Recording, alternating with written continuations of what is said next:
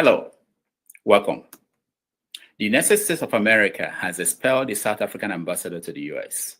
According to the U.S. Secretary of State, Marco Rubio, South Africa's ambassador is no longer welcome in the country. This move escalated the growing tension between the U.S. and South Africa since President Trump returned to the White House.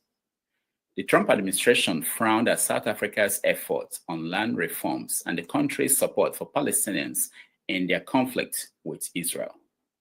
Trump considers South Africa's land reform as an effort to take land away from white South Africans, whom he has offered an express path to move to the United States.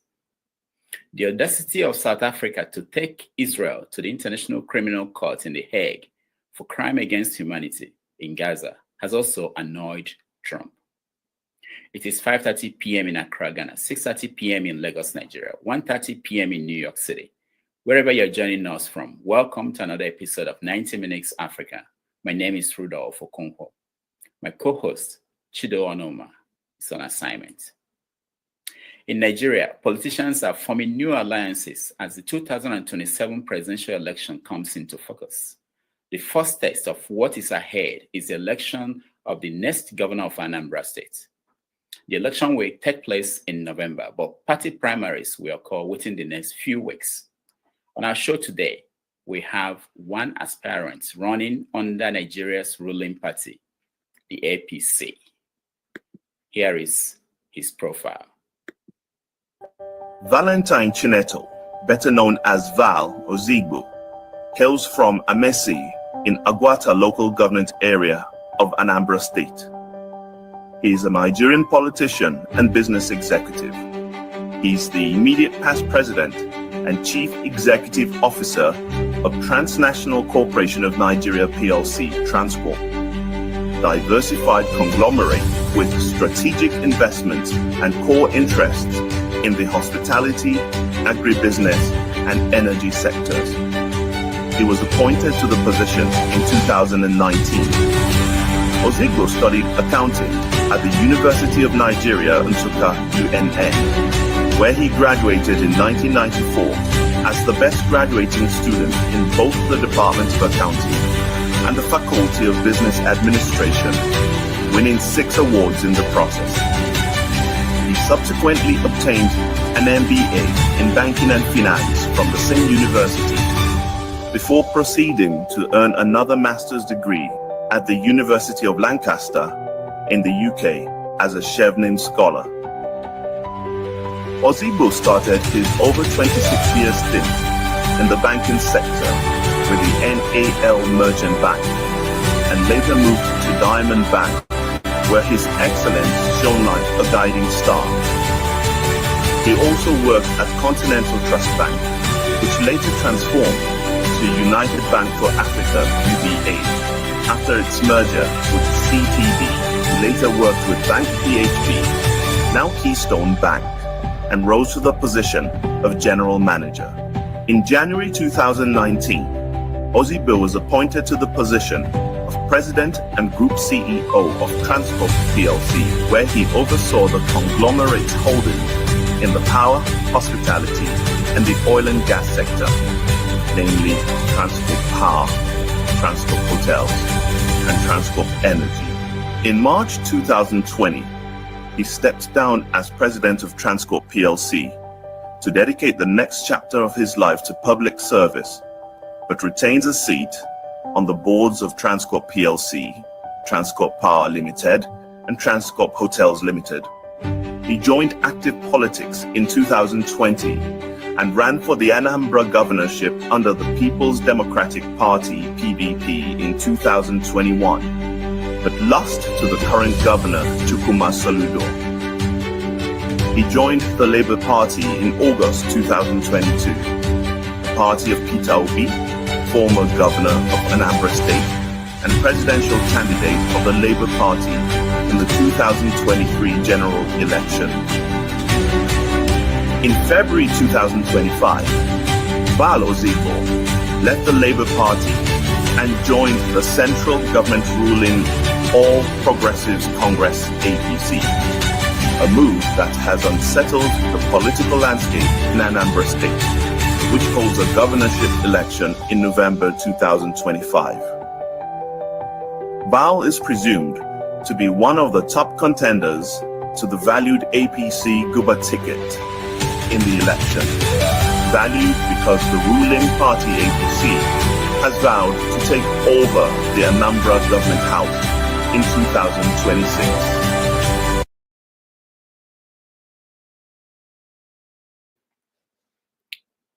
All right, please join me in welcoming to the show, Mr. Val. Hello, good evening, everyone. Welcome to the show. I know I thought you would have like 4 hours with us, so I had this elaborate introduction. I didn't know that we are running out of time already, but thank you so much for doing this. I know you'll have meetings to attend, and we will try to get to the main questions.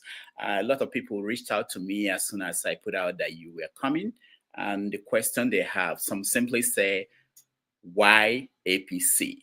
Why did you leave Labour Party? And I know you've answered it. We have a tape of you answering that on channels, but we want you to give us the simple version so that people will understand what you are doing. So, go.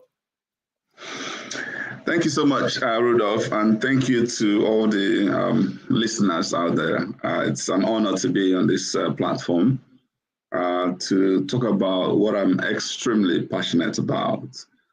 How to transform a society for good, how to rebuild a society, how to actually lead the Black race towards catching up with the rest of the world. Because I see Anambra as central to this objective. Anambra is the leadership, is key to whatever is going to happen in our Igbo. And the Igbo are very pivotal to changing the landscape of Nigeria. And Nigeria is the epicenter of anything positive and impactful as far as Black nation is concerned. And so when we talk about Anambra, we're not just talking about Anambra for Anambra, we're talking about Anambra for the rest of the world. So I thank you all for this audience. I went into politics for the right reasons. I went into politics for public service, the true definition of service. How do we add our own quota? How do we contribute our own quota towards changing the narrative? How do we do the right things? In fact, how do we set new standard of what governance should be? And so in 2021, I left my corporate world and then entered into the murky waters of politics. And a lot of people also ask me a lot of these questions they're asking me today. Why politics? Why politics? In fact, let me say this to you. The first set of people who I mentioned I was going into politics said to me, you must be a very stupid man. Do you know where your career is going to lead you to? In another 5, 10 years, do you know where you will find yourself? And I said to them, okay, let's actually follow that line of thought. Okay, I remain in corporate world. In 5, 10 years, I become one of the richest guys around, and I have houses in Dubai, in US, and even buy private jets and all of that. I said to the guy, then so what? Seriously, and so what? I still come home to my state and I run around from away from kidnappers, and then I can't even walk on the street without being scared. When all of these things we complain about, all this maladministration, poor leadership, when all that happened, and then I'm cruising. In fact, I said to the white guy with me, I said to him, if I actually get frustrated with Nigeria and I come to your country, guess what? You're going to treat me as guilty until proven innocent. And so what is the use of this? That if this is my world, if this is my life, and I end up dying and it still remains like this, I would have died in vain. And the reason I'm going to politics is to say no to status quo. I reject this status quo. It can't continue like this. It is important that, let me at least say to God, I tried my best. I don't have to change the world, but I want to try my best towards changing the world that we live in. And that's why I'm in politics. It can't be no popular than this. And so, thank God, that 2021, there were 15 of us. A lot of them are far more experienced than me in politics. But I said, I won't give up. Yes, I know the game a little bit, but I went in there like a novice. I started visiting every part of Anambra State, went to every corner up to 9 times. Every local government I visited at least 8, 9 times. And I was listening to them, taking notes. What do you want from your next governor? Good enough. They started paying attention, and they saw me as a very genuine, concerned individual, and they fell in love with me.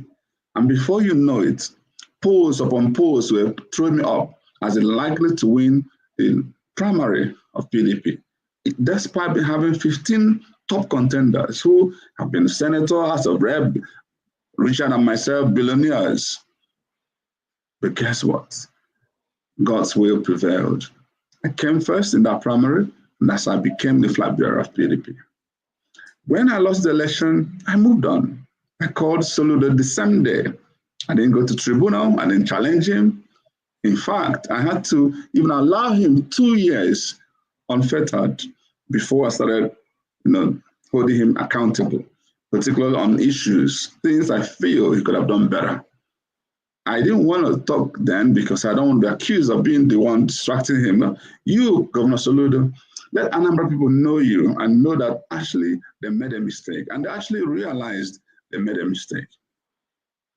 And when 2023 knocked on the table and P2B was running, I felt he was the best and Nigeria had for that election. So I left PDP, where I would be, the leader of PDP in Anambra State. And then I moved on to Labour Party to join hands with him. And I supported him as much as I could. I can boast of being one of the top, at least from the Southeast, politician who supported P2B in many capacities. Whether the time I volunteered, traveling with him, paying my bills, raising money for him, spending, and also on the tech side, building, what a constitution room and all of that. I did all that because I believed in that project. I wanted a better Nigeria. And one day, Peter even asked me, Anambra governorship is getting close. Before you know it, 2 years is 2025 is here. And so we already have a candidate in you. And so maybe that won't even be a primary. All of those kind of comments. I said to him, Your Excellency, I'm not actually around you because of Anambra governorship. I am in a hurry to see how Nigeria can improve. And if it's going to happen with you running as and becoming president, guess what? I don't even think I still need to become a governor, because what I want to do at a small pace, you can do at a much larger pace. So what is there for? And so if there is anybody you can offer the ticket of Anambra governorship for this your own to work out, please go ahead and do that.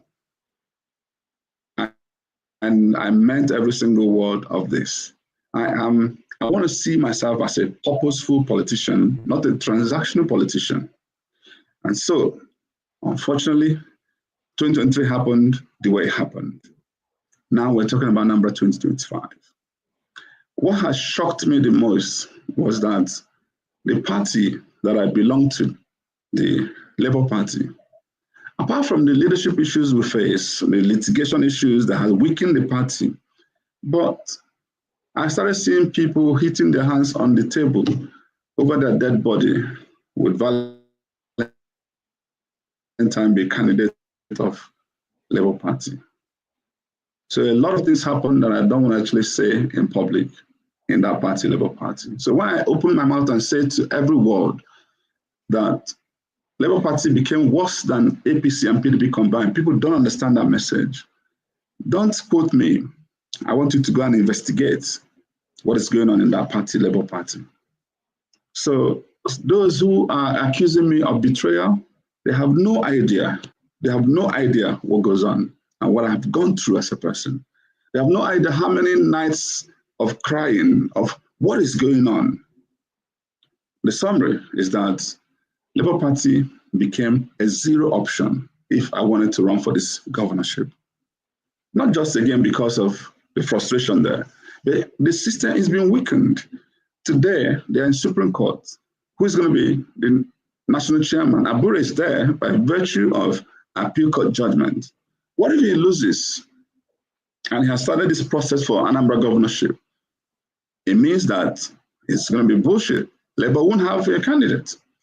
What if he wins and maybe his win is even aided by external forces?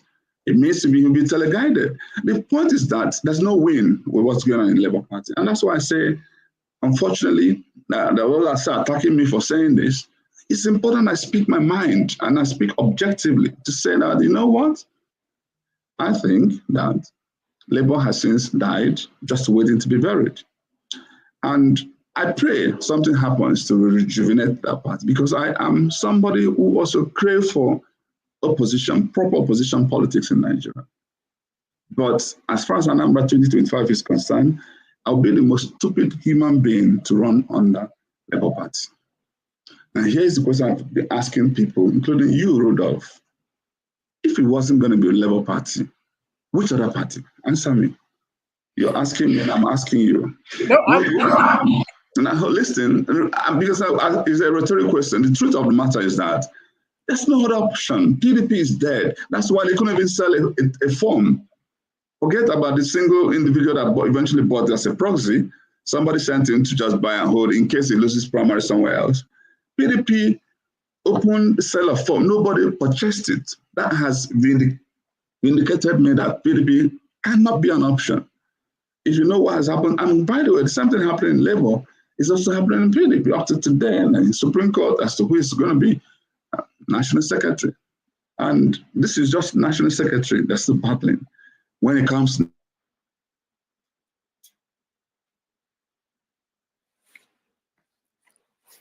All right. His system is frozen, and I'm sure we will get him back. I planned for him to be with us for the typical 2 to 3 hours, but he has a meeting that he has to go to very soon.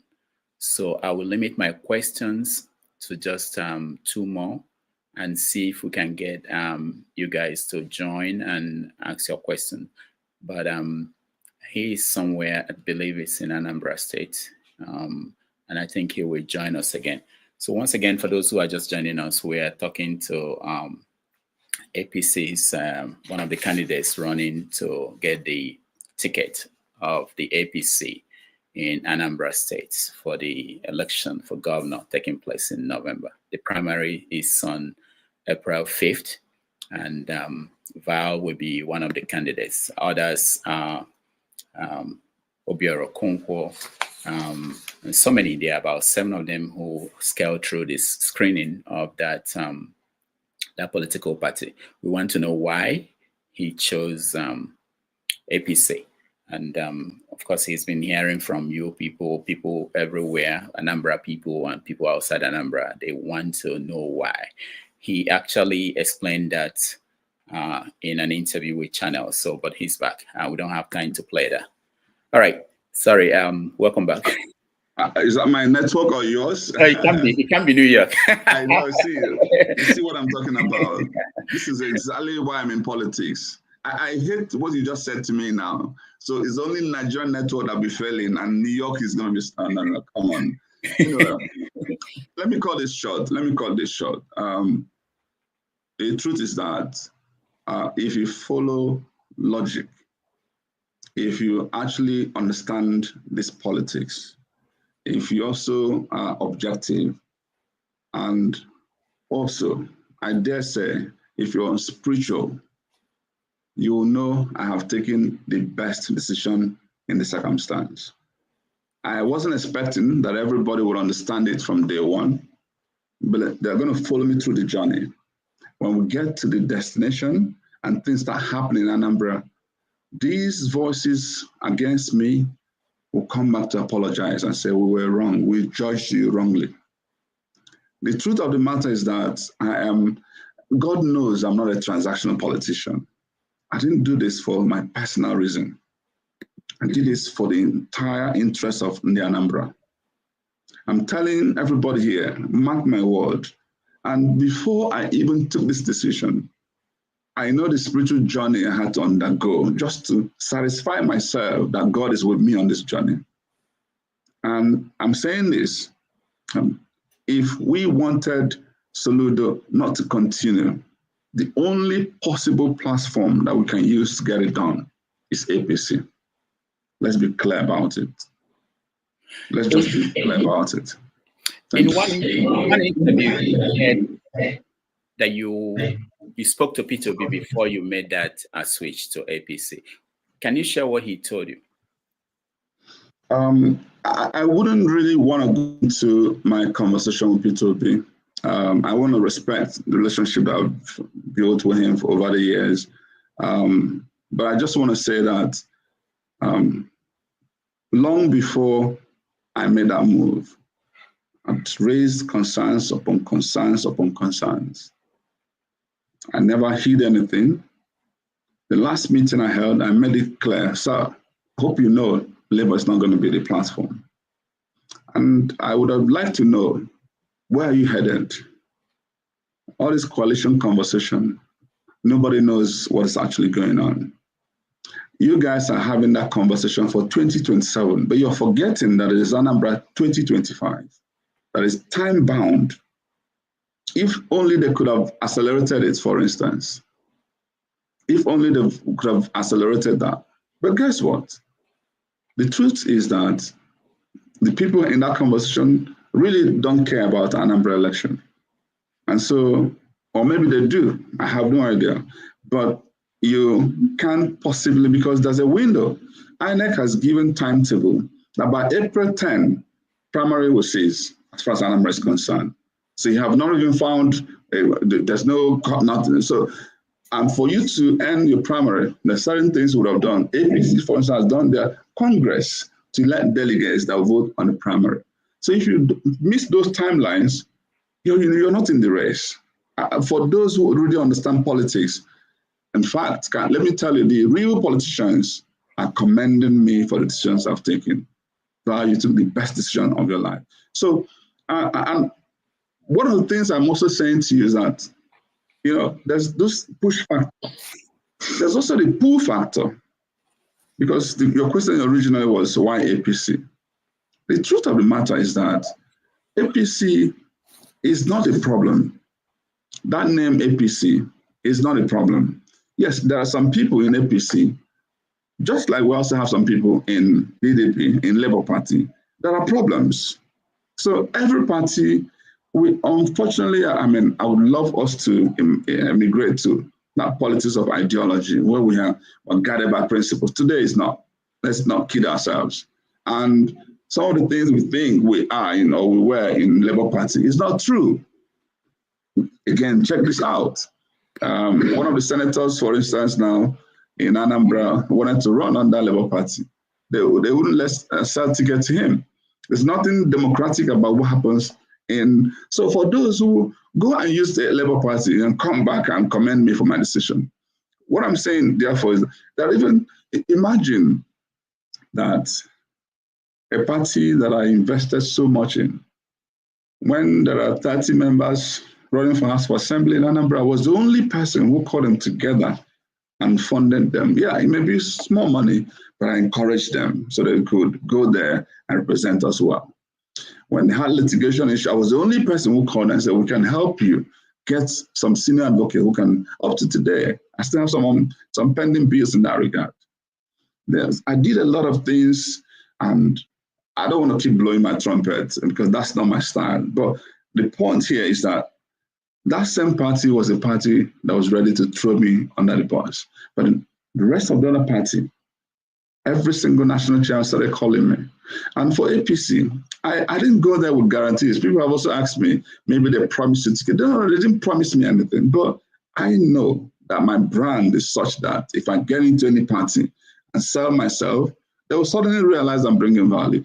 I am very fortunate because I've been warmly received by APC. I had only a few days in APC. They granted me a waiver to run for this election because their constitution actually does not allow, but when they see a reason to go the extra mile, they would, and that's what they've done. So I am excited to run for this election under APC. Few things people are complaining about APC. Let me tell you, I think the best thing for us to do now is for good people not to just be very critical and condemnative in approach. Come into APC. Let's find critical mass of good people. If you think we're better than those who are there, and we'll start the change from within. So that either way, when we are changing APC, and others can go ahead and form credible opposition, either way, they will rub each other and Nigeria will get better for it, because we need a party to run for elections. And I want to conclude by saying that APC will not change who I am. I am still the same Val Ozigbo that all of the people were in love with. That same Valentine will remain Valentine. What you're going to get is Valentine on a bigger platform that can become more impactful. And Anambra people will be the best beneficiary for it. You're muted. You're muted. I have someone who sent me a message for you. And this is the message. It says, how could you convince me that your principles have not changed, your values have not changed, that when you get into APC, that they are not going to inflict their viruses, that's the term they use there, on you, knowing that you can, that this is what it says. Can you point at someone in APC who is performing in a way that you want I can. for Anambra State? I want to actually be the best governor Nigeria has ever produced. So I have a high standard for myself.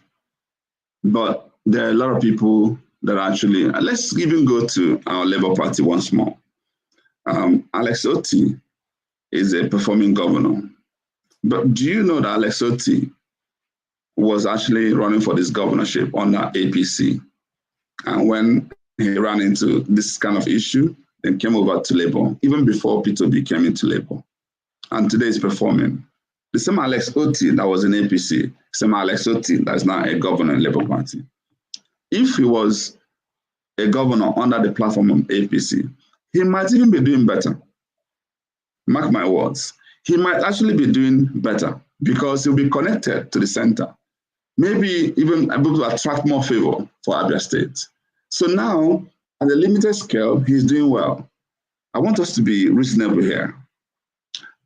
What will APC do to me?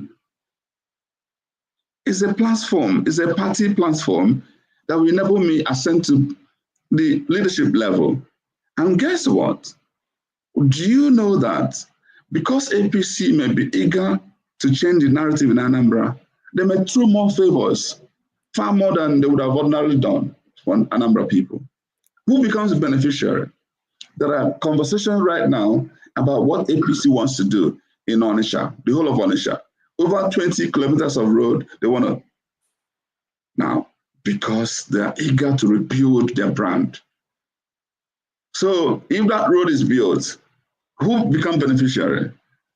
People, when they know the owners, the people who founded APC, would you call him a bad man?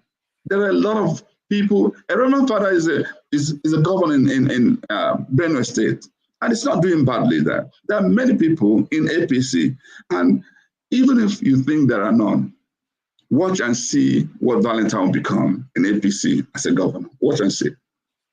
All right, let's move on to the actual issue, which is just even before we leave that point, let me actually define what value and loyalty mean, because sometimes people make this mistake. If Rudolph, you're my friend, it's because I thought you had certain principles and values that I respect. And then suddenly I found out that Rudolph is not exactly who I wanted him to become, who I expected. And then I leave Rudolph. Who betrayed who here? Me betrayed you, or you betrayed me? I want you to think deep. Now, there's a bank that I joined at some point in my life. I thought that bank was exactly what I would have liked that bank to be. But upon joining the bank, I was happy that within a year, I broke even. So I demonstrated capacity. I was able to show what I could do for the bank. But just when I started settling down, I noticed certain values within that bank. If they build a branch with 50 million, they will escalate it to 100 million. And I saw what was going on. I just said to myself, I can't last in this bank. And then I left. Somebody who don't understand this will look at me and accuse me, Val is flirting. Why did he just leave the bank after 1 year? No, it's not me that lost my value. It's the bank that lost the value. And so me moving is to protect my own value. And the truth of the matter is that, thank God, people actually have this high expectation of me. People actually think I'm a good man. They're now saying I could be tempted. I don't think that's correct. I actually feel that it's not, the party is a name. It's individuals. And in every party, there are both good, bad, and worse. And so the best thing for us to do is to have enough preponderance of good people who can form critical mass and begin to do the right things, ensure right processes are followed. And by the way, so far, I am experiencing APC that I would like to say to everyone, listen to me, that has done far more than I expected. Maybe because I'm new, far more than I expected. When I compare this is a party I just joined, but if you have an idea what I've gone through in some of the parties, and the same thing happened in PDP, by the way. People have also asked, why did you leave PDP? I was a candidate under when Uche Secondus was national chairman of PDP. I was lucky. I went to Uche Secondus. He says to me, Val, all I needed to do is go to that field, do your best. And not one day did I take any envelope to Uche Secondus and say, I'm running for governorship. Not one day. You may accuse him of anything. And on the day of primary, he sent, National Working Committee sent Philip Shuaibu, former deputy governor of Edo State, and they conducted a free and fair primary in Anambra. That's how I emerged to become candidate. But soon after, the new leadership came into being. I started seeing a totally different PDP. A totally different PDP. There was even an attempt I made then to go for Senate. And all of a sudden, the house staff of my opponents were the ones in the appeal committee. I couldn't believe what was going on. The same PDP suddenly changed because of individuals who moved in there. And this is why we all need to be aware of some of these things happening. So Peter Obi, when he left PDP, again, was the same thing. Why is PDP suffering now in the Southeast today? It's because they left what they could have done. When we said then, unfortunately, there was a turn of the South to produce candidates for that election. And they moved and they couldn't come down to a lot of things. All that happened and affected the fortune of the party. I say this again, it is the human beings and the processes that make a party. It's not the name. So we can change the process and improve on the quality of human beings. So please, if you are a good man out there, come into APC, join hands with me, and let's start a rebuilding process. If you've identified areas of improvement, and I'm happy to work with you in that regard. Thank you. All right. There is this video that you made. You made several videos where you were criticizing Soludo, what he was doing in Anambra State, and you touched on issues of insecurity in Anambra State. Today, Soludo had a Thanksgiving service somewhere in Oka. I don't know if you are in Anambra State at this moment. and he called it 3 years of turning dreams into reality. How do you intend, if you get this ticket of APC, to defeat Soludo in this election? So there are two parts to this question. First is Anambra today is unfortunately far from what a typical Anambra would have dreamt of. What Soludo is doing today, and for the past 3 years plus, have now demonstrated his lack of capacity, lack of emotional intelligence, lack of character required to govern.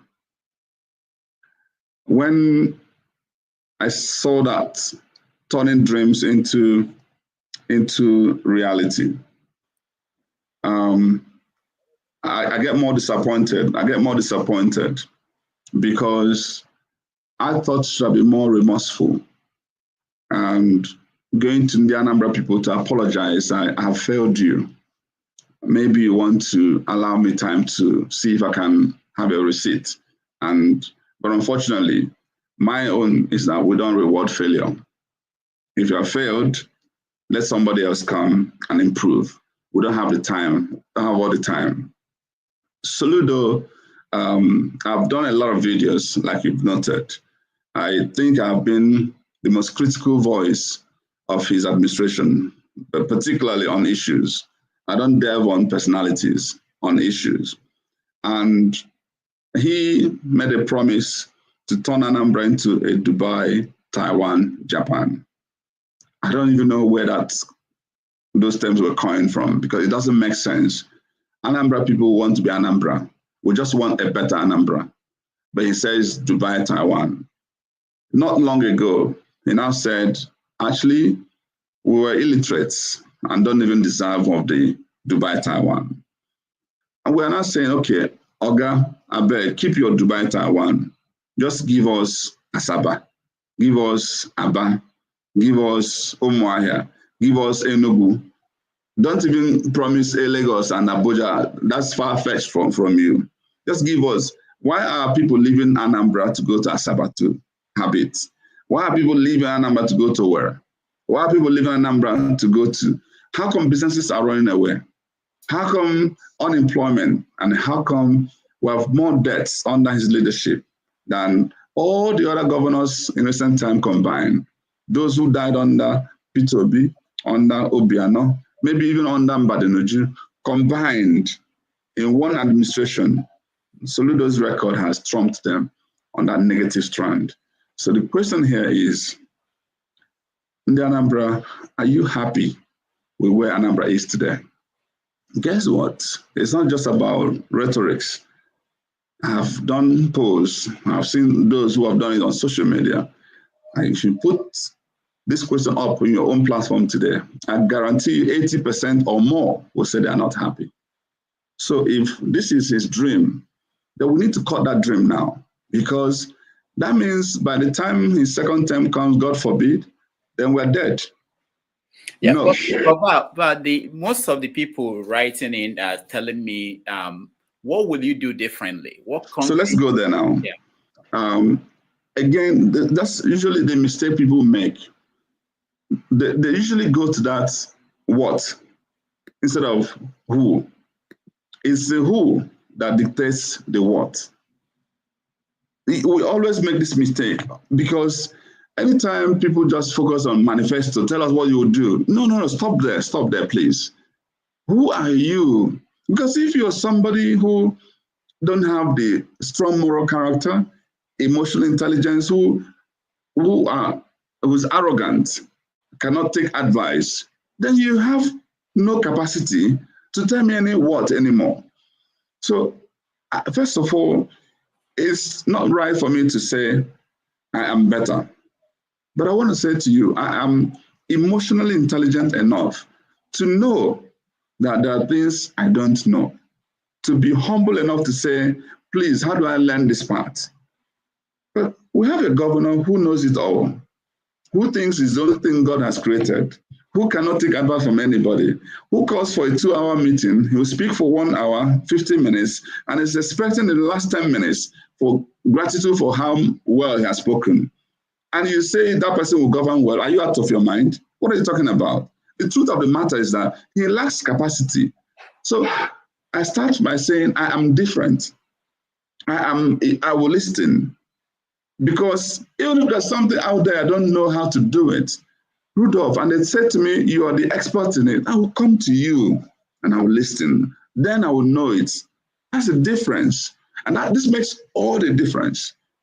What I've just said to you makes all the difference. Because I'm not expected to know it all. And guess what?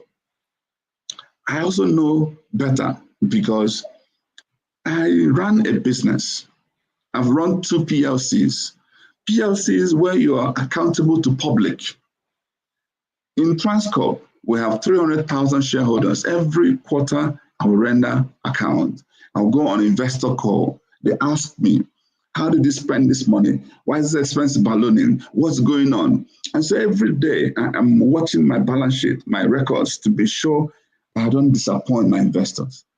Soludo has never done this in his entire life.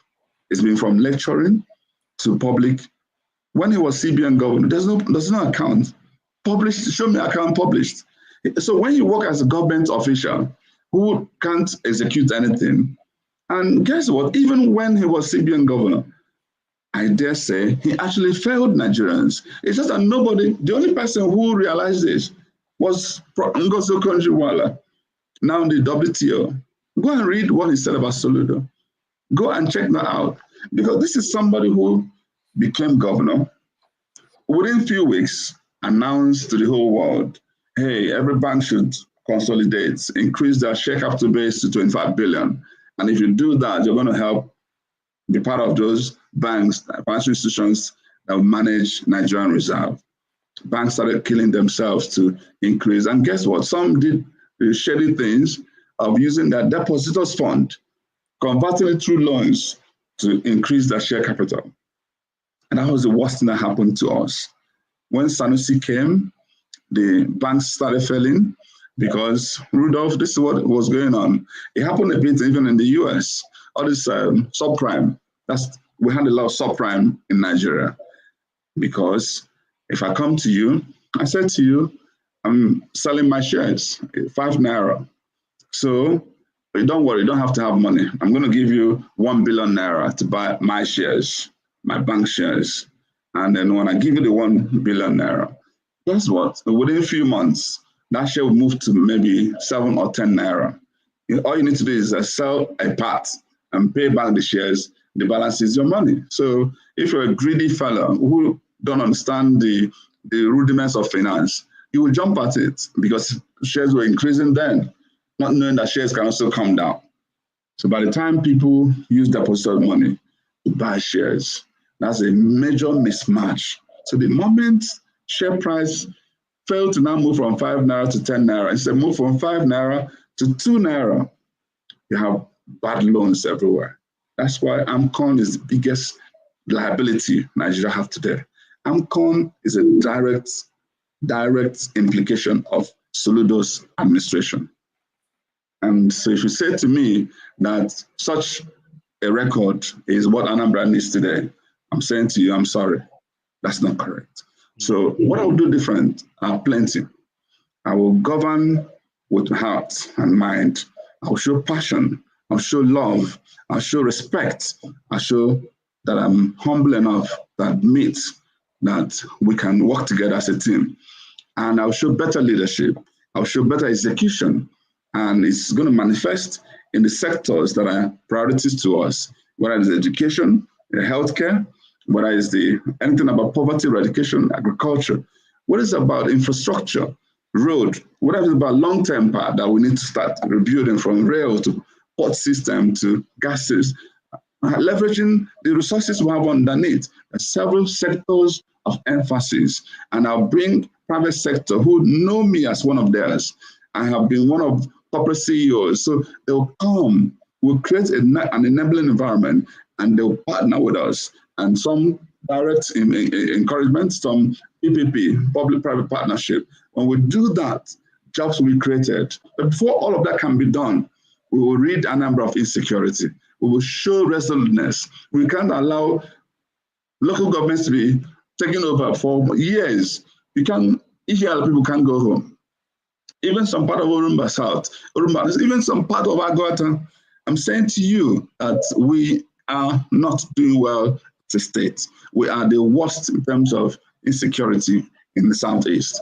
That has to change, because that's fundamental. If I don't do this, I can't bring this private sector into Anambra. And I also want to focus on those important clusters.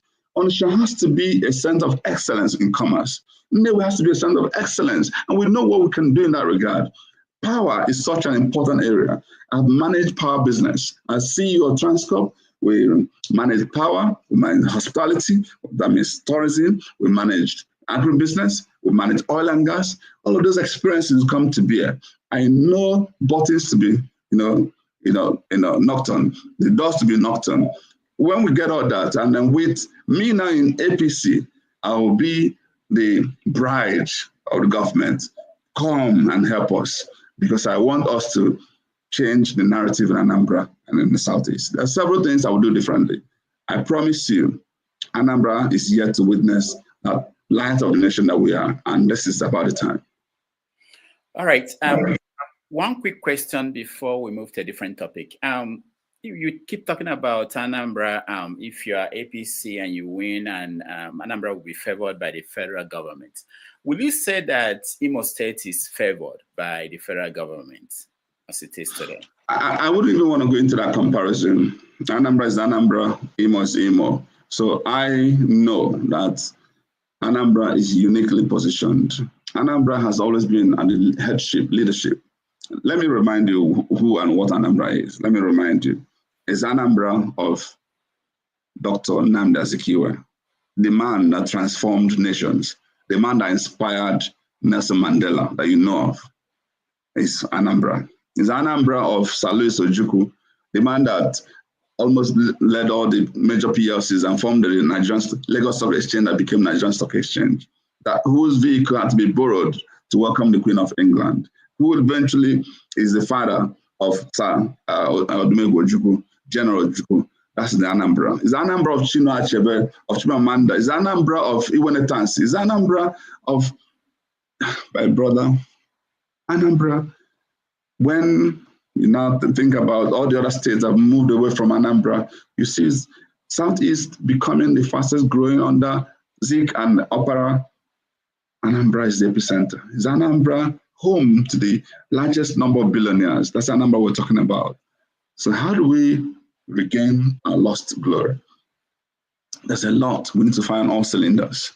If I want to build a port system in Anambra, which you know is important, we are traders. You know, we are the #1 trader state in Nigeria. But guess what? Why do I have to go through other areas to clear my goods to come into Anambra? It doesn't make sense. It will be a priority. And I can't do it without the federal government. We need to think here. There are a lot of things we can do better when we connect to the grid. And there's this dangerous politics that governors have played with this, myopic thinking. Let me tell you what they always do. When they're in Anambra with a one party, because ABGA is only in Anambra, we cheat ourselves. We actually create a dysfunctional system. They actually even rob their own party people negatively. Because what they do, in that party, they'll clandestinely start working with the federal. Clandestinely.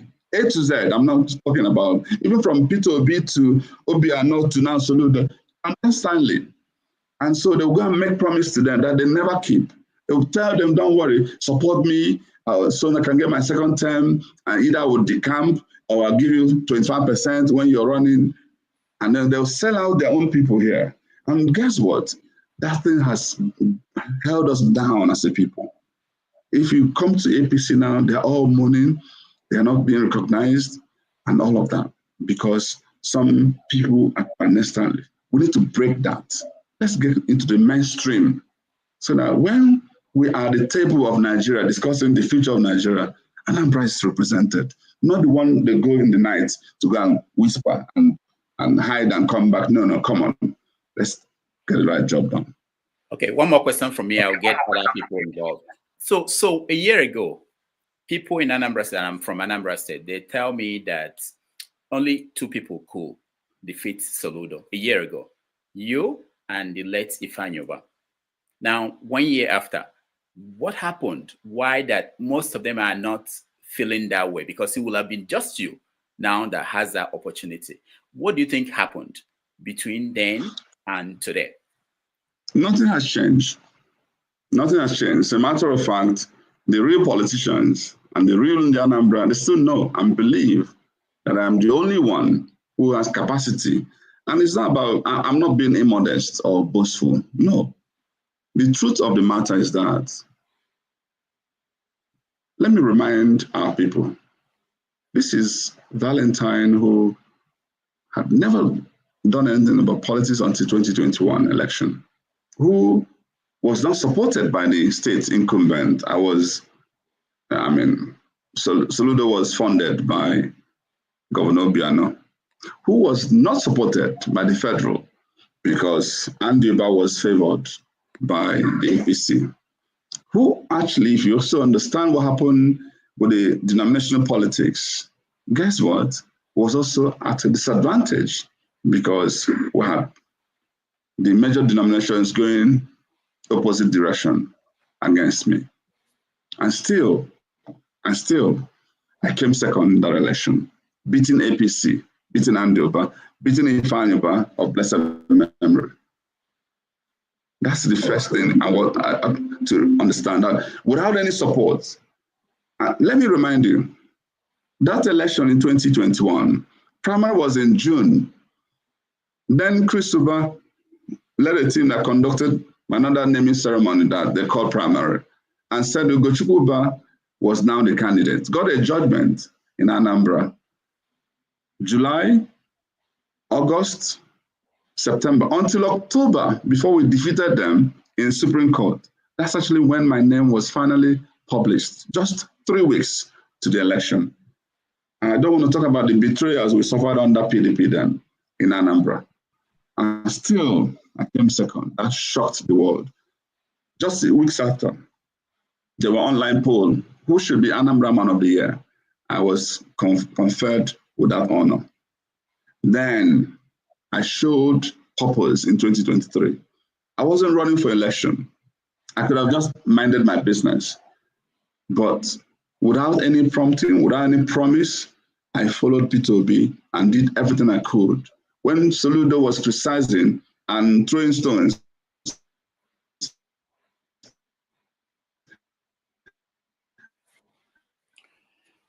all right. I was supporting them actively.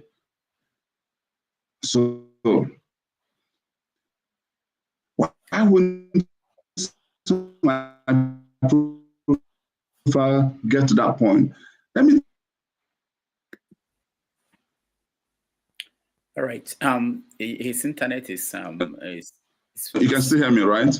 Okay, we can hear you now. Go ahead. Go ahead. Rudolph, you're right. Okay. So the point I'm making is that I suffered all these headwinds. So there's a gentleman who on his Twitter handle, Royal Delight, go and search for it, and say Anambra 2025, that's some months ago. Who would you give your vote and repost? Governor Soludo and 75 poll, 93%. 93%. So that even if you say, okay, well, online polls usually add 20% margin of error, take away 20% from that, that's still 73. So we've got an incredible momentum. And the fear people used to announce was, Val, even if you win on ground, because the Nigeria we know of today, how will your mandate be protected? I went to 32 cities in the world, 14 in North America, 18 in Europe. And the same question they kept asking me. We know you will win. Our fear is that he may not be declared. I think I've solved that problem now. Thank you. All right, thank you so much. I got you adrift. I know where you went to. Let's get to people joining us to just a question, please. He has to leave. That's why I stopped my own interview. I have several questions we wanted to get to. Osita, you first. Good evening, everyone. And Mr. Val, because we have a very short time, I'll go straight to the point. I used to be one of your supporters, and I was absolutely hoping that when you come here, you have enough reasons to actually convince me that you made the right decision. And so far, the only thing you said here, and I'm just going to give it to you as a piece of advice, so you repeat it more often, just because I like your person, is the fact that you should remind people that you supported P2B when Soludo was criticizing him. To be honest with you, that is the only campaign reasonable thing you can say to anybody in Anambra State, and they might make them think twice. For me personally, you made a very wrong decision. Even if you went to the, I agree with you for leaving Labour Party, but there are certain lines you should not cross, because if we are that new Nigeria that we are all hoping for, you joining the APC, it doesn't bring us closer to it. To me personally, and to a lot of people, it only seems that you've become more desperate. And for someone who followed Obi for years, if there's one thing you can learn about Obi, and I might be wrong, but this is what at least he has convinced a lot of us that is his nature, is the fact that it's better for him to lose doing the wrong thing. And it's better that he's not desperate to be a president of the country. It appears to me that your personal ambition has made you desperate, that you have chosen to dine with the devil. So I'll allow other people to speak. But it's a shame. I cry because I know that you could have led Anambra well, but you lost it, my brother. It's a shame. All right. Thank you, Stadim. Val, any response? Yes. My brother, Stadim, what if you're wrong? Hear me. You're making some assumptions. There are a lot I won't say in this platform, but what if you're wrong? And what if I prove you wrong in the end? What if this decision turns out to be a good decision in the end? What if? You see, I apologize to a lot of people who feel disappointed, you inclusive. There's also one comment that P2B makes all the time. While he may not be personally desperate, he was desperate to see that Nigeria becomes better. My brother, if there's any desperation in me, it's desperation to see Anambra get better. It's not about Valentine's personal interest. You may not agree with me today. I promise you, Osidadema, in near future, you will call me to commend me for this decision. I promise you. Thank you.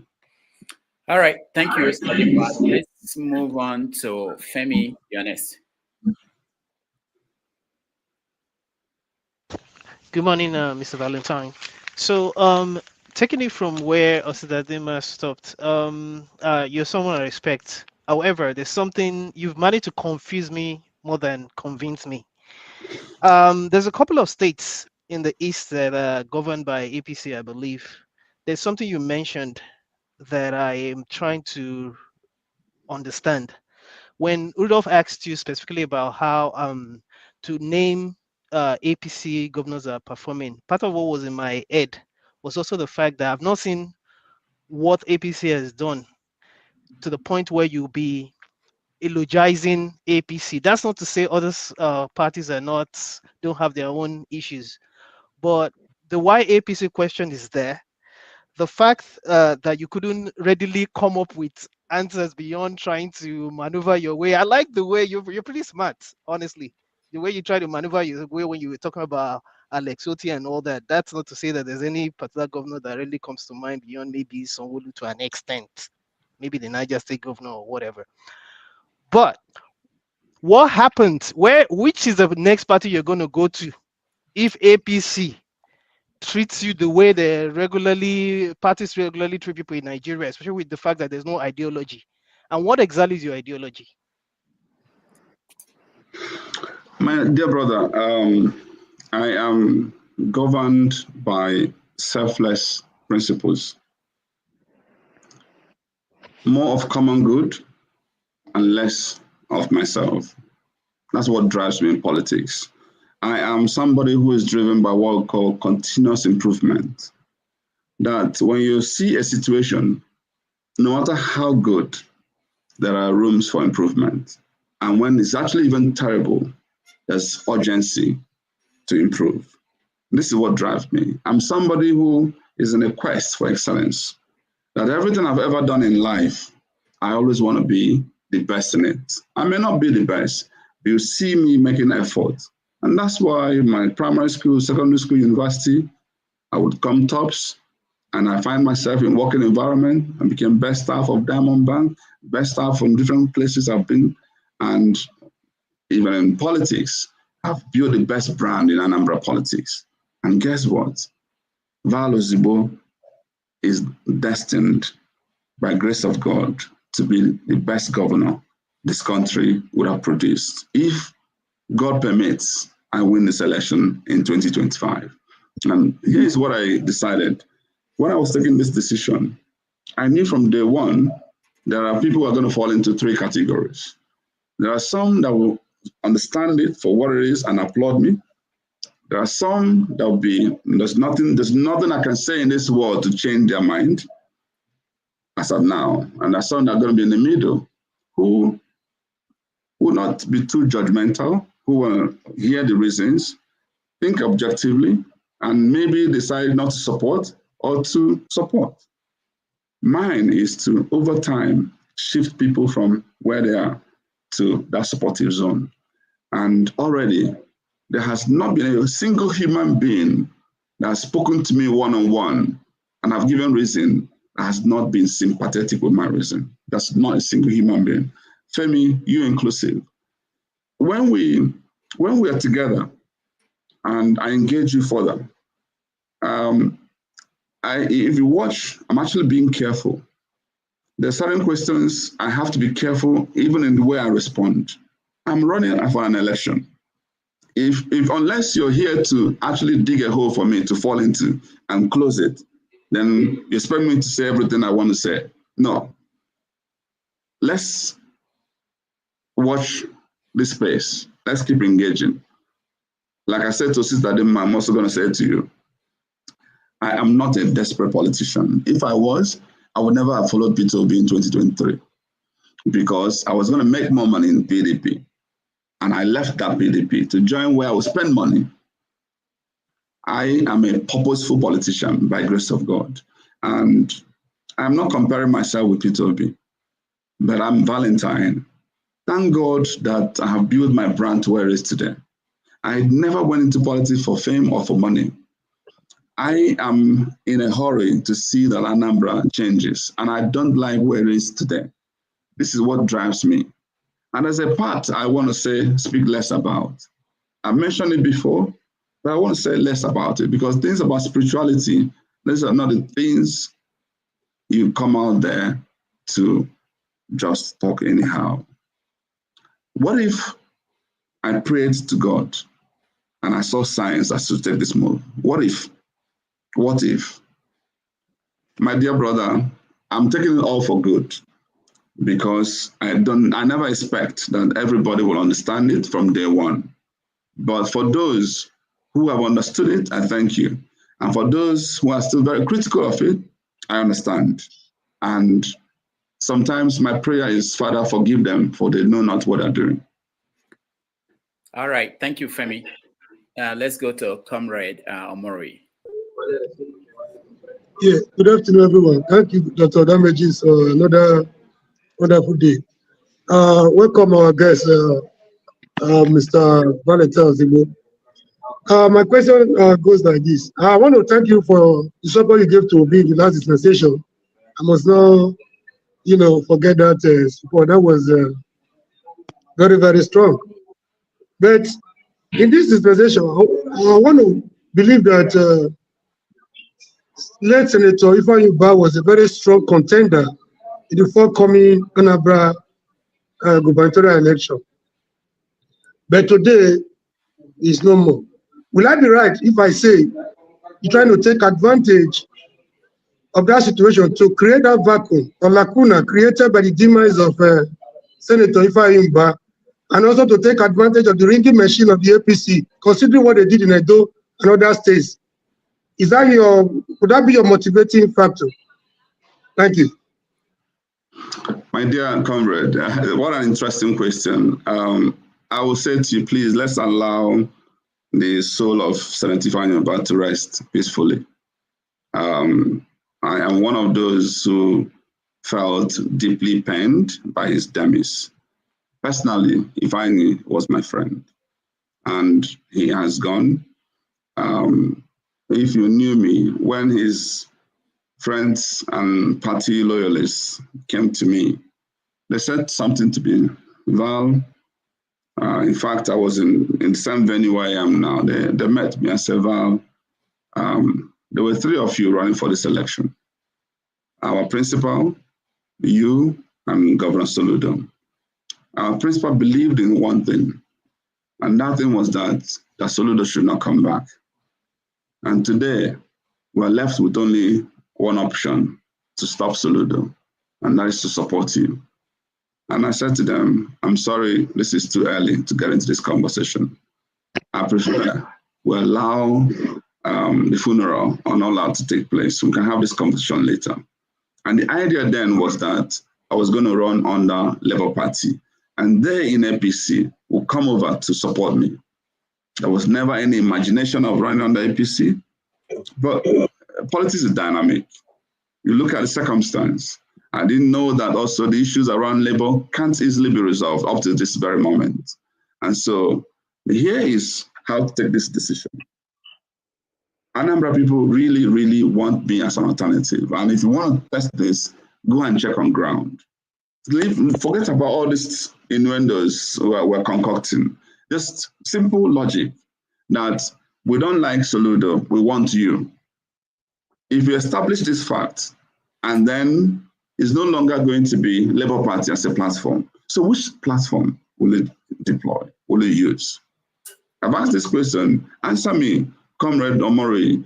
If you know it wasn't going to be Labour Party, answer me, which other party? You want me to go to SDP or NRM or, okay, I shouldn't run at all, and then deny Anambra people the chance of having a better leader?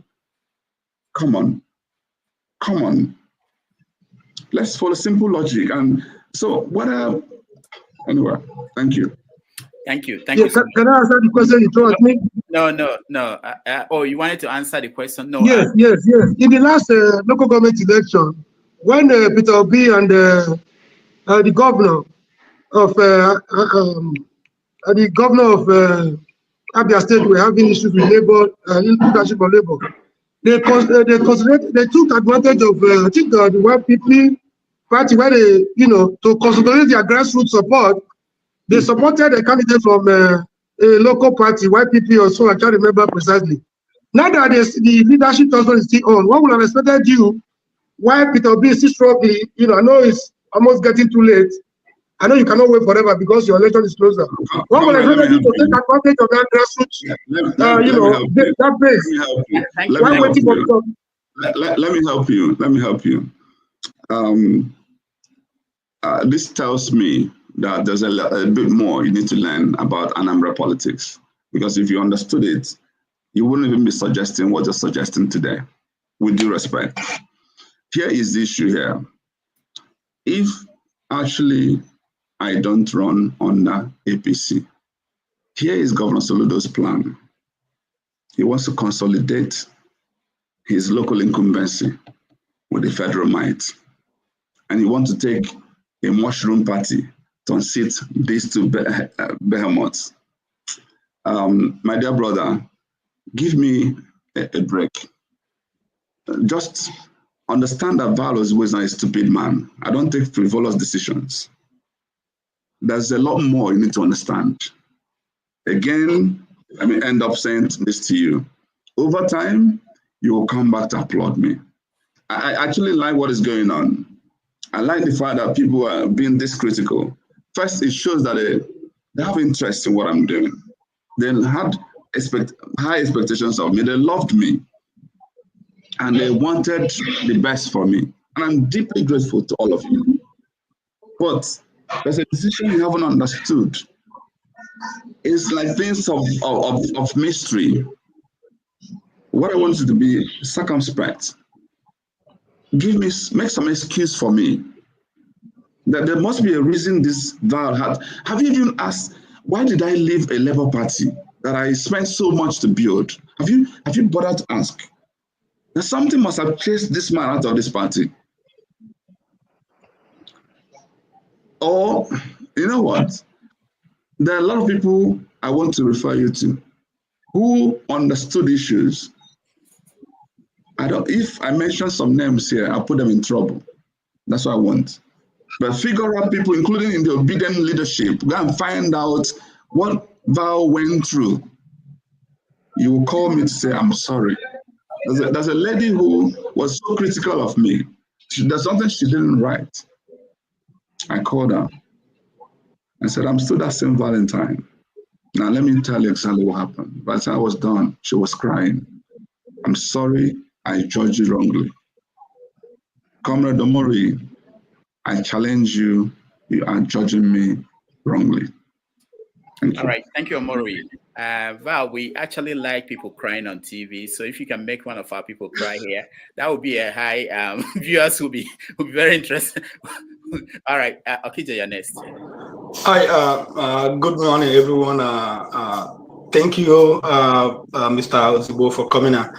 I've been one of your supporters. Even I follow you around, like on social media. Even when you had an interview with Kune, I think Kune on the Twitter page, space.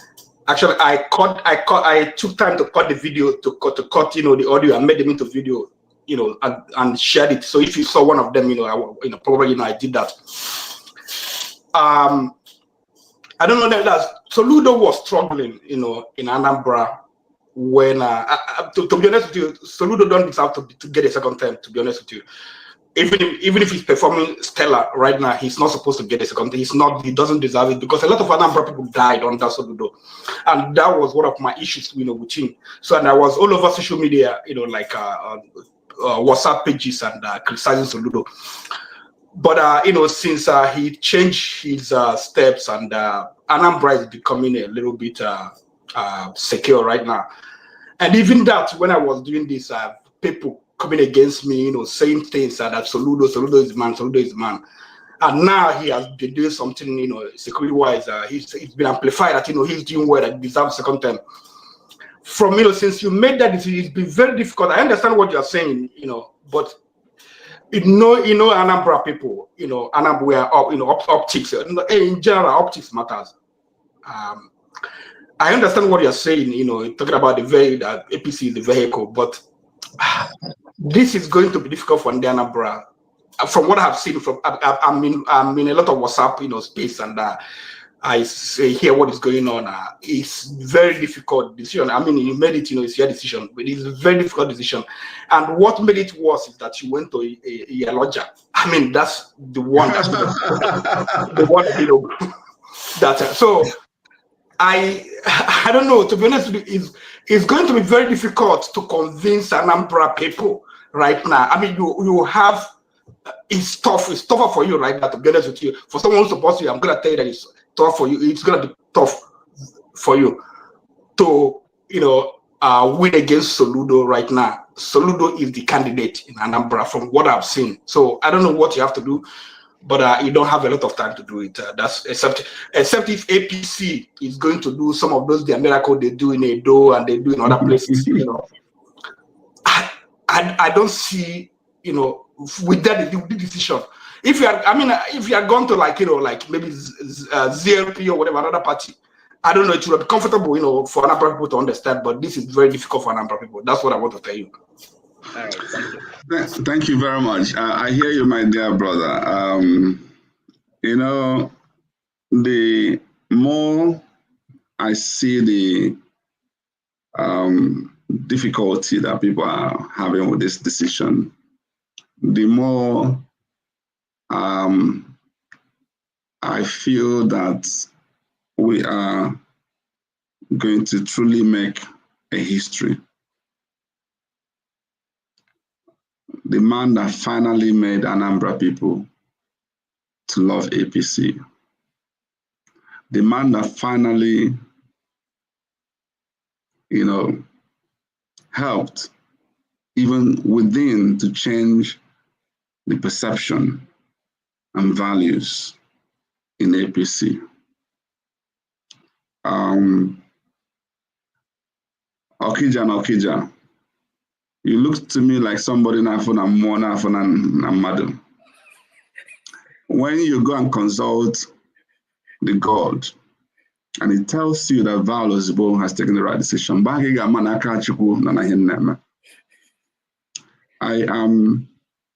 am a very deeply spiritual person. I fear God and I respect man. This decision didn't come easy. I know the difficulty I faced within myself to take this decision. But the moment I felt that there's something God wants to achieve, first and foremost, by the time I win this election by the grace of God, it will become clear it's not a human being that's done it. That's where the testimony. So those who don't believe there is God will be calling me to say, where is your God? And when we win and we start to do well, and when you now start to see what's going on in a place like Abia or Enugu as a little part of what Anambra is becoming. And you, Okija, can now go home, because you can't go home now. Whatever you say about Soludo and insecurity, go and visit Okija, Chigata. Until you begin to do that, that's when you call my number and say, Valentine Ozigbo, well done. Thank you. All right. Thank you, Okija. Let's go to Dr. Dominic. Well, Rudolph, by the way, Rudolph, how come you assembled all the people who are critical? So none of your friends. I like that. these are. Wait. There are some good people coming. They are coming. I'm only 5 minutes before I run out. 5 minutes. Go ahead, Dr. Dominic. All right. So, wait, Rudolph, did you skip people? I don't know. I don't remember the sequence. I know that I can see. You put me in trouble. Okay, go ahead, Dr. Dominic, quickly. Okay. He has 5 minutes. Well, good to see you, my chairman. I haven't been in Nigeria for close to maybe 15, 20 years. But I follow the news very, very, very closely. And I grew up in Onitsha. I'm an Umbrian, so things like this to me. Your name has been very ubiquitous, even for but I would say, I don't know, the whole APC thing kind of rubs a lot of people the wrong way. If you're in a lot of private chats, even just this live stream, you see the comments people are making. I have two questions for you. And no, maybe one. He has 5 minutes, and we have 3 people waiting too. Oh, yes. Let's find the best one, please. Find the best one. Okay, I'll do it. How about one with 2? Okay. Okay, maybe the second one, just something you have in mind, and then maybe at some point, as you reflect on your political campaign, that's something that you may want to make very clear to people. The most critical question for me is what I want to understand is I didn't know you were the former CEO of Transcorp. What I want to understand is, prior to politics, what were you doing? How did you get the opportunity or the privilege to become the CEO of Transcorp? I think that's very critical in terms of thinking about like godfatherism and favoritism versus people getting there on merits. I want to make sure that as people are listening to you, they understand that you got to where you are by your own 2 feet and not by some kind of parachute. And then the second question, thank you, Dominic. Thank you. He doesn't have answers. He doesn't have answered some question here. I think it's important to be able to reflect to people, whether dead or alive, people that inspire you in terms of your political philosophy. Whether people from prior philosophers and then the current people who inspire you in terms of the kind of government position you want to be. So the first one I want you to answer. The second one you can expand on it. All right. Thank you so much. Thank you. I am a child of grace who, through dint of hard work and grace of God, got myself to where I never imagined I could get myself. I spoke briefly about my academic career. I won the best student in financial management. The prize of that was to be a youth corper in Now Merchant Bank, the oldest merchant bank in Nigeria. While in Now Merchant Bank, I got many jobs from PwC to Diamond Bank. I chose Diamond Bank. I was moved from Lagos to Warri. Within 6 months in Diamond Bank, I was voted the best staff of Diamond Bank in Nigeria, just within 6 months. On my 5th year, I become a branch manager of a bank. My 7th year, I become a regional manager. Then before I left banking, I rose to the level of general manager. I was actually now opening banks in different countries. I was involved in major acquisitions, mergers from US to UK, to China, to Dubai, to many African countries. I led the expansion of UBA in many countries in Africa.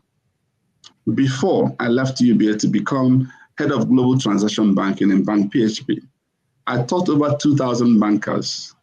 I was headhunted to Transcorp Hilton to become the CEO. And this is how it happened.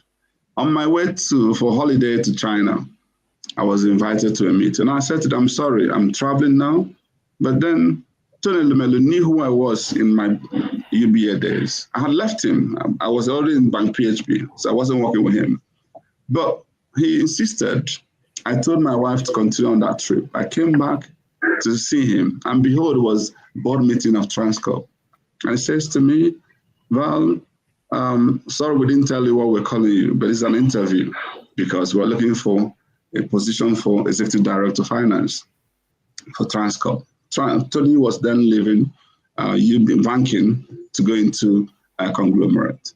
And by the time I left that interview, I left with an offer letter. The next day, I flew to China. By the time I came back, he called me back again. This life story.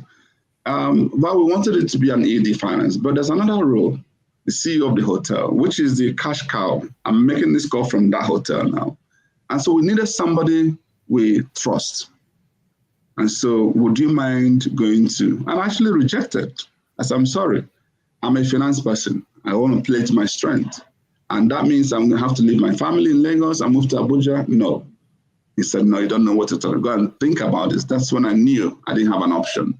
So I was forced into taking CEO of Transcorp Hilton Abuja. And guess what? Within the 7 years I was CEO of Transcorp Hilton, I renovated this hotel, embarked in a $100 million project. Today is the best business hotel in Africa under my watch. And twice I was voted CEO of the Year in the world, in Spain and in Greece. And then I was promoted to become president of Transcorp Group. So everything I've ever done in life, hard work and grace of God. I hope that answers that question. Thank you. All right, thank you. One more question, please, before I'm not promoting Val. I don't know much about him. I'm trying to learn. So no, doctor, we don't allow. You're done. Your time is up. CM, you're next. Who brought back doctor? Okay, yeah. Final question, please. He has. Thank you, Rudolph. Thank you, Rudolph. Good evening. Good evening, Val. For coming.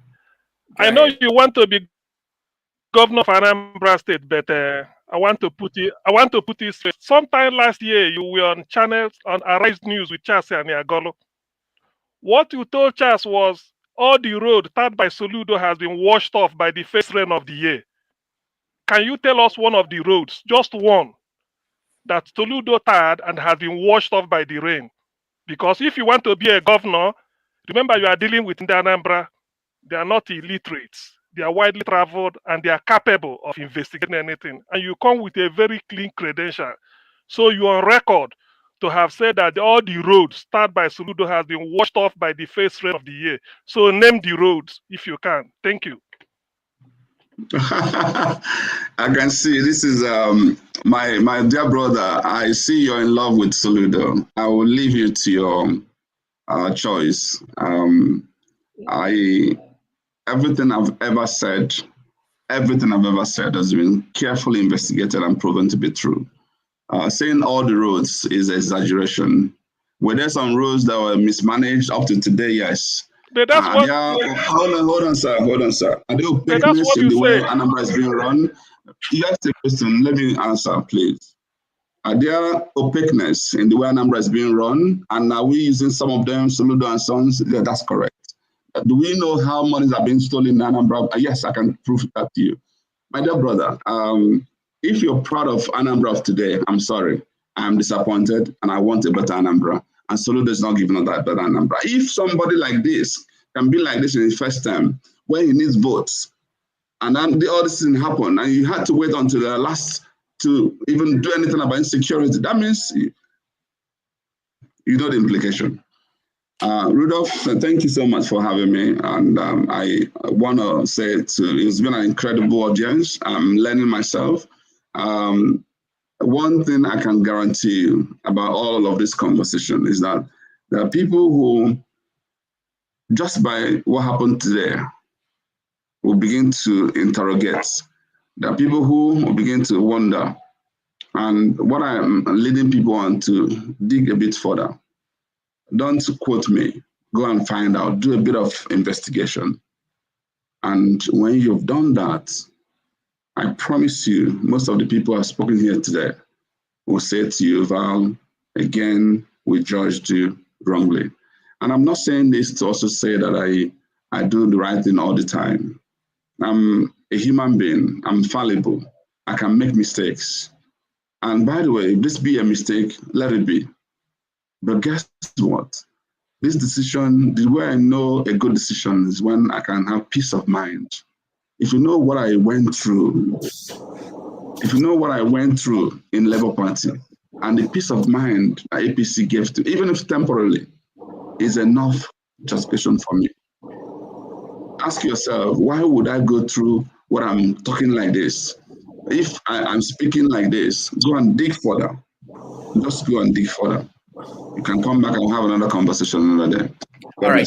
Thank you, Val. Please promise us that after the primaries, you'll come back. We need more time. We have a lot of people who are waiting there. They couldn't come. No, even before the primary, we would like you to come down. Sorry. I'll give you 4 hours next. Please. All right. Come back. All right. Thank you so much. We will do that again. Thank you, everybody. God bless you. All right. We'll take a break. When we come back, we do our break.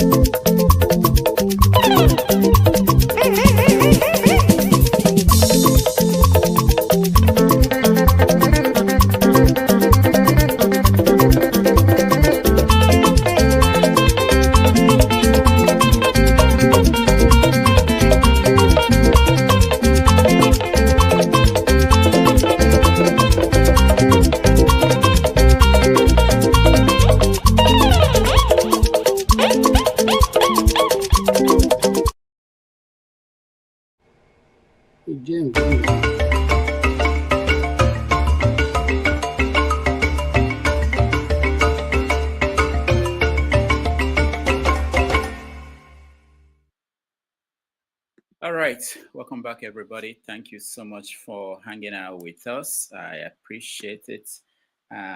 Before we start, I just want to announce that next Sunday at this time, we're going to have Prince Adewale Adebayo.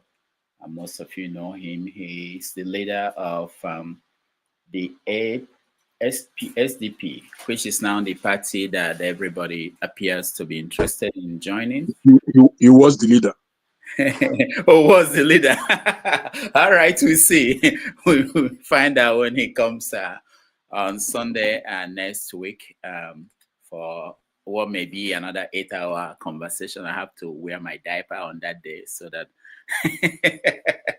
All right, so let's see the briefing. Let me hear from people who didn't get a chance to talk or to ask a question. Let me start with you. Who do we say? I'm so sorry. KJ, I'm so sorry. Let me start with you, KJ. KJ, go ahead.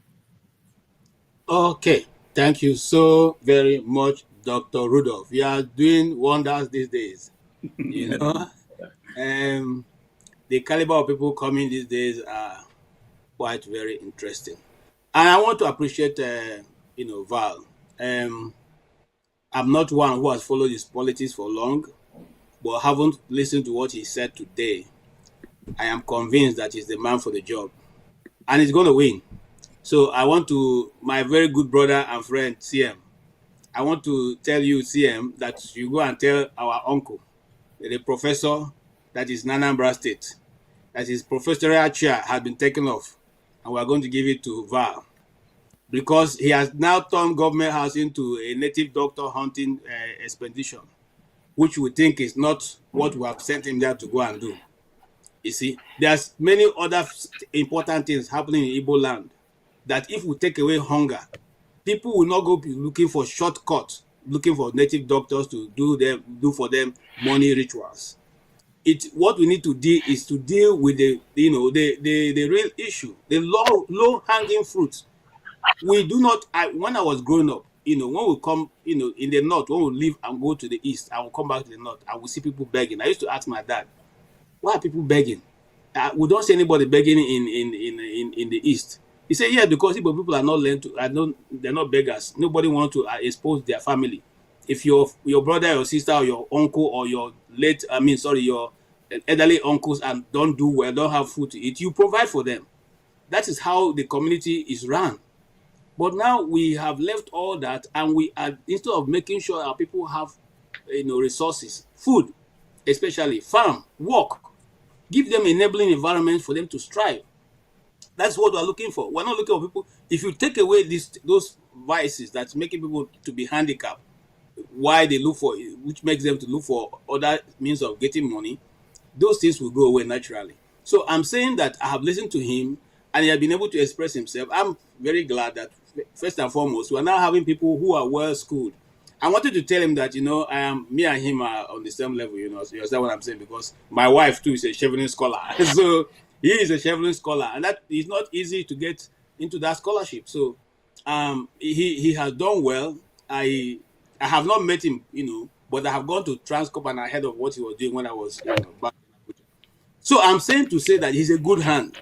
The only thing I wanted to tell him is that when he gets there, let him not allow that bug that used to bite the people who enter that house, that they forgot all they have talked about and how they can go about dealing with it. And they should just remember that he had made a promise, he will social media don't forget, we'll keep bringing him back to do that. But I would like to end with this, Dr. Rudolph. He has distinguished himself as somebody who is self-made. Nobody can say I made him. He is a well-good scholar. I read through his, whatever the things I've done in the past. So we want such people to go to leadership in the place in Igbo land. We also want people who can stand and defend the cause of the Igbo nation. It's not people who join the enemy to begin to look for how to even eliminate us the more. Well, look at people who will not go and sell our land and make deals with it, and then find a community they want to extradize and bring certain individuals to come and occupy those places. We don't even have enough land. So why do you want to take people's ancestral land and give to certain individuals? Where are they coming from, and why are they not occupying their own land? Anyway, that would have been my quarrel with him. If he goes there, all the land have been given away as a trade-off for good, representation in the center. He should take them back. We need those land to develop our people. Thank you. All right, thank you, KJ. Dubisi, you're next. Yes, Doctor. Good afternoon. Yeah. Good afternoon, fellow panelists. Happy to see everybody once more. Yes, I listened to Val Ozigbo. He's a distinguished man, very capable, and see all he has, all places he has worked and all that. He's very, very capable. But like some of us have worries here, the APC will know that party is doesn't have any good news. Nigeria has turned this bad because of the APC, and those hawks are still there. I know part of the deal is we'll help you to get in there, and you help us take Anambra in 2027. The man at the villa, he doesn't do any deal that will not favor him. I'll be very happy and pleasantly surprised if Val gets in there and keep his head above water. It will be very, very difficult because these things are difficult. When the ships are done, I don't know the kind of condition they will give him for him to remain there if they help him to power. I don't know if he will win, but I know our people in the South is APC is a no-no for us. Those that are already governors in my state and in Ebonyi State, we know how they got in there. But for somebody who appears very clean in his dealings, but because, like he said, he wants to serve his people. And the way we're seeing it now is like the means justifies what he's going to do. The end justifies the means, yes. The end justifies the means. That is what I'm looking at now. Because I don't know, somebody said he visited Tinubu's daughter. That is another thing altogether. But I wish him well. What we only want in our state is somebody who will go there and do well. Prof may not be all the best. He may be doing his best. He has his critics. But if Val wins and does well, it's what we want. We want the Southeast, like KJ just mentioned. We want leaders who will stand for the people, not leaders who will be working with people who don't like the Igbos. Let me put it from that angle. Now, even though I'm a pan-Nigerian, I want things to be better for Nigeria, but at least I have to start from home. We know what is going on in the Southeast now. If our governors in the Southeast are serious, they are supposed to work together and stand their feet and go to the president and tell him all these killings by so-called herdsmen, terrorists, and even the local ones should stop. And they will stand their feet and it will stop. But obviously, I don't know what is going on. So for him to come out and leave every other party, I was just counting some parties I know off head. I don't know how they are at the moment. I was saying, does it mean that without APC, there's no other party he can go into and still present himself? Because he's a good man. He's so convincing in his talk and his records are there. I believe if he was in another party now, I know how people, Igbos don't follow somebody stupidly. They look at your record and they just go ahead with you if you are good. So, but joining APC is very difficult. I don't know how it's going to convince people. Except like someone said earlier, if APC goes to use the federal might, to get him into office, which will be very difficult. I know our people in Anambra, they will not take it if it didn't go through a free and fair election. If it's rigging, and for him, who is a man of principle, will he allow himself to be rigged to power? Will he accept it? That's another thing he has to look at. So I wish him the best, but I know with APC, it's like the camel passing through the eye of the needle. All right. Thank you, Nubesi. Igbo Basics. You're next.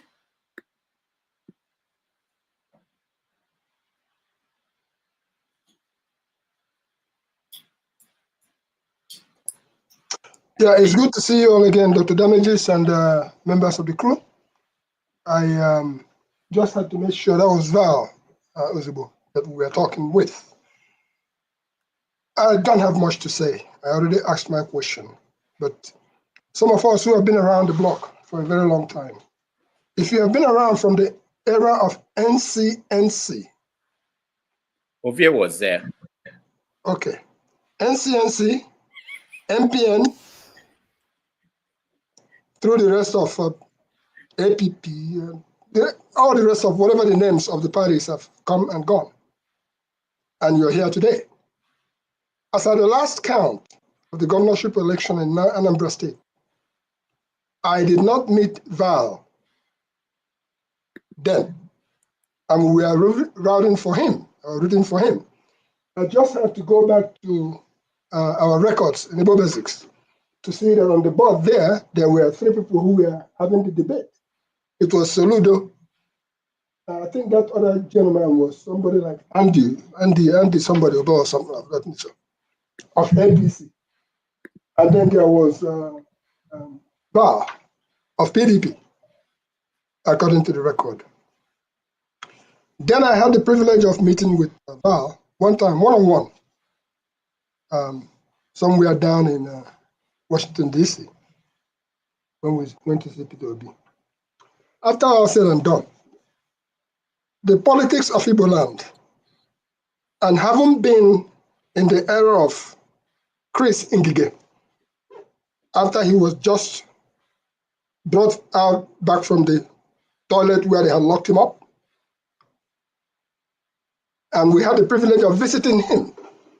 I remember the question, the message he sent to us. He said, Anambra have a lot of human capital investment in the state of New Jersey. Please, if you go back to New Jersey, tell our brother, these governors, they call themselves brother, tell our brother Jim McGreevey that the locust has eaten up the state of Anambra. And we need the help of those our people who are vested in New Jersey to come back and help. I've gone to Anambra a few times since then. When I asked the question that I asked, and somebody in the comment section asked me, why did Peter Obi leave APGA and the rest of it? I am fully aware that before APGA was founded, I met with Chekwas Okoye at Ben, the local government headquarters. And he told me what he was about to do. That was the founding of APGA. And then went on to found APGA, and the rest is history, because we all have seen what has happened since then. So I have met with Val one-on-one. And like I said, I didn't meet him before we were backing him up the last time. My question to all of us, and what we all should consider, and I called it the Abracadabra Party, that's APC. I haven't seen what they did with Purpose Odinma in Imo State. But the people are a little wiser now. Seeing what's going on in Anambra State, how do you think, for those of us who know the difference between Biafra 1, Biafra 2, Biafra 1 being those who have been captured and remained in the Nigerian side, and Biafra 2 being those who were neighbors across the street that have to go to Afia attack in Nigeria. Having said all that, we consider the APGA as the last stand of the Igbo man. Doing good, doing bad. That's what is considered, just like the party of Mbakwe, Sam Mbakwe, when he was around. So how do you think that you are going to be able to bring in the party of not just Ndegaba, I don't even know how to describe it, and then dislodge the underpinning Nkai. Don't forget, that's the last stand. That's the question I wanted to ask. And somebody was asking, why did Peter B leave and all the rest of it? Is the grass really greener there? Or would the Abarakata continue? Rub my back, I rub your back. That's all I wanted to bring to the forum here so that we have something to think about. All right, thank you. Mazi Obie, you're next. Thank you, Doctor. I wanted to, ask him about the expose that is out there regarding how the Tinubu administration is wooing the Saudis leaders, enticing the Saudis leaders and the governors for second term for 25%. And this is coming out because I think Professor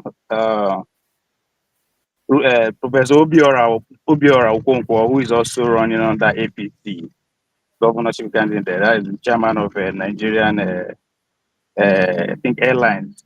United Airlines, yes. So his complaint was, his reaction to that was it's better for APC to produce a governor rather than going to an agreement with like people like say Soludo, who is an opposition party for 20. Let me have my 25%, constitutional requirement, and your second term is sure, or anyone that decides to join the APC. I mean, current serving governors, automatical ticket and all that kind of stuff. I wanted to see here is a reaction if it does he stand a chance.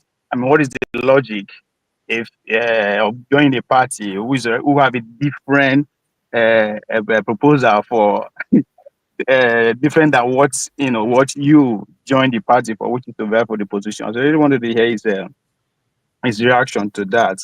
And in terms of him as a candidate, so I shout out to Kene. I think I met him in Atlanta for 2023 when during the campaign tour in Nairobi where they visited Atlanta. So, and I remember the reception. Him particularly, there was a standing ovation for him when he spoke. So he come across very innocent. So I was like, who is this guy? So, but listening to him today, for me, this is somebody, for me, maybe you see I'm looking in from afar, but I think I have a pedigree within that part of the country, to say the least. For me, any leader that coming out from Anambra in particular that is given opportunity to sell that state or ask what he or she is going to do, if that person don't spend enough time to actually bring to fore the industrial capacity or potential of Inewe, for instance, and Oka, and the Disney stroke media empire that Dr. Rudolph envisioned for Ndobi, then that person is not, it never starts. So when you ask him about what is he going to do, his response, man, I was so disappointed. He said, no, it's not about what I'm going to do, but who am I? Yeah, who are you? Nobody gives a shit about who you are. Excuse my language. Nobody cares about you. I'm talking about Anambra that pride themselves as the city of billionaires. Who cares who you are? Like, all those kind of questions, the answer, they always piss me off. Who am I, man? No, I don't want to know who you are. What if who you are? Are you, what's special about you? Show some respect. And I understand he wants to sell that image, that the obedience of him with Obi selling his personality. But deep down the heart of Obi's message, you can see him relating with everyday Nigerians, him telling you exactly what he's going to do, whether you agree or disagree with him. For this one, say you are my person, my capacity, my trust, and he spent 75% of the time campaigning for Soludo, as far as I'm concerned. There's no complete sentence without Soludo. Without Soludo, like, guy, who are you? So it just, I was kind of disappointed in that. As somebody who wants to, govern a state like Anambra, I mean, for me, I don't think, I think it's better. I mean, I like the reaction that CM and the rest gave him. I think it better just go like that because he hasn't actually nothing to actually offer. The state like Anambra, I mean, he doesn't. All right. Thank you, Ovie. Tony. Hello, everybody. I came in a little late, but I was able to listen to the question and answer section. Yes, Val is someone that I have followed. To me, I one of those that I admire. But my heart bled when he left Labour Party for APC. And the question is, if you parade that kind of credentials that you have, with the confidence that he exuded here, you could run under any party outside APC and win. Because we have seen that Mimiko did that under a relatively unknown party, Labour Party, some years back, and won election. And the late, what's his name? The late senator from Anambra State that just died. He ran under YPP, and he won, even though it's not governorship at the governorship level. My suspicion is that APC is gradually decimating Labour, for instance, and some other parties, pulling out people that they think can help to help them capture, quote and unquote, the various states that they are interested. Anambra is critical because one is obese, state, and I'm not sure APC would ever forgive Obi for disgracing Babati in Lagos and in his constituency. So it's critical, if only to shame Obi and demystify him, just the way he did in Abuja and in Lagos and in Babati's constituency. So and if you listen to Valentine, the way he spoke, he just he gives the impression that the ticket is already in the bag. Meanwhile, the primaries has not taken place. So I don't know what gives him that optimism. And then secondly, he speaks about some problems in Labour, that informed his movement. So if you put all the things together, I think there are certain things that he's not telling us. But for me, what I think is that someone pulled him out as they pulled Okupe, as they pulled, some other Obi followers that are visible, and just the same way they've done to PDP. And with state might, going by what we see in Edo State, they could just, do the same thing and take Anambra, whether it's free or fair. So for me, I wish Val well, but I think that something gives me the optimism that Anambra people are sophisticated and they can read it between the lines. And just like Igbo Basic said, I think at some point it will come to our own is our own and their own is their own. Even though Soludo is not doing well, I agree with the view that APGA is just the only thing they have in the bag now is Anambra. And so there's some emotional attachment, that sentiment, over that party, that if you do that, you kill the party. So all said and done, I don't know. Probably use and dump. They use a Val, get 25%, and then dump him. But I wish him well. All right, thank you. Shim. Good afternoon, Rudolph, and good day to everybody. Unfortunately, I was waiting to ask a question, but I had to rush out to do run some errands, and I knew before I come back, I would have left. So I don't know, was CM having a bass boss with him? So yeah, we're going to bring CM next after Bob. All right, I don't know why I missed that bass boss, but anyways, the question I wanted to ask him was going back to the 2002 elections. I watched the debate, the Anambra debate. Anambra State is one of the few states that does a gubernatorial debate, which is very good to be able to let the people know what each of the candidates brings to the table. And they've done this for the last 3 cycles. Hopefully they will do it again this time. And during that debate, Valentine didn't do very badly. He did very well. In fact, during that debate, I told someone that Soludo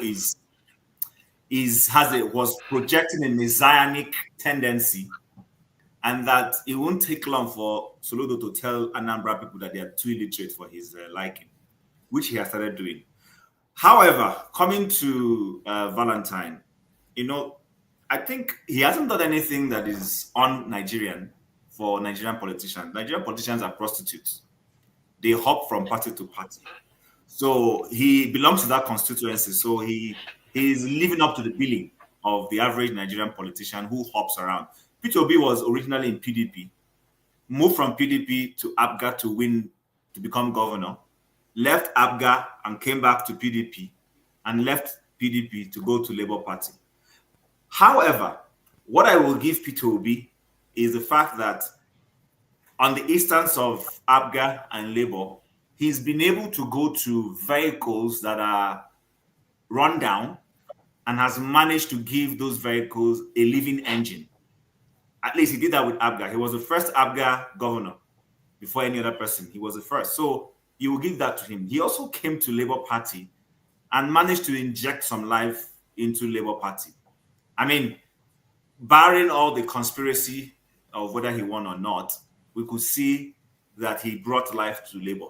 My question would have been to Valentine is, why are you afraid of running in a party that does not have that strength and be the strength of the party? Why are you looking for an already made machinery to go and stay? And then he shot himself on the foot when he told us that he wants to go to a place where if they are rigging, they will be rigging it for him. Because that's what he literally told us when he mentioned that if he stays in anywhere else and he wins, they won't give it to him. So in other words, he's agreeing that APC is a rigging machine. And he wants to go to the rigging machine so that the rigging machine can help him rig himself in. That's what he was saying. And that's what I wanted to ask him. Unfortunately, with everything, sometimes I was not lucky enough to be around. I had to go out quickly because it was time sensitive. I had to go out. So I think he has made a big mistake. I know people will say everybody is bashing APC. No, APC is telling us to bash them. APC is not in denial that they are a rigging machine. They're not in denial. APC is not in denial that they want to be a one-party state. They're not in denial. And in particular, we have a very braggadocious person sitting at the helm of affairs in Nigeria now. He has National Assembly in his pocket. He has the judiciary in his pocket.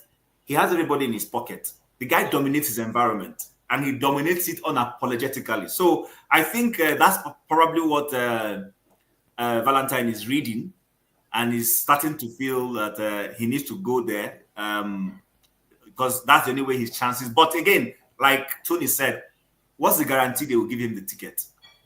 What's the guarantee that he just came in and then they will suddenly give him? So because that's why I'm saying he should have stayed where he was, build the labor in Anambra State, and then test his own mettle, test his popularity. Right now, he doesn't have a popularity if you ask me. I'm not from Anambra State, I admit, but I don't think he has a popularity because he might have the association, and that association meaning, when he associates with another brand called Peter Obi, people will say, okay, this guy was with Peter Obi, but For himself, he doesn't have the brand recognition that he will use to. Whatever you say about Soludo, Soludo has a brand recognition. He's been central bank governor. Whether he was a public servant that didn't do well or whatever else you want to say about him. And I'm not a Soludo candidate. I think Soludo is condescending to Anambra people. Even before he won the election, I said it. This guy is going to come with a messianic tendency. I know it all. And look down on the people of Anambra State. And that's what he's doing. So, well, let's see how much he navigates the murky waters. I wish him the best. All right, Jim, thank you so much. Bob Chisco, you're next.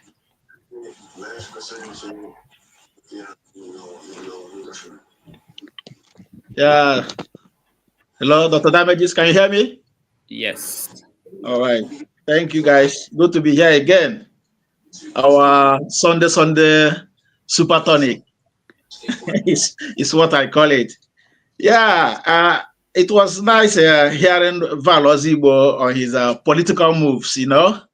Yeah, I could read his body temperature and his body language. Can you hear me? Yeah, we can hear you. Okay. So I could see in Val a man who feels that people have left me because of my moves. When I heard Val left PDP back to APC, I was shocked, and I was also surprised. Yes, I was. Some will say, "Why would you be surprised?" That's what politicians do. The reason why I said I was shocked and surprised was, who in Nigeria today is not reading the handwritings on the wall? Yes, politicians don't mind. They don't mind even if the party they've just gone into is messing up at the center. Average Nigerian politician don't care if my party is messing up at the center. Val Ozigbo, who managed to win the PDP ticket in Anambra during the last election, he did so well, but unfortunately Soludo beat him fair and square. Now he came out, supported P2B with your full chest. The next thing we heard, you left Labour Party back to APC. Let me tell you honestly, that APC is in charge of Ebonyi and Imo State. It's not because they won those elections. We all knew how they came. Hope Uzodinma, his AKA, till today remains Supreme Court governor. Forget what they did last year when he came back again for the second term. In Ebonyi, we also knew what Dave Umahi did. So let them not brag that they have 2 states in the southeast. Honestly speaking, no right-thinking man would want to do anything with APC because this is a party nationally that has put an average Nigerian to the lowest level. An average man on the street today will tell you that APC is an evil party. People don't use the word evil as an acronym for APC. This is a party that came out with full force 2015 and visually chased Jonathan out of power, promising Nigerians El Dorado. Today, can we tell ourselves the honest truth? Where APC has left us, is it not a dungeon? In fact, if it is possible, let APC take us back to where they took us in 2015, where I could buy a bag of rice 30,000 naira, where I could purchase petrol at 195 naira, where I could take a transport from Enugu to Lagos with 7,000 naira. When I flew this past December, I flew from Lagos to Enugu, 450,000 naira. So in a nutshell, what I'm trying to say is, Val going to APC, I wonder what gave him that notion that going into APC, and look at the way he says it.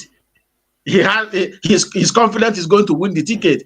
If Andy Uba, who briefly tested power as the governor of Anambra State, could be shamefully defeated last election, what gives Val Ozigbo that in the same APC, as somebody said, he's not even sure of getting the ticket. He just came into the party. People were there before you, and they will just drop down for you to come and grab the ticket. Well, maybe he's hoping on the belief that of what Tinubu told Okpebolo in Edo State when they came visiting him, and he asked them, do you want Edo State?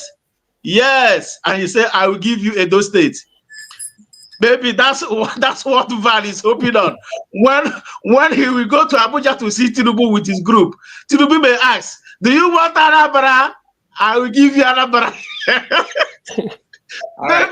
Maybe that's what he's hoping on to have. Let's see what pans out for him, you know. But him going into APC, he said no for me. APC is an evil party. I hate APC because of the untold hardship they have brought upon Nigerians. Thank you. All right, thank you, Bob. We have someone who is from Anambra State who is joining us. Chibo, welcome to the show.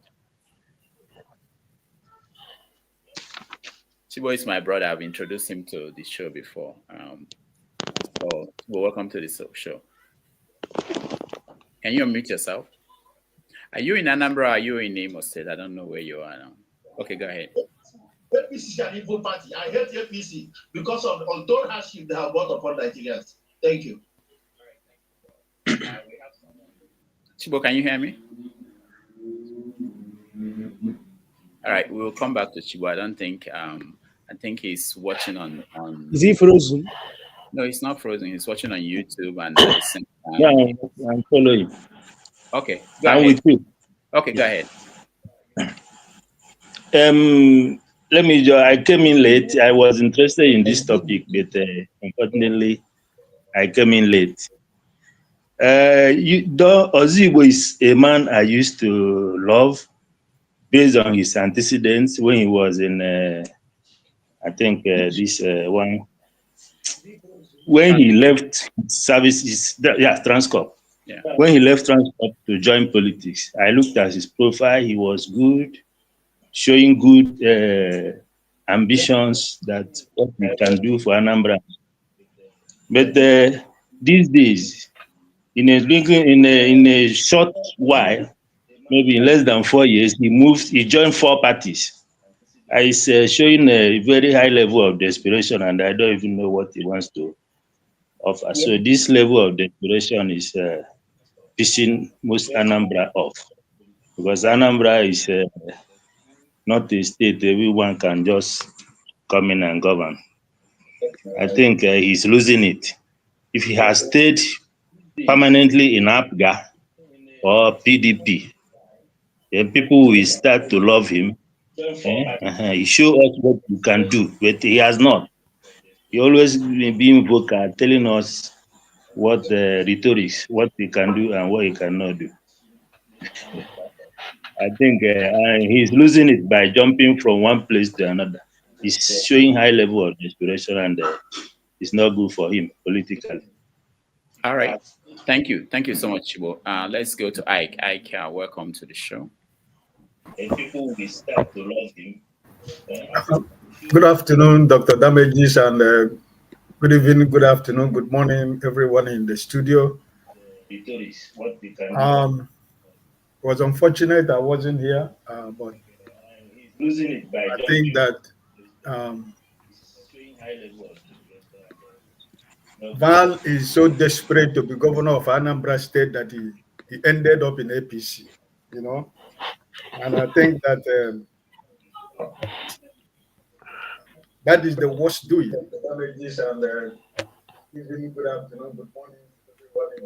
Sorry, I know there's a feed from. I'm trying to control. Yeah, very much. Yeah, it's from Chibo. Go ahead. Okay, thank you. So,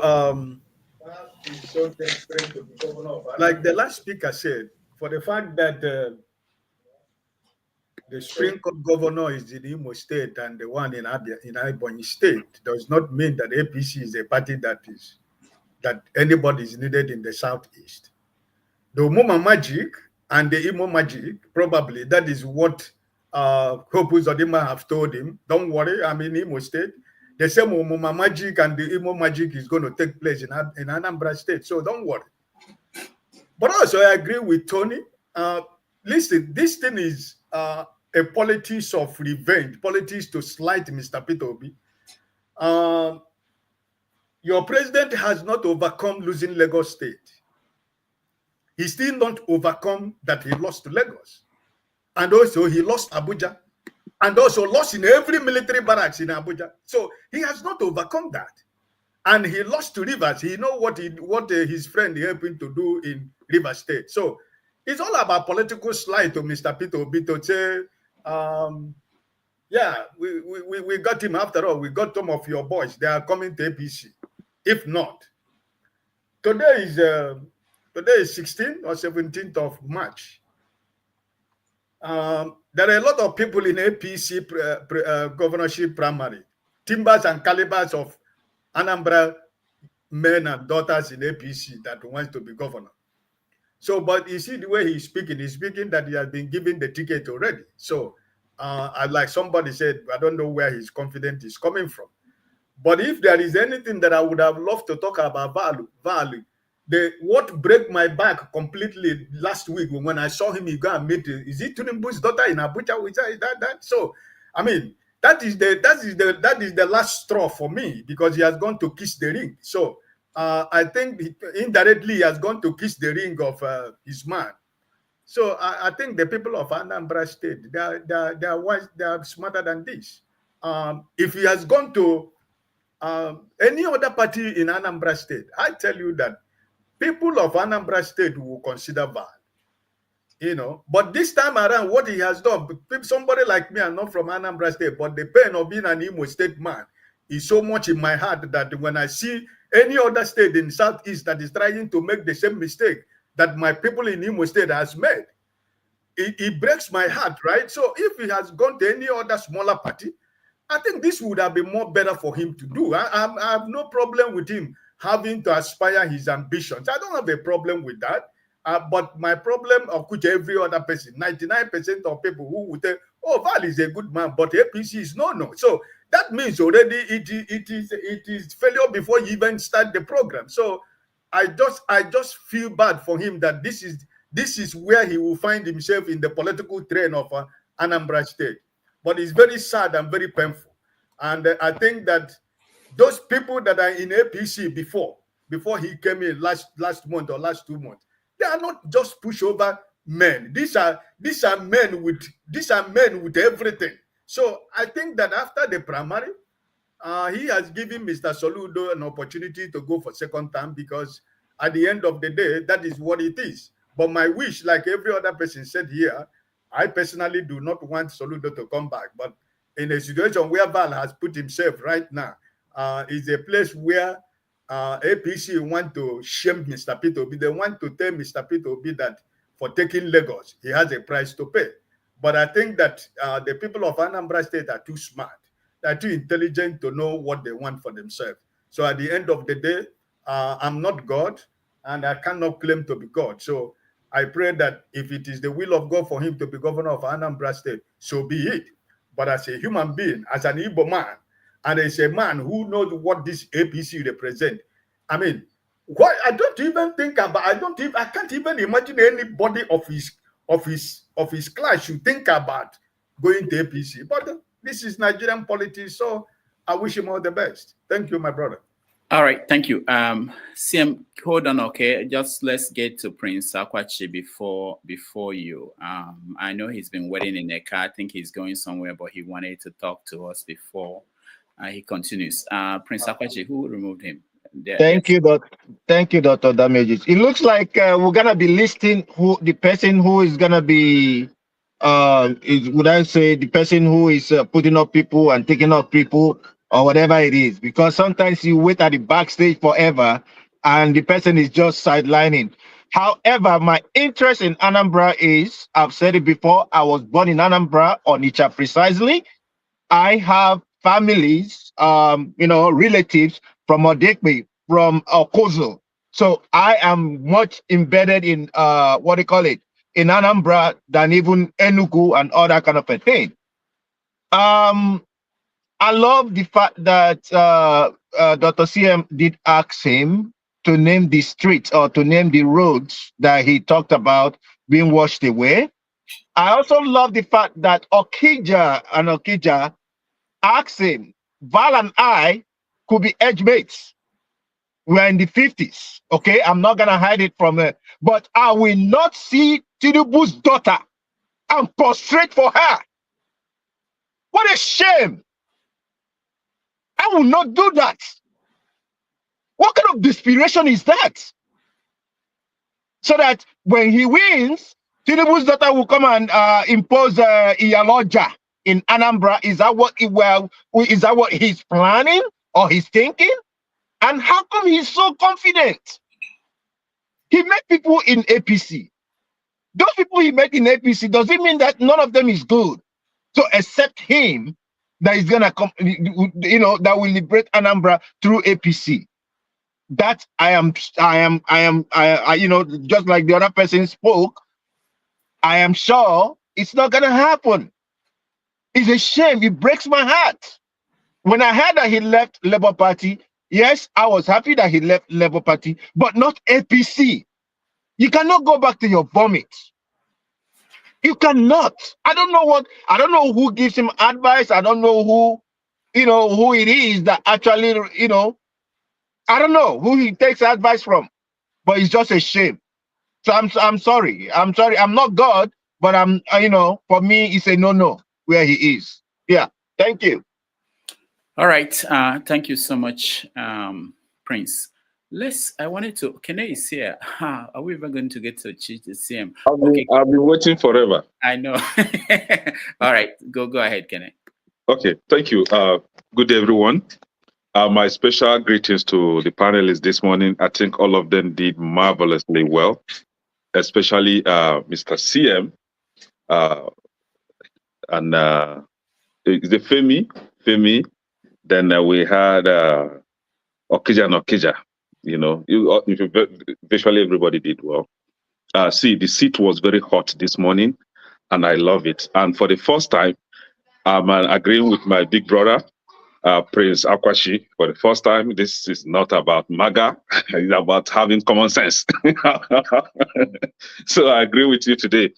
So, and Man of Prestige also, I saw him on the comment section. Everybody was very active.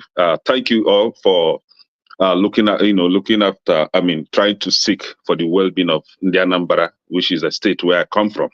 You see, the current president in Anambra today, I don't like him one bit. I was against him during the campaign. At some point, I think I was leaning towards him again because I think he was the only, sensible option then. But going by what is going on in Anambra State today, But to have somebody like Valentine, I don't even know how to pronounce his name again because this guy broke my heart. I was really pained, when I saw him jumping from a Labour Party to APC, and especially when he went to visit the Iyaloja of Yoruba land. We can only have Iyaloja of Yoruba land. We can't have Iyaloja of Igbo land. That would never happen. And I don't know who actually advised him to, make this decision. The alternatives are very, very wrong. I don't think they're going to see the daylight in Anambra State. You were in PDP couldn't get you into office, and you think that APC will get you elected in Anambra State of all states. Hey, Chineke. See, whoever that gave him this advice just killed his political career. Look at the kind of woman being he was visiting. A woman that has no shame. But that's by the way. The desperation, what I see in him is about desperate fellow trying to be governor at all costs. And sorry, but I just have to use my language, right? I know today is not have your say. But when CM asked him a question that he should name the road, see, in as much as I don't like Soludo, I think there are some things that Soludo are doing, doing well on in Anambra State. When CM asked him to name those roads that were washed away, in Anambra State, he couldn't name them. And I think the seat got really hot then, and he had to find his way and leave. He should come back again. We are all brothers. We just want the good of our people. We shouldn't be running away from responsibilities. I don't think that is a nice idea. And him trying to conceal his reasons for jumping to APC. No, you are being interviewed. You are a job seeker. Tell us, what was your reason? Why are you concealing it? We want to know. Make it open. We are all brothers, right? But you trying to conceal it shows that there was nothing reasonable that actually made you other than desperation. And for the fact that you lied against your brother, Soludo, because you just want to become the governor, that is very sickening. I was in Anambra State. I didn't see any road that was washed away by any rain. I was in Anambra State just last month. So nobody would tell me that is a lie. I don't like Soludo, but there are things that he's doing right as a governor. And building of roads or the flyover, which I think the flyover is a useless venture anyway, but his actions against all these Dibia, Anyanzu, all these Ibobo and useless Dibias and those noisemaker pastors on the road. I think I commend him for that. Get rid of all of them. Don't pollute our environment with your noise. So I like him for that. And this is where I go opposite way with Mr. KJ. Actually, Mr. KJ, today you break my heart small, but no problem. You are my oga. So Valentine, please. Oh, I forgot my brother, Osita Dema. Osita Dema, you really represented. You know, that was very commendable. You know, see, we all want the good of our people. APC has no chance in Anambra State. It's very sickening seeing APC in Imo State and what it's doing in Imo State, and now you want to bring it to our people. I would say that you are against the progress of your people. You are against your people. And as you can see, or even on the comment section, you only see the APC, I don't want to call them APC rats, supporting him. And those are not from Anambra. They can't even vote for you. They don't have influence in Anambra State. So if the real people that they are going to govern are not supporting you, but you are seeking support from Lagos, from Abuja, I don't know who is advising you. I think that's all I have to contribute to this. All right. Thank you, Kene. Let's now hear from PM. Thank you, Rudolph. Thank you very much. I've been laughing because of what Ike, my brother Ike, Alamefule, have been saying. Ike, you asked a question. Why is Val going to visit Tinubu's daughter and all those things? Thank God, all of us are Igbo. Ndị Igbo si na-eji ha anya ọma eji ụka ekpere. In other words, you don't attend Pentecostal church with clear eye. You know that. So there's a reason. For you to leave Anglican and Catholic, you start to go to White Garment Church. Not be with clear eye. Something is driving you. So Val knows eji ha anya ọma eji ụka ekpere. That is what I will say. But on the flip side, it is because of people like Val, because of his personality, we should have independent candidate. Because if he, for whatever reason that he left Labour, if he's to stand as an independent candidate, people will throw sympathy vote for him based on his ability. But the fact that he's going to APC, hey, Mbano, we know these things that I know. Okay, it won't work. Why I say this here? Because I know APGA. When it gets to October this year, a month to the election, there is this cloth they wear, Ojukwu's portrait front and back. That is what they wear to go to campaign. They will tell you this is the only legacy Ojukwu left for them. 35 states, they've considered it to federal government. This is the only one, and you want Ojukwu to cry in the grave. The moment they say that, no matter what we are talking, it's APG, everybody will vote. So Val made a mistake. But CM, I forgot that this is 90 Minutes Africa, not have your say. What if, first of all, let's wait until the primaries, which is next week, 2 weeks from now. If he gets it, what if the Ojukwu's wife, you mentioned Ojukwu, I remember that Bianca is in the government. Yes. What if Bianca comes out to campaign for Val? How would that, how would that dynamics work for the people? No, the moment Biam,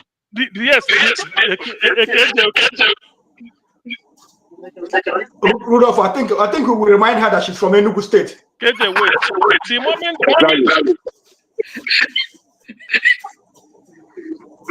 I'm not sure where you're coming from. There's no. Yeah, can you mute yourself if you're not speaking? The moment I don't know where the echo is coming from. The moment Bianca Ojukwu comes out, all it will require is this Apga Abada. They just throw one on her shoulder, one here, one here. Everything is ended. I know the Apga way of campaigning, but to be honest with you, the best advice given to Val today was by Oster. Oster told him that what you should be saying is, at a time Soludo was messing P2B up, you stood with P2B. So that tells them that will gain him some sympathy vote, maybe some few hundreds here and there. At least people will listen, say, look, there was a time Soludo was messing P2B up, writing this. It was me that, all the people will listen. But not that you want to raise maybe Ganduje. Ganduje will start coming to Anambra State. No, Ndibo won't tolerate that. He knows it. He knows, yes, now, Ganduje, all those Buccaneers, they will full Anambra start to do like this. No, we won't tolerate that. Apga is Anambra State. Anambra State is Apga. They will pay homage to Ojukwu too at Nnewi. The moment they go to Nnewi and come out, campaign has started. So there's no way you can't. Nobody can dislodge Apga in Anambra State. Even if you want to rig, people will tell you, no, that this is our own. That this is our own. That 35 states is for Nigeria. You can go and mess up, but this is our own. And this idea of bringing APC as a role model, look at Imo State. Look at Imo State a good. All right. CM, thank you. Let's hear from Osita Dimma. I'll come to you, Dr. Dominic. I would have, I thought you were going to give me an opportunity to respond to what CM is saying. Okay. I will. Everybody. So go ahead, CM. Are you done? Okay, CM is done. Okay, let's go to KJ first, and then I'll come to you, Osita Dimma. Yeah, thank you so much. And I want to lay my cards very clear. I'm a realist, and being real sometimes help you to understand certain things other people don't. I don't go with emotion, and I try to be as far as I'm concerned. So far, most of what I've said on this channel have come to pass. I mean, Dr. Rudolph, you can go check what I've said in the past. Majority of the analysis I gave you about concern the move or the not, they are all playing out. And the last one, the other one I'm going to give you today is watch what is going on. All you see El-Rufai doing is checking out who is the best candidate to stand against anybody are going to throw out from the south. He's not there doing it for anybody. He's checking out the ground. He's a Boy Scout, scouting around, making sure that anybody who can shake the decision of 2027 into space, and they will map out who is speaking. Somebody's mic is gone. They will map out good way to eliminate such a threat. But let's go back to what we are discussing today. Do you know the reason why I said to Mr. Val that he has a better chance and a good chance also of being able to win and do better? I was one of those who have rooted for Soludo since he was central bank governor. At least I have some. I'm not close friend of his, but I have friends who are his PAs and all that. Let's not go into that. But I'm saying that before he got into the office, he had a very good plan. Those plans he got into, for whatever reason, had not been actualized. Now, if they are not been actualized, and this is his first term, if he comes into his second term, he's not going to do more than he has done in his first term, because we know governance in Nigeria. Their second term is they are trying to consolidate the money they have already stolen. They want to make sure that if the next 4 years, 5 years, 10 years, they don't get into government office, they already have enough money stored away for themselves and their family. So it's not a question. I'm not being emotional here. Now, also let us go to the issue that CM raised, which is very important. This is ABGA. ABGA is a Igbo party. We all know that. Left by the late revered leader Odumegwu Ojukwu, whose wife invariably, what do you call it now? The custodian of that stool is now a minister under APC. And you people want Val, who is not related in any way, to now not go to APC because you feel that it's going to be coming against Ojukwu party. The person answering Odumegwu Ojukwu today is not answering, is also in that party. People didn't see anything wrong with that. And for my brother who say you remind her that she's from Enugu State, people didn't remind her now that you are now taking the name of Odumegwu Ojukwu and attaching with an APC government. So let us face our facts. Our facts are simple this. We are yet to bring up a person in our community. When I mean say community, I say in Igbo land, who can say this is the way to go, gentlemen. And so until we have that person who can say, put everybody together and say, this is the way forward, let us pick the best of us to lead the best of us. If you know Transcorp Hilton, before Val took over, rats used to chase people away from the hotel. And I can say that much because I had a program that I recorded in the 10th floor for over 7 years. I was using it every week to do recording. Rats were chasing people. You lodge and you see very fat rats. The next day you are checking out to run away from that hotel. When that hotel was given to him, he was run down. He did everything and brought it back to what it is today. Now, I'm not going to try to defend him. I'm simply saying that in politics, you don't have any permanent friend or permanent enemy. You're not going there with emotion. You are looking for a political post. Tinubu is not going to come and run Anambra State when Val wins. And aside that, every person has a program for your state. You see, somebody said, what's happening in Imo State. What's happening in Imo State? Because we, and I put myself, I'm not from Imo State, but I put myself among those people who are not able to rise up and say to the stupid judgment that the Supreme Court gave to us that we're not going to stand by it. Did they not try it in Kanu? Were they able to execute it? They had planned to give the post to the other party. And those Almaji people say, you people will come and declare it. You see, so until we too get to the point where we're not afraid to take on the authority and say, what you're trying to do is illegality, I will not accept it. We will keep saying the same thing. We will shout here. They will still impose this man or whoever they choose to impose, and we will do nothing. It has happened before. It's going on now in River State. Obi won election. The people couldn't come out and defend their vote. They said, no, it is we are there now. And we are now shouting, we can do this, we will do everything, we will do nothing. My brothers and sisters, listen and learn the politics in Nigeria.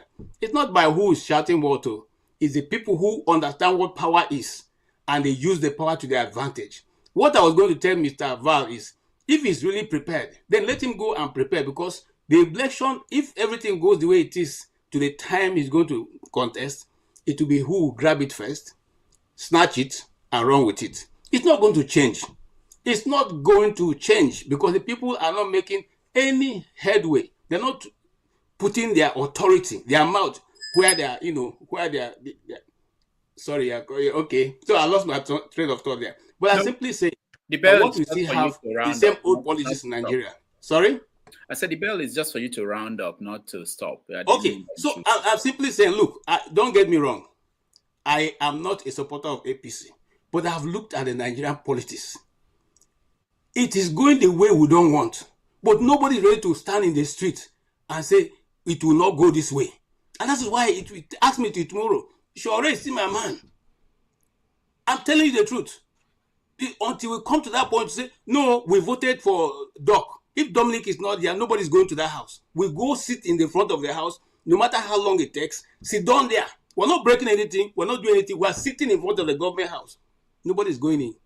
That's the only time the Nigerian politics will change. If not, whatever we say, we're just saying it to my brother. It will be nothing. Thank you. All right. Wait, did I catch 3 bullets? Sorry, I was. Yes. Check your pulse. It may not be there anymore. Osita, go ahead.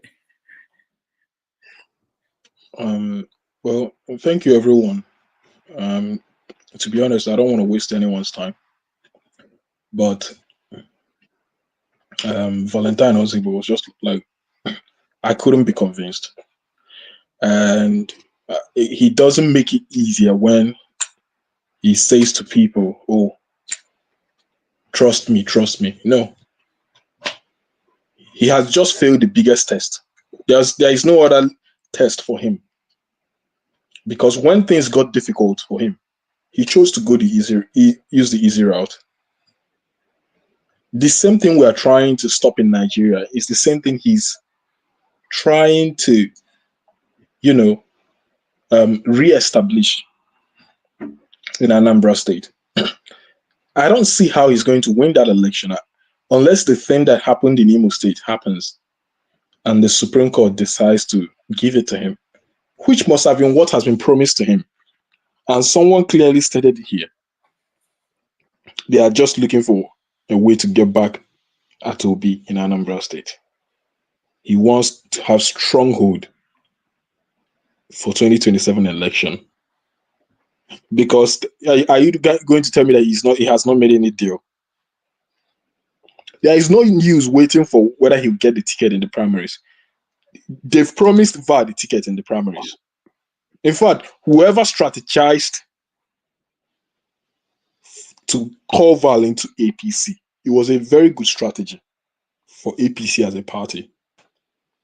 But it was not a good strategy for Val as a politician, especially the one from Anambra. And that is why the thing hurt me so much, because I've always seen him as someone who had a lot of potential. I was seeing him as someone who will, become one of those people in the Igbo. But here again, he has proven to me, us and everyone, that, man, politicians, it's difficult to find someone who is just in there for the people. All the time he's just saying he's desperate to see things change for Anambra. I was just sighing inside my head. Let me just play the devil's advocate, okay? So if Val, if he doesn't run now, or because he made the same, I'm not even playing that, but he made this argument. I want to know what your take is. And he goes to a party like the YPP party and he loses the election. Is that the best? If he's the best person for that position, is that the best thing you think he should do? To lose. And remember, there's another thing that didn't come up in our conversation. The Anambra State Week, we have zoned the governorship position. And the region where he's from, they have another 4 years. Because I wanted to ask him, he promised to do only one term. So they have another 4 years. So if he doesn't run now, and he's not the governor in this coming election, that position will not be in that region will not get it for another 8 years. So that means that is what I'm telling you. Yeah. And this is where you ask yourself, because what he should ask himself is,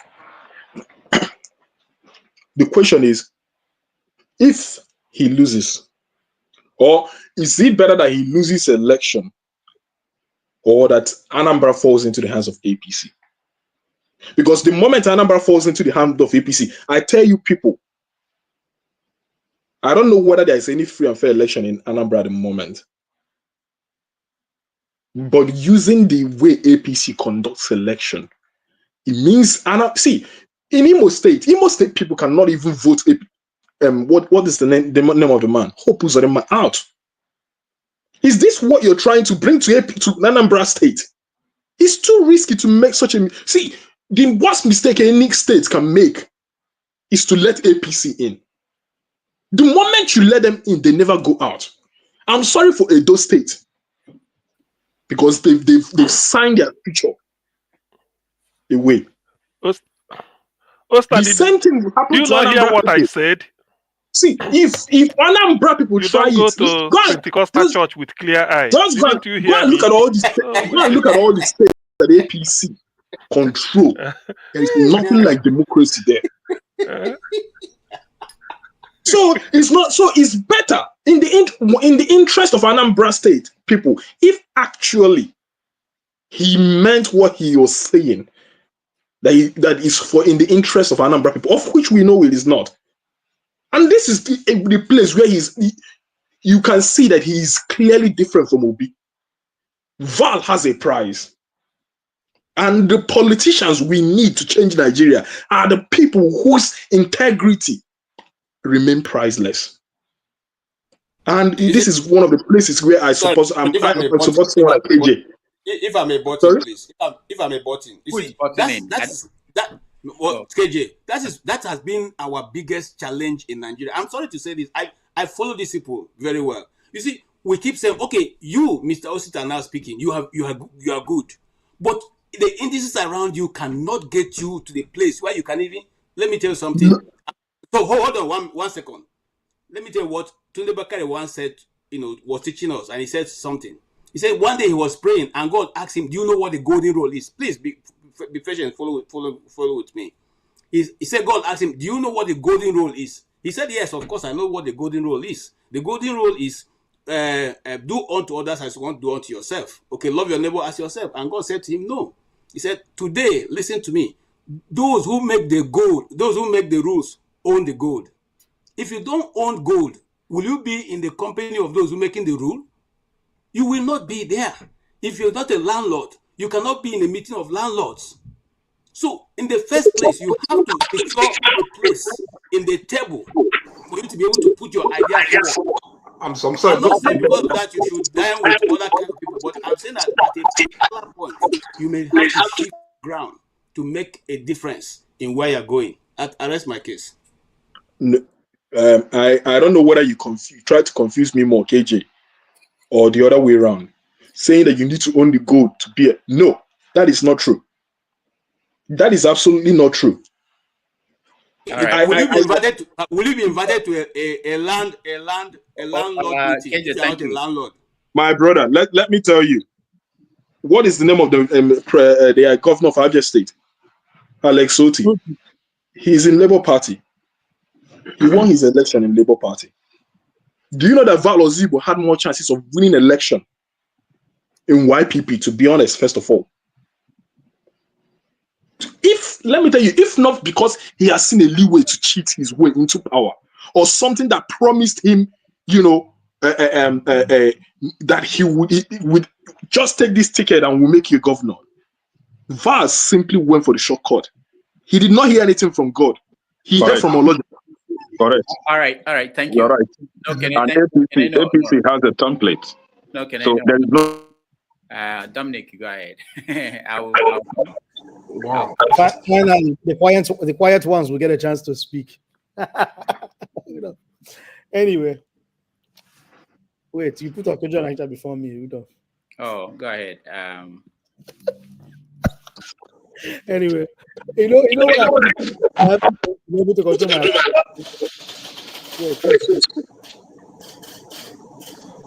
Hold on, it's Okija. Okija is your connection. You are into computer. You have what? Oh, am I? Did you come? Or did you? No, you are not the one speaking yet. It's Dominic. Yeah, the reason why I've never been able to control my laptop for the last 30 minutes is I feel sad sometimes when people make big political miscalculation. If you're talking of calculation in terms of, am I jumping ship to somewhere that I have a chance of winning? Val has made the right choice. But if you're talking about retaining the respect of Anambrians, not just to win election, but for you to have respect, even when you win election, for to have that, that support, Val doesn't have it. Because it's one thing to win an election.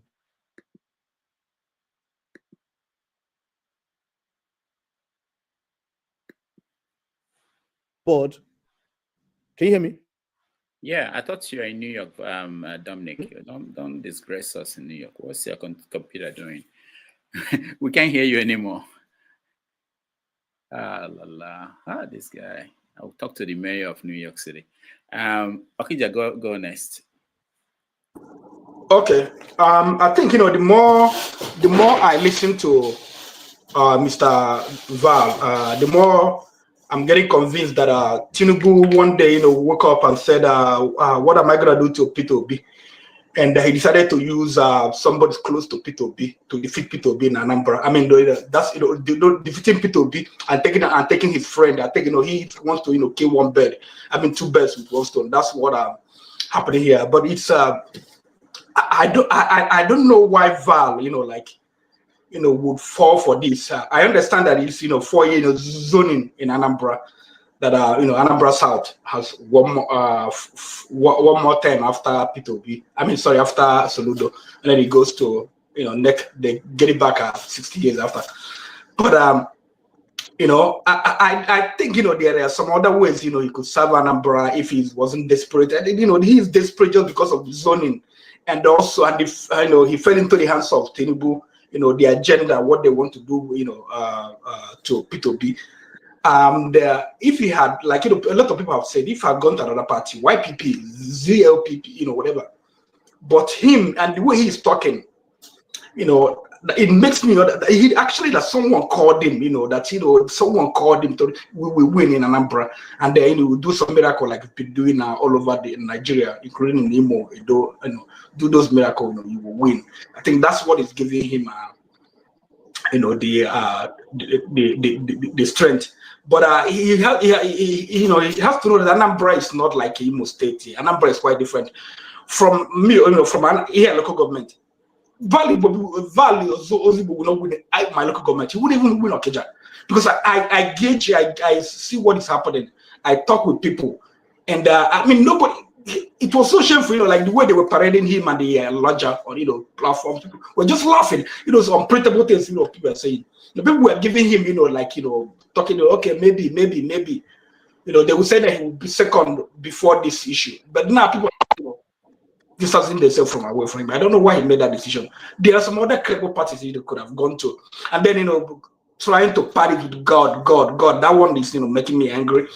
When God, God gave us Tinubu, so God is also going to give us Val Ozigbo as well. It's a pity. Soludo, right now, it's not only because of Abga. Anambra people, they think Soludo is doing well because if I criticize Soludo in an open place, a public platform, I get attacked from the Anambra people, because Anambra people they have this road. Even if they have millions of road, if they build another one, that's them. Soludo has been at Ochanja Market, Ochanja roundabout. He has built Ochanja roundabout for 2 years. Just standing there, just standing still one day, they're just not doing something. And then when you talk to Aranacha people, they do Ochanja. That's the way they think. So for him to be able to, he can't launch Anambra people from thinking like that. Now he's bringing APC, Tinubu. Did he forget what happened, 2023? How, what some Anambra people believe that P2B won and Tinubu and co, they took it from him. And then I don't know who, he didn't think, he didn't consult widely with people. Or maybe just, like a lot of us have been saying, they promising that he was going to win, that he should come in and then, that's the way I look at it. But he should take the name of God out of his mouth, All right. This conversation will end at one point. So let me hear from Kene, and then we'll bring back Dominic Bishop, what he was saying, and Chim. I think I saw Chim. Kene, go ahead. Yes, very quickly. I just wanted to respond to the question you asked, Ostadima. The thing is that we all know that APC as a party has a template, right? The template has been tested in other states, just as Ostadima pointed out. We have one being tested in Imo State. There's nothing positive in Imo State that we are seeing today, other than retrogression and clean up innocent lives. And today we have one in Edo State. Edo State is in a sorry state. It's very, very sad, that Edo State found themselves in the hands of APC. And then there is no way if Valentine should be elected under APC, with APC's ticket. Valentine will never operate as Valentine. He must use APC's template, right? And this is giving us what Imo State are enjoying now, which is sadness. And for Bianca, people like us, we are still holding our comments for Bianca, because in as much as she's Ozuku's, I think, second wife or even third wife, safe. See, Ojuku is the one that in our respect as Ndibo, not Bianca. So somebody echoed from the panel that she will be reminded where she come from, and I agree with that comment, right? So if why we're still keeping quiet with Bianca is because she has not said anything against the interests of Ndibo, in as much as APC has given her a portfolio. But any day she open her mouth and say anything against the interests of Ndibo, that is when she would know that she has no credibility at all. She can't even win a local government election. Bianca cannot win a local government election from where her husband come from. In Inewi, she can't even. If she think I'm lying, let her test and see. And for my brother, KJ, I understand you. I understand what you're trying to say. But you see, some things are not just practicable when it comes to Ndibo. I want you to understand that we detest evil. See, Ndibo is one ethnic nationality in Nigeria that don't pretend when it comes to speaking against evil. And APC is one such evil that we've demonstrated that we don't want in our region. Not even in Imo State. We don't want APC in Imo State. Just that Imo State, I don't know what happened. They found themselves in that condition. But in Anambra, no, it cannot happen. I think we've learned from what happened to Ndimo, right? And I think Ndimo will not want Anambra people to be in that same position that they are today. And we've seen our brother Ike is from Imo State, and he's saying no to APC in Anambra State. So we are not going to allow APC. It is not even practicable, KJ. If Tinubu thinks he can rig election in another state, or if Wike thinks that they can rig election in River State, in Anambra we have a slogan, Nka Bonkai. A 1-year-old knows that Nka Bonkai, which is Abga. 60, 80 years old, they know Nka Bonkai. Once you echo Nka Bonkai, they all queue up with Abga. Straight. So Valentine had a better alternative, which is remaining in PDP or find other party, not APC. Valentine could even just create his own party, just form his own party, emergency party, and still win election in Anambra State. Oh, he missed those opportunities. And see, Oga KJ, no, that prophecy, you see, you say that everything that you're saying always come to manifestation. This one is going to fail you. I will come back and remind you that this one will fail.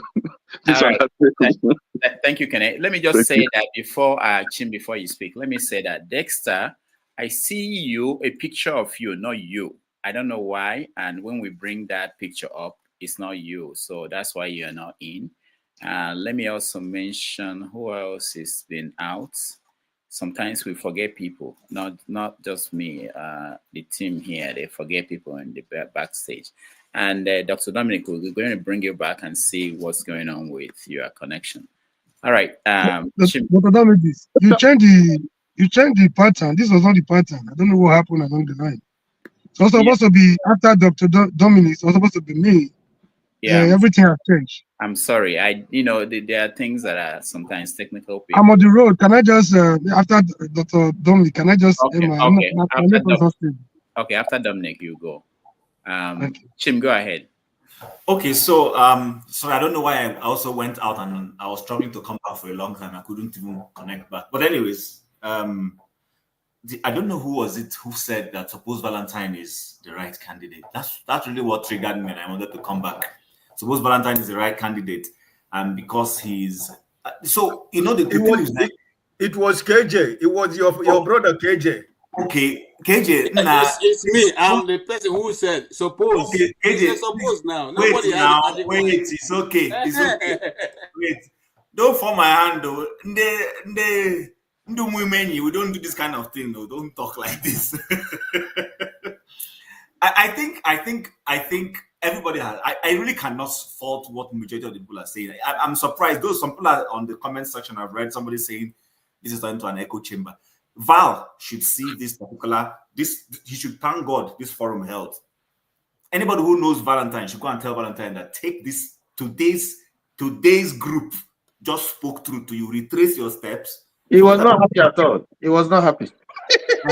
So no, but in case he's hearing, or in case there are people who might go and do what my community people call kepu kepu to him. You know what kepu kepu means? They should go and do the kepu kepu to him and tell him that if there is anything that will save his political career, is this particular event that held today. Perhaps he should forget 2020. Is it 2025? Yeah. Perhaps he should forget it and go and rebrand himself again. He has taken a step that will totally, stain whatever integrity anybody has for him in the East. Forget about whether somebody from the Southwest, APC can succeed in the Southwest. In the Southeast, I can bet you that 99% of clear-headed people see APC as an evil party. That word evil. Everywhere. Let me tell you guys, and in case he's listening, my uncle is the APC chairman in Anambra State. My uncle. He threw me out of a WhatsApp forum because I came there and told him this party is evil. Yes, he might be listening. My uncle is the APC chairman in Anambra State. He threw me and he waited for people to be sleeping so that they would not ask him why he removed me. So everybody was sleeping, but of course, Nigerian time is not the same thing as my time. I was still awake. This man woke up nocturnally and removed me from the forum because I was giving him a hard time in the group. So it is not APC's demonic. I'm sorry to say it. Anybody who can be saying that we're Igbo people here, forget about it. And this one, I don't like playing ethnic politics. But you see on this matter of APC, I carry it on my head. They are an evil party. They brought no good anywhere. They're just winning. APC has broken. See, PDP did evil. APC came and multiplied evil and started doing it. Everything PDP did 1%, APC is doing it 120% on cruise. On cruise. So I'm sorry, somebody said it, he took the easy part. That was also Tadema. He was looking for the easy part out. He should have stayed, lose the election with integrity. Let it be said that this guy was supposed to. Who told him that we're desperate for whatever he's offering? That if he doesn't offer it, then Anambra people will die. It's a lie. It is a big lie. Anambra people will not die if he does not become governor of Anambra State. So he should go and perish that thought. So, but what advice I have for him is that this is his sample, his survey today. This is a survey group for him that has told him the truth. He should go back. There is still chance for him to correct it. How old is Valentine Ozigbo? I don't know, but I know he graduated in 1994 at UNN. So okay. Early 50s. Early 50s. Worst case, add 8 years on top of it. By the time it is the turn of his constituency again, he'll be 58 or 60. At 60, he can still be governor of Anambra State. If it is governorship he's interested in. Nigerians need to start learning that you can't keep taking this shortcut. It won't take us anywhere. See Imo State, like you rightly said. No, but listen, the average Igbo man doesn't like that guy. And these people know that they're not liked. That's why you see the way they go about their snatching, dragging, taking. If Tinubu is a good person, he will not be holding back River State funds. He will remember what Obasanjo did to him and he said no. Imagine bringing Ganduje to Anambra State. Come on. But because Tinubu is not Ganduje will now come and be climbing podium in Anambra State of all places. They are not a good person. It's Anambra not part of Nigeria. Not Ganduje. If it were in time of Oshomole as APC chairman, one might say, this Ganduje come and stand on the podium in Oka and be raising somebody.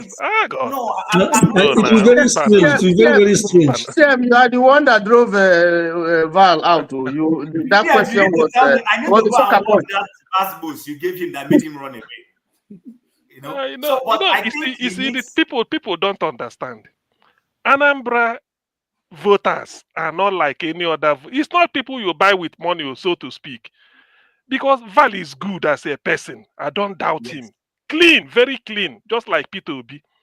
But that association with APC, if he had fought his way in YPP or like Kenneth said, suggested, in any party, people will look at him and say, yes, how can you go to APC?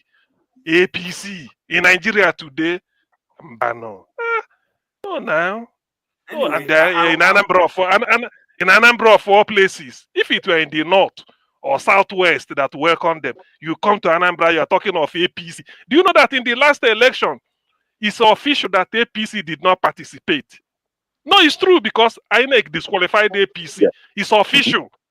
They disqualified them because they started their rigging by going to different polytechnics in Anambra, registering students, announced that they have more than 300,000 members, such that when they now rig with about 800,000, they say our members are many, not knowing that Anambra is where they are smart. In the end, they shot themselves in the leg. Nobody voted for them. Anyway, that is a story for another day. So he made a mistake. He knows it. Dr. Damages, you need to not apologize. No, you need to let your guest know that we are saying this out of love. It's not out of it's not from hate, right? We love him. Like me personally, I said it here. He broke my heart. This is somebody I love so much. I even took a picture with him when they came to US, right? But I really felt confused. Just let him know that we are not saying this out of hate. Issue. Can you guys take it easy with my brother? Take it easy, man. Again, I want to say this again. All of you are working on a very unseen line. This is you can't predict what will happen tomorrow. Most of us were here saying nothing. Tinubu was not going to win. He said Omilokon. We were here. And he was behaving as if he was going to die the next day. He said, hold on. And stop lecturing us here about Valentine. Can I make my point? Stop that. We are not kids. Stop lecturing us about what is going on in Nigerian politics. You are not the only person who knows about that. Now, as I talk now, I don't talk. Moderator, can I come in as somebody that have the experience so I can? Okay. Let me balance the analysis. Hold on, everybody. Let me just tell you how we're going to go. Patrick Okafor is here. He hasn't said anything. I see Benson. Benson is actually not even in the studio. Benson Emmanuel. So we're going to hear NWC, Patrick, Benson, and then we decide on how to hand this over to KJ to moderate. But if KJ can do that, I don't know if KJ can do it. If KJ cannot do that, then we round up. Patrick, NWC first, and then Patrick. Go ahead. No, Dr. Damages, you said after Chim, I was going to talk. Let the moderator speak first. I forgot again. Please. Okay, all right. Yeah, NWC, hold on, okay, because he has to go. Our comrade. Sorry. My contribution in this regard is going to be very vital. Not because I'm not more knowledgeable than every other person, because I'm going to speak out of experience. Because of what we just have from Edo. So I'm going to give you practical analysis of what's going to happen in Anambra State. CM, you might not like what I'm going to say today, but today you also give me an opportunity to know that you're not a gentleman. I thought you are gentle. You're not nice to you're not nice to our brother Val like you did the other time. He used to be your very close pal. Is it because he has left BGM movement or what? Today you will not be nice at all. I've concluded that you're not gentle at all. Maybe I was looking at you from afar. Please, Valentine, you guys will not like what I'm going to say, especially our brother from Anambra. We were in this situation in Edo. We were busy saying Edo wasn't Lagos. Edo has become Lagos. Edo has even become Badagry. He has gone even beyond Lagos. You guys have to be very careful. You should go beyond mere talking on social media. That is not going to make it. If you see the way Valentine was talking, he was talking with full confidence as if he has been given the ticket of APC. You wouldn't know the kind of agreement he has reached with Tinubu and Co. With the kind of politics of Tinubu and the man from Rivers, not anything they cannot do does not exist. So you guys have to be very careful. When we were busy saying that Edo was in Lagos, we had our way in 2016 and 2020 because Buhari was he had a limit. No matter how poor you think he was as a president, there were certain lines he wasn't ready to cross. You know, he was busy trying to remove that togal of dictatorship, trying to, you know, bring a semblance of a Democrat. So you guys have to be very careful, except you guys are good. I don't know. I don't want war in Anambra State. Then with APC, with Tinubu, with Wike, anything is possible. What they cannot do does not exist. You guys must go do your homework. Go live your comfort zones wherever you live. Canada, Chim will go from Canada. Sia will go from UK. Yoda will go from America. You go and do your homework, because in Edo, what we saw in Edo was beyond what our immediate control. So this is a warning to all of you here. The fall of a yellow leaf, they say, is a signal to the green one. By the time he's playing politics, if you look at the last question Dr. Damage is asking, he said somebody asked him, oh, Valentine, we don't have doubt if you were going to win, but how do you defend your vote? But now, that question is, that was what generated that was what prompted my question. Are you trying to take advantage advantage of the vacuum left by the late senator?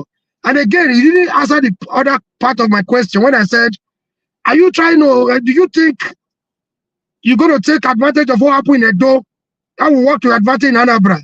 He was silent on that completely. I was asking questions based on my personal experience.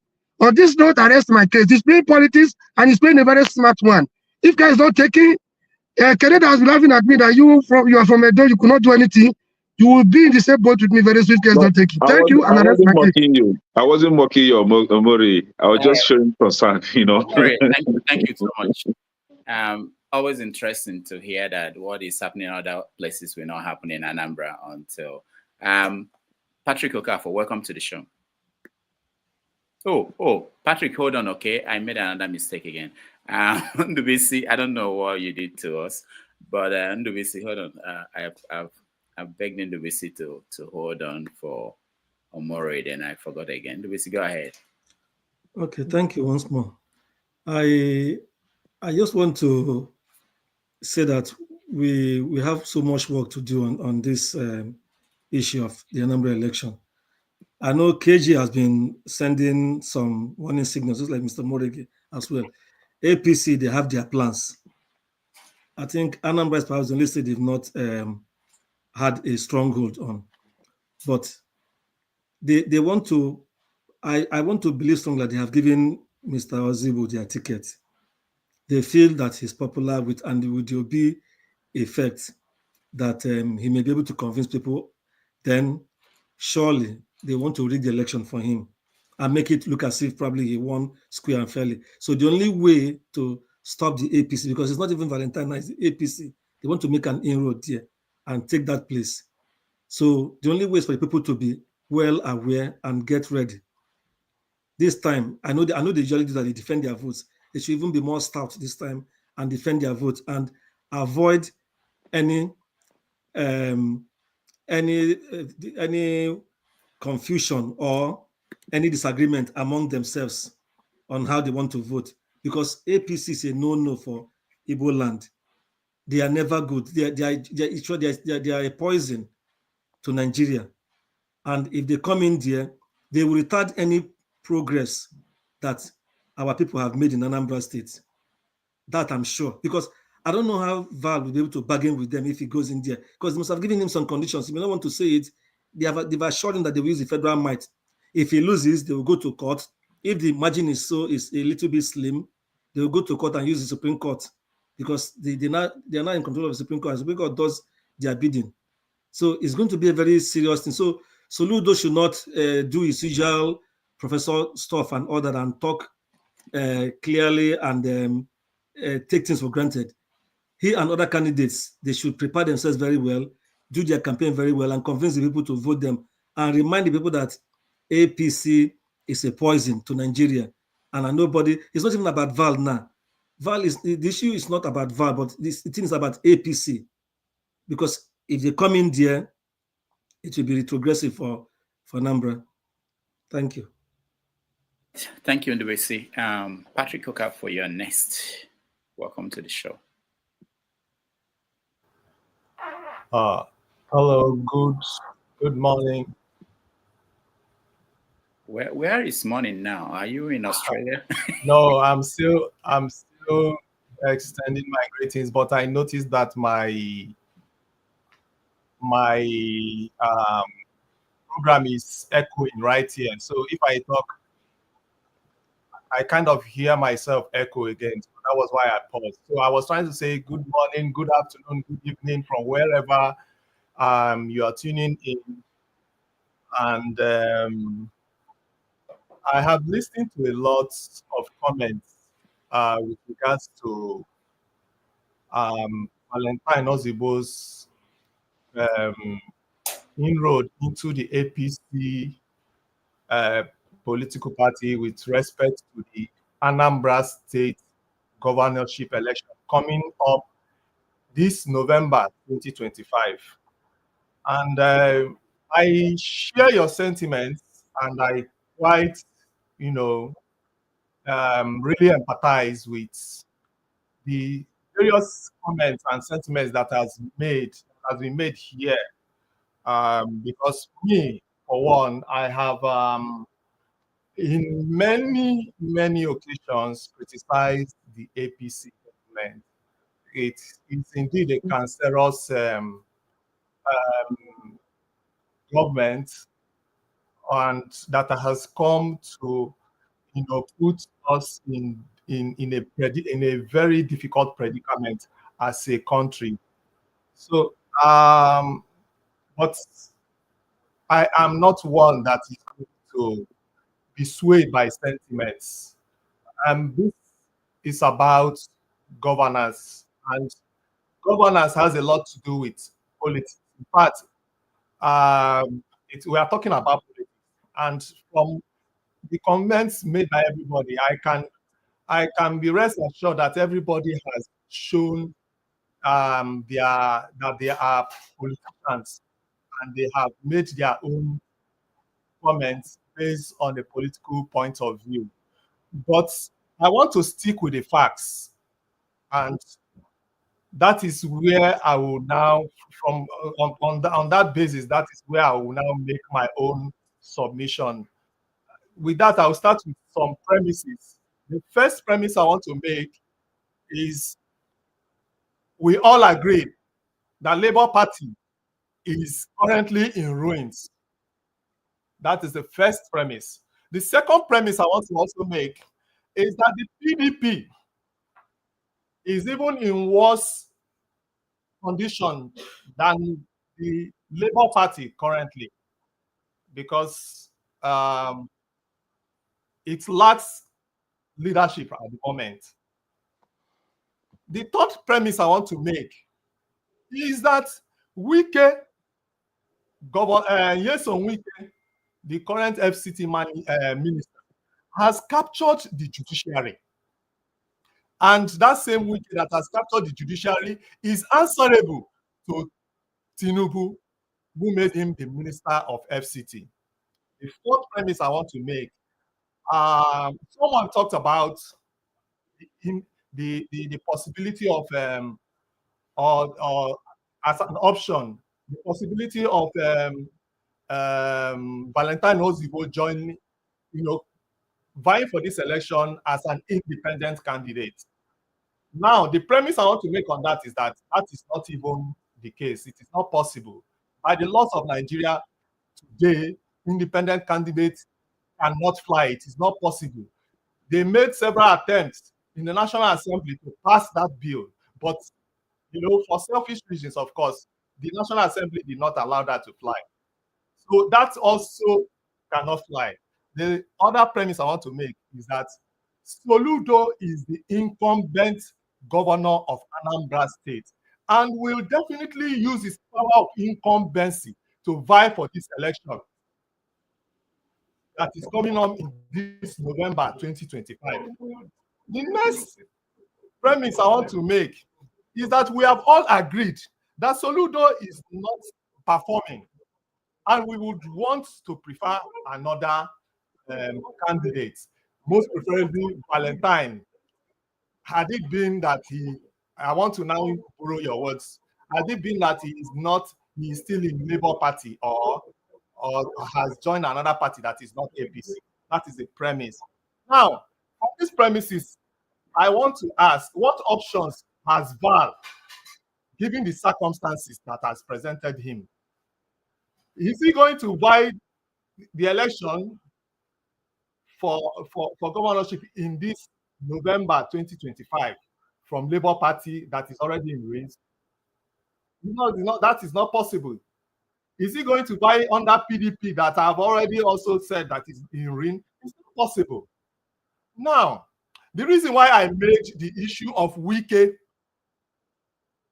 having captured the judiciary as a premise is because all elections will end up in court, whether we like it or not. As much as we like to pontificate of how good and competent and honest a candidate should be, a candidate should not jump from one place to another. Meanwhile, I've heard somebody made reference to P2B, that P2B, after all, we have now seen that P2B is on his own. Okay, I'm going to round up. That P2B is eventually the only standout person with honesty and competence. But this P2B has joined several parties. In fact, after he governed Anambra State for 8 years from Abga, he joined PDP. Now, the point I want to make is that the only party that is feasible and factual that Valentine Ozigbo can use to win election and fight match Soludo power for power with his incumbency, his state incumbency, is the APC. We can let us forget our sentiment about how we hate it. I hate APC more than all of you in this studio. I hate APC. Now the point is this: is Val competent? That is the question we should be asking. Is Val competent? Is Val going to rule the state, or is APC the person that the individual that is going to rule the state? Those are the questions. Now, I want to also bring to the fore that people suggesting that Val should go and join another party or build a party of his own. We are talking about November 2025 election. Let us forget all these sentiments that we are carrying about. If we really want Soludo out and we believe that Val is the person, why condemn him because he joined APC? That is the problem. We are not sincere. All of us, most of us in this studio, I've seen your backgrounds. Most of us are in abroad. Many of us will not come home to come and vote election, not to talk of defending votes. Let us forget this thing, I beg. I'm not for sentiments at all. When I'm done with Anambra elections, with Valentine Ozigbo winning under the party of APC, then I will face APC squarely with all my anger, because APC is still a bad party. But Val has experience. Now let me for reference. What's his name? The man in Abia State. Oti is a competent governor. Do you know why? Because he was coming from the corporate section. There's a paper I wrote about how you can transfer your competence as a corporate leadership into governance, and that is what Oti is doing. And I believe Val will do the same thing. For reference, Soludo has never been anything. Forget that he was the CBS governor. That is government job.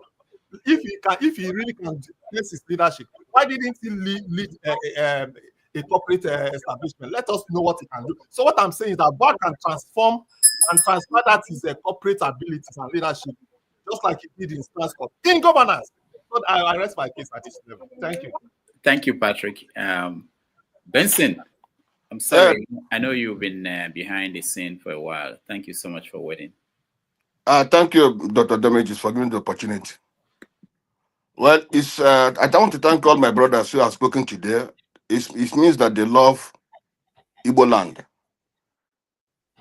That's what I can say now. They love Igbo land, those that are spoken today. CM, except Mr. except KJ. KJ loves Igbo land. I know that he loves, but today he made a mistake. I don't know where it's coming from, why he made this mistake he made today. You see, it's unfortunate that those who respect want to destroy Igbo land. Those that will respect that man. Ozigbo is a good man. But it's unfortunate. If somebody is not a governor, there's other places he can serve in Igbo land. He can even join Soludo and help Anambra State to grow. If he can make what they call that, what is the something called what is where he say he worked and he made the place better. He can also join Soludo in Anambra State and they made Anambra a good place. Or any other Igbo land, any other Igbo state. He can also join that place and made everybody cannot be a governor at the same time. Everybody cannot rule at the same time.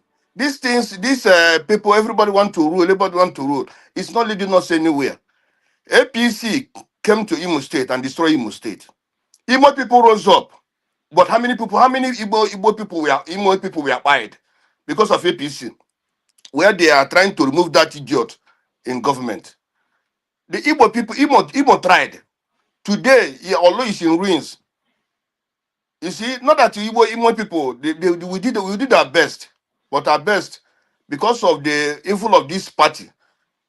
If Dr. Damages, if you can remember, there was one Enugu man who left a PDP one time and came to APC.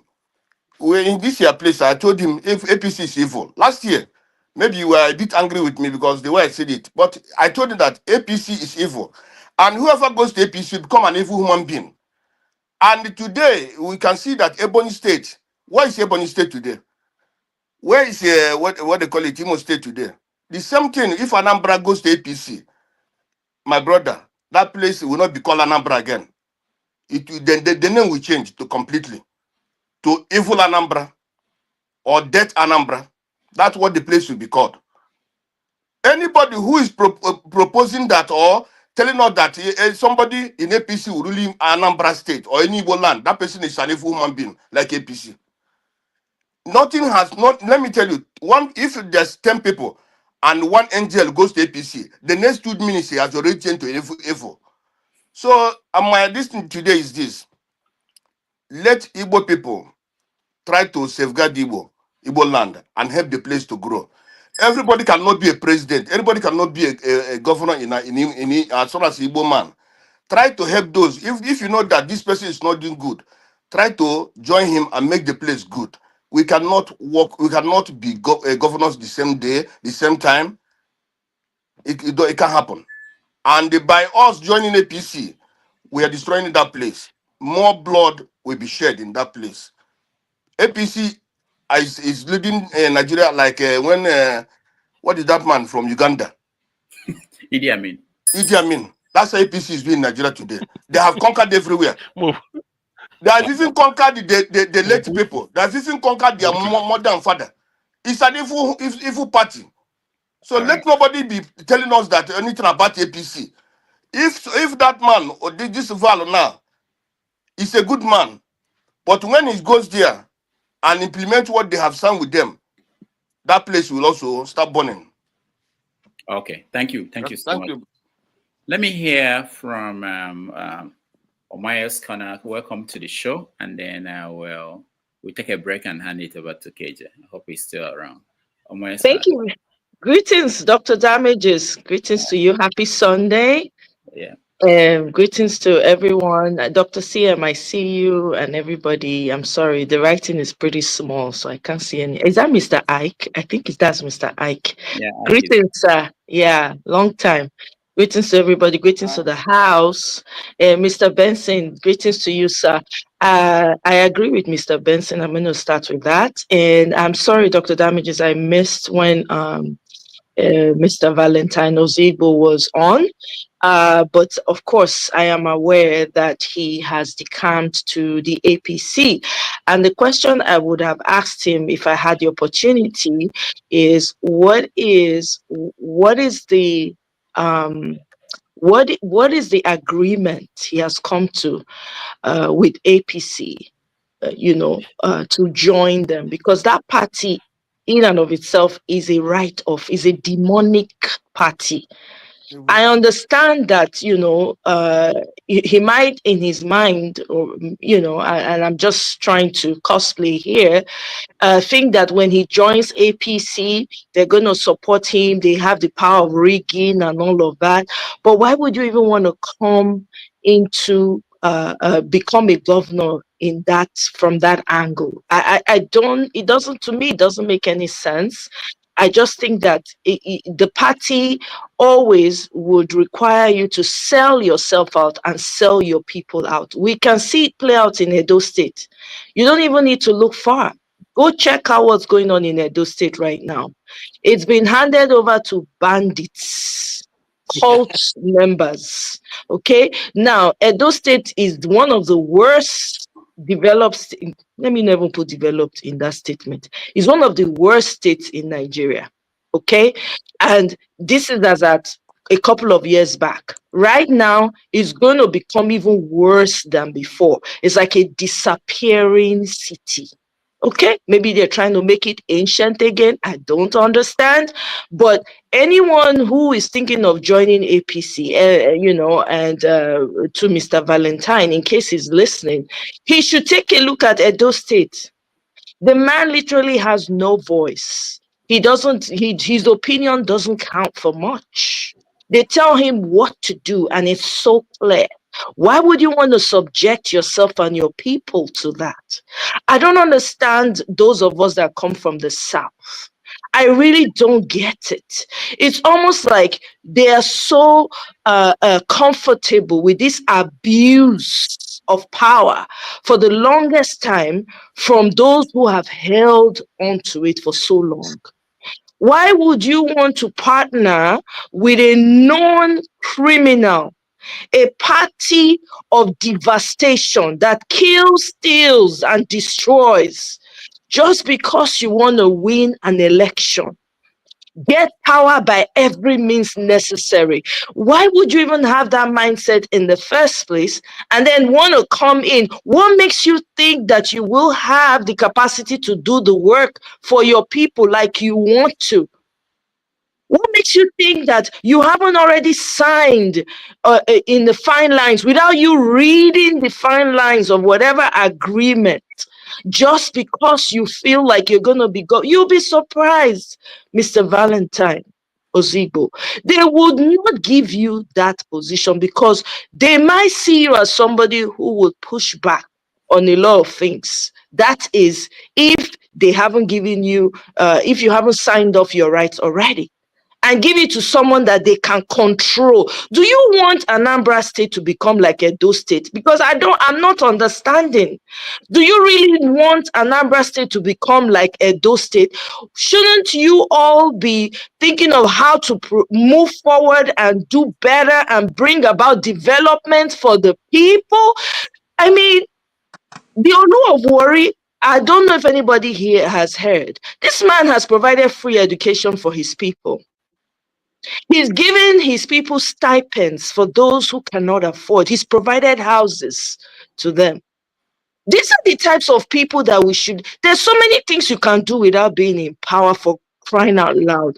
This mindset of I must enter by fire, by force. Me, I don't understand it, Mr. Val Ozigbo. You're one person that I respect. I don't understand it. It beats me why you would want to decamp to a party that is known for evil. We see it playing out. I don't know what you guys, I don't know if anybody knows about the NYSC student and the whole nonsense that's going on surrounding her. There's a 30-day challenge of rants. Please do a video and maybe this is the thing that we need to push us forward, for crying out loud. Eh? The country is not good for anybody, not for child, not for women, not for even men. What the heck? You can't be going around the same circles and expect to make any type of progress. It's not going to happen. It's not. They take and do us. I don't understand. They take and do us. Why we not believe in ourselves? Why we not believe say we fit stand as one? Collect this thing. Now South, now they suffer past. South is even good. Where me come from for Edo State, it is disappearing. We don't even come get voice again. Now they run things for Edo State now. Come on now. Come on. I wouldn't wish it on any other state. Please, I'm going to just leave it here, but I'm just going to say to everyone, please use your social media platforms to echo the 30-day challenge rant. Please, if you want to see anything change, if you want to see anything change, get behind it and do something. We are never tired to the talk every time. Talk. They say na clap, they say they enter dance. We know they clap since no dance yet. They happen. This is not funny. I feel frustrated. This is why I don't come on your shows, because I'm tired of talking. I'm tired. Omoye, I see you also talking on your platform. I know I'm talking too, because unfortunately that's all I have right now. I'm not in Nigeria. You know what I mean? If you say I did Nigeria, they will not arrest me multiple times, because I can't. This is too much. You know, if God the team na talk, na men full here. Na men, maybe they say na men be the leader. I know that's maybe they teach that thing wrong. I go look it one. You understand? Maybe I say we go look the history, because I'm not sure say men really be the leader. Right now, I they think now. It's the same way they said that we are the Africans are the beast. Meanwhile, if you look at the people that have killed more people in this world, they are white people. Exactly. Yeah, so it may not be true that men are leaders. I don't think so. I'm beginning to see it, because 2 women now don't come out, don't shake Nigeria. I never see men come out. Some are not versed. I don't have anything personal against men. I have brothers. I had a strong father. I have strong brothers. I have a lot of strong friends. Dr. Damages is strong. A lot of you here are strong. I'm just saying. Don't come for me. I'm just saying. Right? The optics. Now women they come out now, they carry the thing for head, because now women they suffer pass. Now the children I don't know whether I see video of that boy when they flog for not say not like Quran where. Oh my, I don't feel what that video. I had to move past it. It's painful to my soul. And they cry, they watch the video. What is going on? How can we sit back and allow this happen? And then one of the people, when they support, when be they sensible, not be say help you better, make I just forget that one. But at least person when be they stand for better Nigeria, all of a sudden they come go join the worst of the worst parties. No progress. It least 5 things when this government don't do. List 5 confidently with your chest. List it. Day, people are crying, people they die, people are unaliving every single day in Nigeria, for crying out loud. Person will come sit down, open eyes, saying and that kind of party now you won't go join. Waiting they do us something for that country. Dr. Damages, thank you for letting me rant. I just wanted to do it. But please join the challenge for the young NYSC person. If you are in Nigeria, please, you people should show up for her at the NYSC office. Don't let her bear the brunt of it all by herself. Wait till she talk, not be bad thing. Thank you very much, Dr. Damages. Ireo. Yeah, men are now women rapper. We are finished. Doctor. Yeah. You see, what my sister said. I and CM, when we are in Naija Watch, when we are talking there, we told them, if you allow APC to come there, that's Benin will be like hell, and that's what is happening now. You see, and the same way, if Anambra people, and we cannot allow these useless people to come in there. These people, this devil, the devil you are seeing today in the world today is APC. The devil you are seeing is APC. If the devil is better than APC, how can this man destroying River State? Everywhere they go, they destroy. Everywhere they go, everywhere they destroy. Everywhere they destroy. Nothing good, no single thing has come.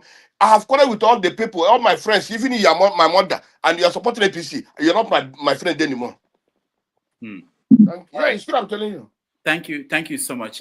Tony, before you speak, let me just, I have to run. Let me just thank people that joined us, that not just joined us, people in the studio, those that are on the comment section, people that supported us by donating to super chat. super chat. Let me see. T Majek, thank you so much. Kulata, thank you. Chrisom, thank you.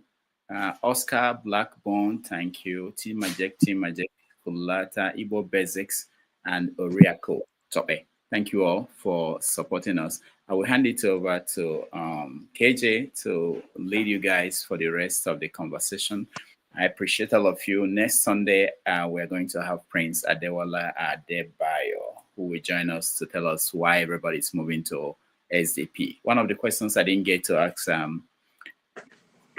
Val was that he was he should have considered SDP too, because just think about it. If in the next election all these people join SDP, it may be like he moved to the wrong one. Anyway, let's see him Adewale next week, and thank you for joining us this week, and have a nice week. AJ, over to you. Thank you so much, Dr. Damages, and I will now reserve my comments, because so far this today has been like I'm the one fighting everybody. So though I'm not going to leave my own no hold forth for myself, because somebody feels that what I'm saying doesn't align with the political view or views. I want to say this: the Reverend Father in Benue State, Father who is the governor of Benue State, is doing so much for the people of Benue. Before he came, there were old salaries, but now he's paying salary. He's even doing a lot of developmental, carrying out the developmental projects in Benue State. So much so that the people are praising his work. He's a member of the APC. And even the way he was brought in, the Benue people didn't like the way he was brought in, but he has gone there to do a good job. Before Alex Uti came into Labour Party, he was in APC. It was from APC he came to Labour Party. So who want to work for his people will work for his people. Who don't want to work will not work. And if you don't want to go to the farm, the lion will always continuously to be along the path of the farm. Having said that, I still throw open. Yes, that's sorry. The OC, I'm coming, sir. OC raised a very important question. If we have time, we'll look at it. But right now, I just want to take everybody's reaction to what is going on, the politics of Anambra State and all that, and then we'll maybe call it a wrap-up. Thank you. Yes, Chim wants to say something. So, KJ, you need to... So, yes, I agree with you. There are always exceptions. APC is an evil party, number one. But there are some exceptional situations. One, the governor of Benue State, anybody who was reading what was going on in 2024 would have known that anybody from PDP under, what's the name of the former governor, wouldn't have won that election. Otom, because one, Otom was owing salaries. Otom was what you in the security circles you would call, he was playing double-sided. He was playing both sides. Remember, Otom received Peter Obi, spoke highly, but Otom was working for APC because he's commander-in-chief and Wike. Remember that he's in a group that Wike leads them. They were all working for APC. Commander-in-chief, Brigadier Wike. Brigadier Wike they are all working. Those were all working for APC. Remember, the only thing that their Oga is the only one who got appointment. The rest of them have gone into oblivion. Listen, Makinde did a deal with APC. He delivered presidential to them and they kept his own seat for him. But all the other people were all leaving office. All the other governors, including the guy from Anambra State, who is the worst governor. Ezekwazi couldn't win. Okay, so onye sinazo. Onye bolazo, always coming last. Onye akwonazo. So, but the point is this. Is that the way Valentine wants to go in there. If Valentine had been in APC a while ago, and that would be a different thing. But suddenly now, you saw the answer he gave here. I mean, I wasn't the one who probed him when he said he went across how many states, how many cities across the world. He mentioned how many cities he went to Europe. He mentioned the ones he went to North America. And then all the people he spoke to, everybody kept asking him, if you stay in Labour Party, assuming you win, how are you going to secure your vote? And he said that he has that particular question now, he has resolved it. You know what the meaning of resolving it means? What it means is that he's agreed that APC is a rigging machine, and the only way he can go in there is to go and be part of the rigging machine and rig himself in. So in other words, let's even assume Anambra people say, okay, you know what, whatever it is, we want to keep Soludo. What he's saying is that he will go against the wishes of Anambra people because he believes, you see, listen, I think our Nigerian politicians have this messianic tendency. Even P2B shows those tendencies too. When I say it now, some people will come after me. He shows those tendencies too because, I mean, I saw a post somebody did today on a group I belong to. They said APC wants P2B, SDP wants P2B, PDP wants P2B, youths want P2B. We are waiting for P2B. And I told the person, I said, I don't agree with that. Yes, P2B is a good man, he's a good candidate, but everybody cannot want a P2B. If everybody is wanting P2B, then something is wrong. Something is wrong. It means you're saying that there are no other good candidates anywhere else. It just has to be him. And that's a recipe for failure. Because he will go in there and he will fail. He won't be able to perform anything. So I think the quarrel with people is not that Valentine is not a good candidate. Valentine, like I said, I watched the Anambra gubernatorial debate at the last election. I watched it from start to finish. I listened to all the candidates speak.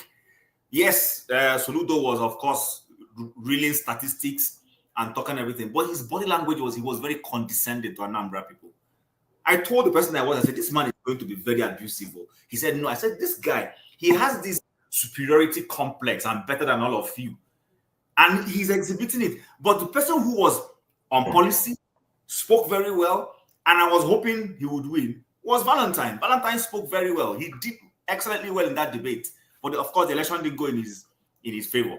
So I think he needs to, I don't know what his threshold for humility is. If he's a really humble person, he should retrace his step. APC can't take him anywhere. It will rather soil his regimen. APC is an evil party, and I will say it any day, anytime. Anybody can quarrel with it on this. That party is low cost. Anything they enter, they will eat the whole. They will eat everything. What is remaining is for APC to start eating people's flesh. Okay. Thank you so much, Jim. Thank you. So thank you. We'll just have 3 minutes so everybody can be able to comment, and then we'll see if we can take one more topic before we round up. Yes. So if you don't mind, let me take it from Mr. Alamefula. Ike, go ahead, sir. Please, this forget what I've said earlier on. I'm no longer here. I'm just here now as a moderator. Please, so give your own point and leave me out of it. I don't want to be dragged into it. I'm not. You know me, KJ, for a long time. I'm here. I don't pander to. I don't apply sentiment when I'm saying whatever I say. I meant my words. No, I'm not talking to you. I'm just talking to everybody in the panel. But I'm just telling you right now because that is who Mr. Ike Alamefule is. That's me. I don't change. Nobody changes it. That's who I am, right? So why I was upset when you were making a comment. You are trying to lecture everybody here about Nigerian politics. None of us is an island. We are not coming from somewhere else. This is a country all of us belongs to. We know the politics that is going on in Nigeria. I have no problem what you believe, what your political ideologies and principle is. The only thing we can make an argument, but we shouldn't make it look like we don't know what we are talking about. That's what I don't want. Don't tell me I don't know what I'm saying. That's my own personal opinion, right? I am, as long as the Anambra issue is concerned, I have just made my case. The one case that I have made here is that Valentine Ozigbo is in APC in order to pay back Tinubu and his group about what P2B did by winning Lagos State, Abuja, and Liberty State they took away from us, right? That's one point. Second point is that, like Tim was saying here, look, if you watch this, after we finish, go back. Go back and watch this interview. Take away, remove your political cap. Watch this as a common man in Anambra State. You can see how desperate this man is to become a governor. And this is not what we want. We are saying that Soludo is not doing well. I am not from Anambra State, but I am crying what is happening in my state, in Imo State. And I don't want to see you. You are from Abia State. You people are enjoying the government of what is elections in Abia State. And all you have to say is that he's the man for the job. How do you know that Valentine is the man for the job? I have to be honest with you. I'm from Imo State. I cry every day. Whenever I come here, I tell you, my brother Benson just said it. I'm from Olu Senatorial Zone. I don't hide where I come from. There is no more young man in Olu State. Everybody has run away from Imo State. Ugochinyere will tell you what he's suffering in Imo State. This is the fact. Is it the same thing we want to wish in Anambra State? No. I have no personal problem with Val. His personal achievement, his decency, and whatever he believes in. But his political cap he's wearing now is what nobody is going to convince me of. That's my personal opinion. I have not disrespected him. I have not said that he's not an honorable man. That I never gone personal. I'm talking about politics. So for me, it is no, because that is what it is all about. If he felt that he cannot go to Zenith Party or YPP or SDP or NRC or MPJ, whatever it is, that he cannot become governor of Anambra State, there are so many ways he can serve your people. He can become a senator. He can become a member of House Representative. What is wrong with that? But for the fact that you want to rule Anambra State, like you have been claiming here, God told you, I'm a Christian. You don't put God into politics. You just have to separate it from God and politics. Don't try to put me and the devil together, so that you want to ride my emotion. You can't ride my emotion. You don't tell a man that the dream he dreamt is bad because you weren't there when he was dreaming. So you don't. All I said that I wish him well. I never wish him bad. But I told you here, what breaks my back completely was when I saw that picture with him and Tinubu's daughter in Abuja. Then I was talking to myself. At the end of the day, was it the only person this man can see in Abuja, a strong member of APC that they can find in Abuja to take a picture? Mr. Ike, let me ask you a question. Did the man say that God said he's going to be the governor of Anambra State? Everything he has been saying, what is he saying? When he don't tell you that, everything he said, that what is he talking about? He said he prayed. He told you that if it has nothing to do with spiritual, that men might not understand what he's doing because he's spiritual. What does he mean? What is he telling you? So my question is, why are you angry with that? Because that's what I am not angry. So leave him with it now. Ike, do you believe? Please, can I ask Ike a question, please? Yeah, yes, go ahead, CM. Please, can I ask Ike a question? Go ahead, CM. Hello? Go ahead, CM. Go ahead, CM. We can hear you. Go ahead. Please, can I ask Ike a question? Yeah, we can hear you. Okay, yeah. The question I want to ask Ike is this. Thank God you are Igbo. You are talking of Tinubu, Valentine Ozigbo going to Abuja to go and see Tinubu's daughter. What I want to ask you is that, do you not agree that people do not go to Pentecostal church with clear eye? You know that. You know what it means. You know what it means. You should know. Valentine was in labor all the while. 1 month to party primaries. Yeah, don't read that statement. It is an Ejanyoma church way ocha, not Pentecostal.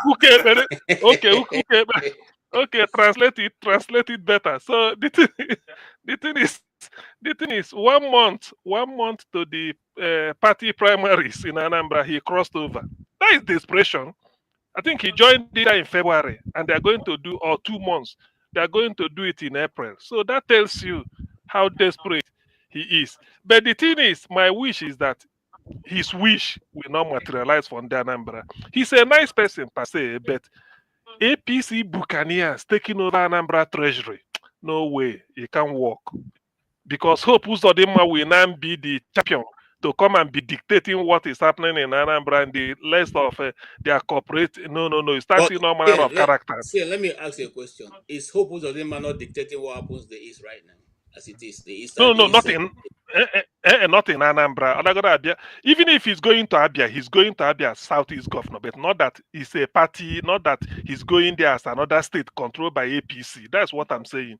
Because Hope Uzodinma will tell you, I have my brother party. I mean, it doesn't add up. We all know this now.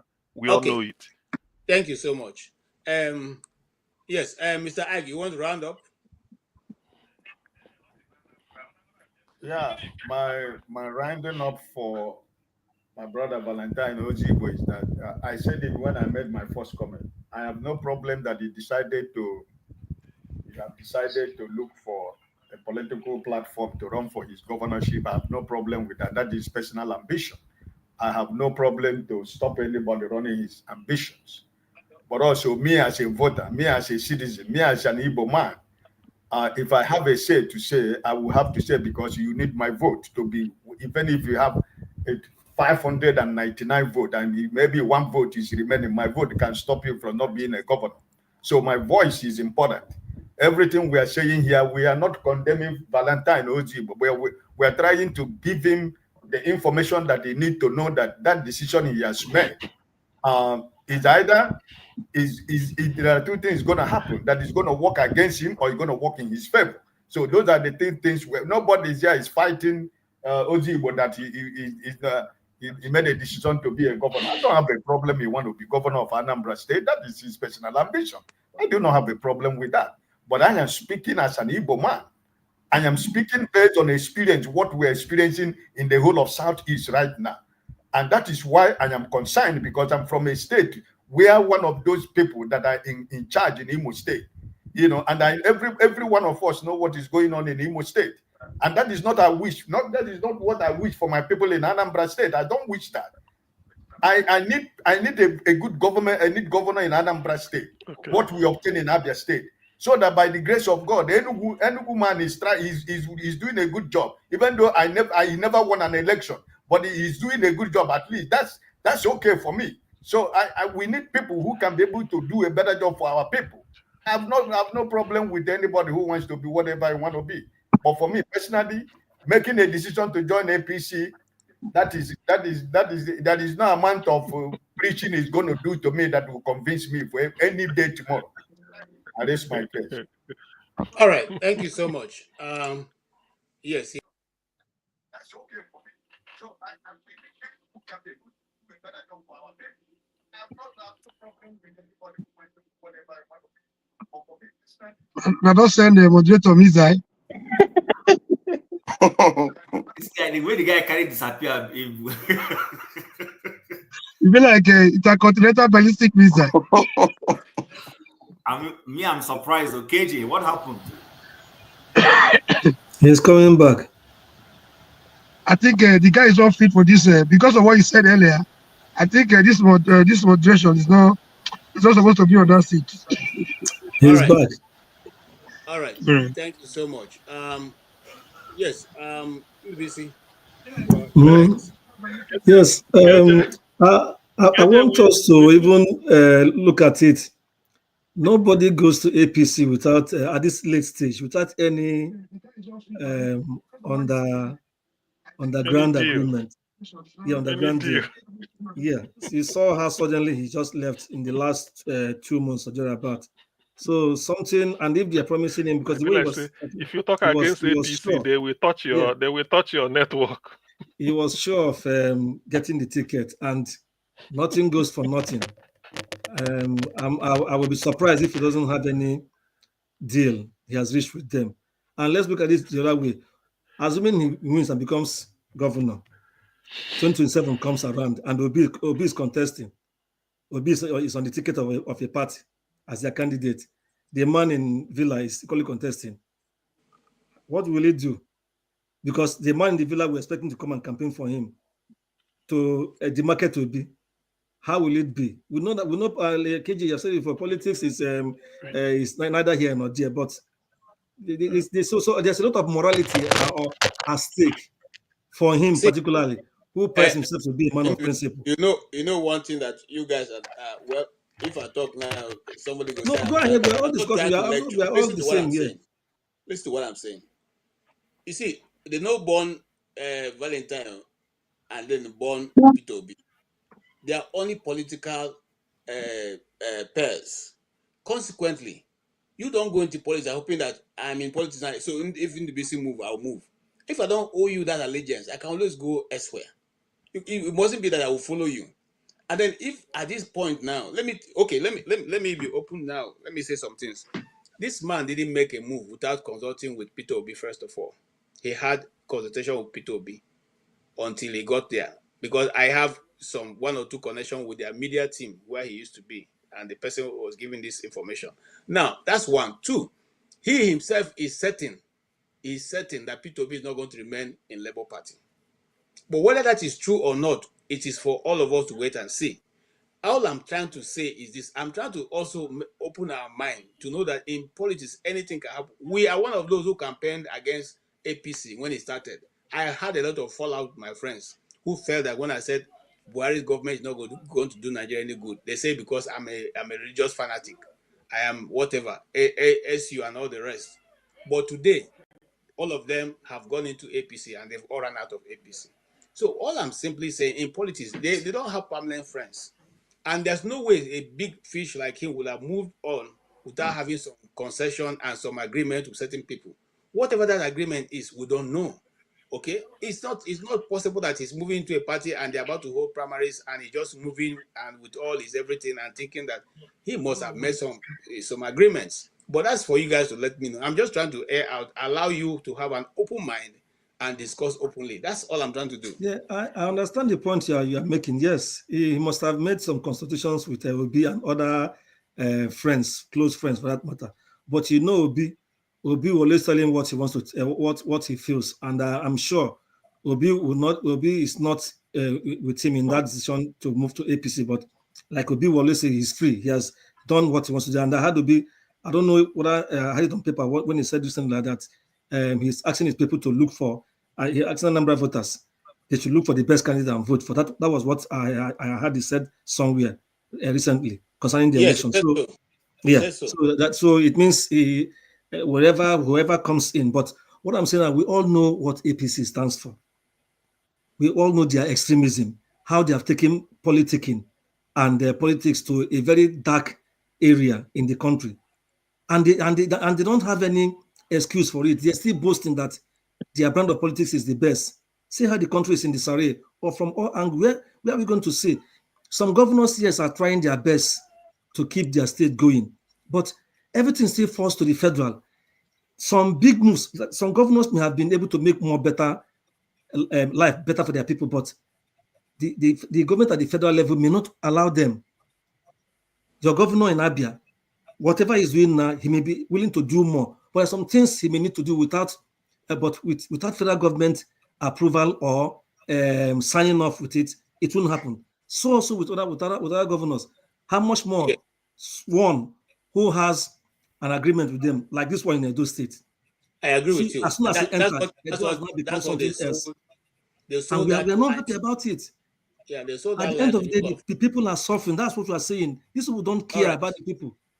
Okay. Let me allow us to talk. Thank you. Thank you so much. Thank you. I see your hand, but let me go to Tony. I'm coming to you. You are next after Tony's finished speaking. Go ahead, Tony. Yeah, there's something that I want to draw attention to that we are probably not looking at.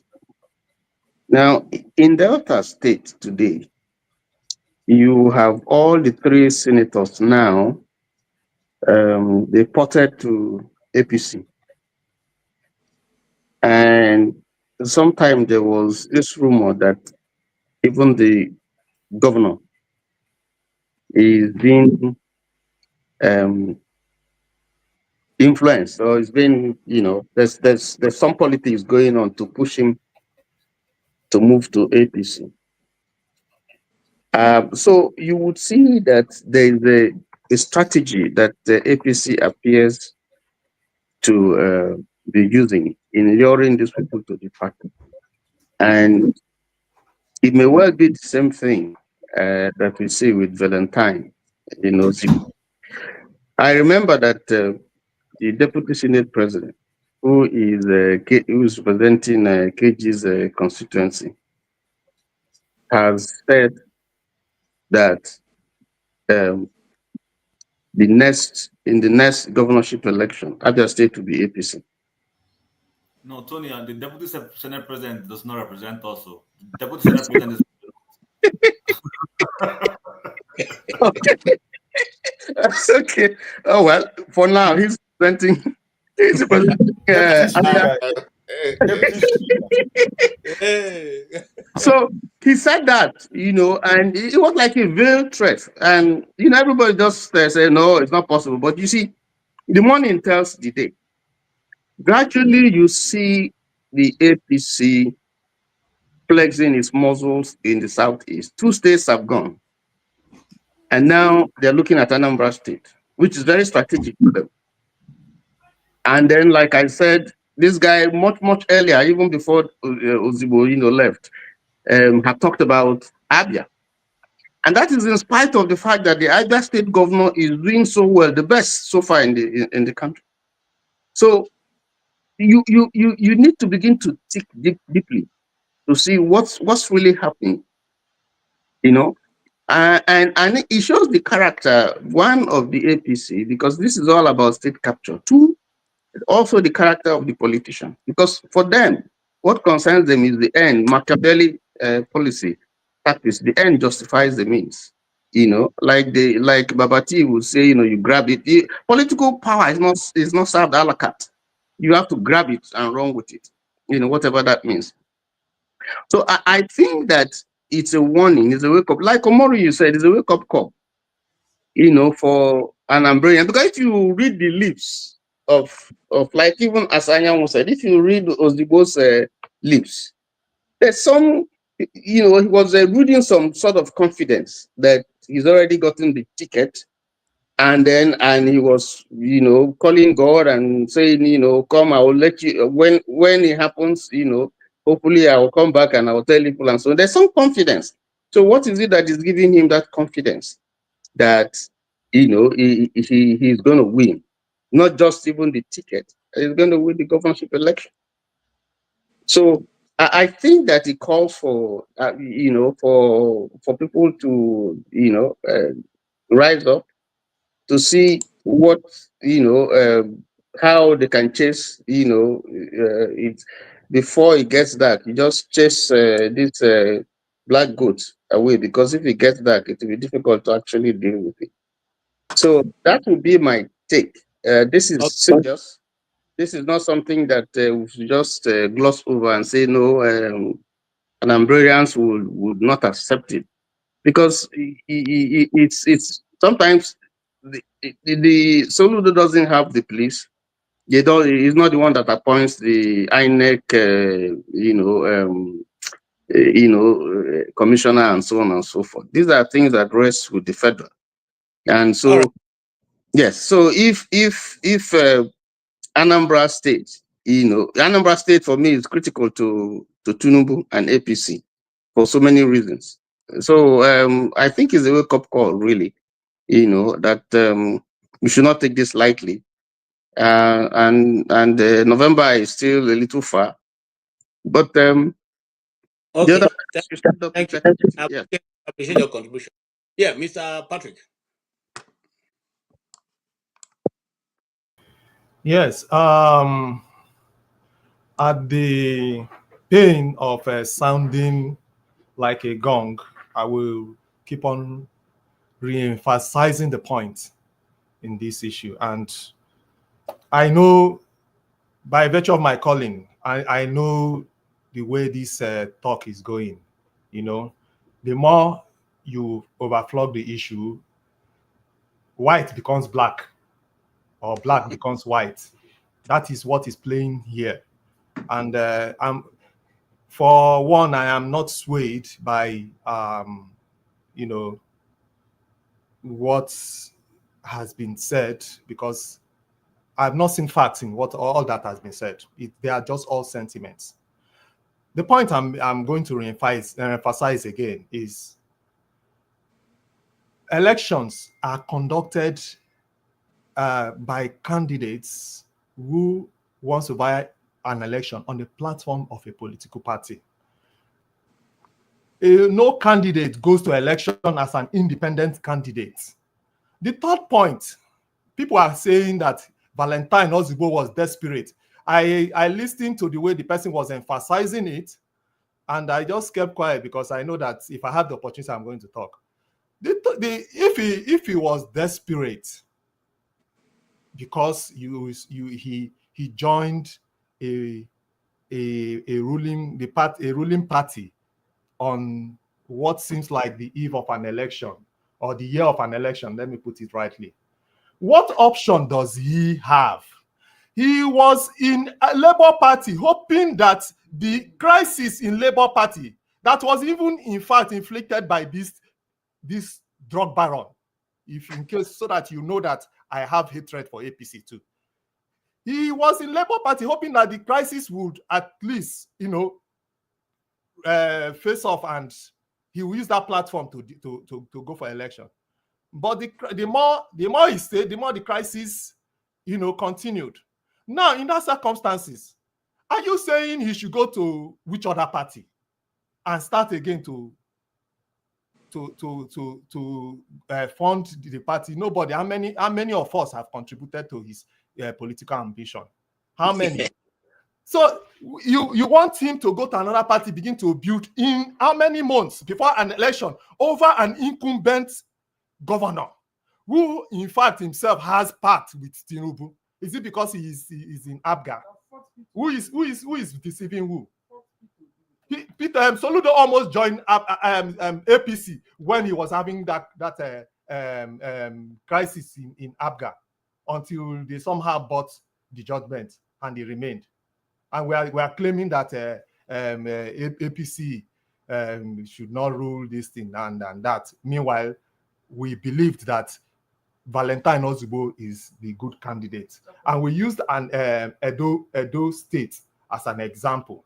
I keep on saying this. I'm going to reiterate this one too.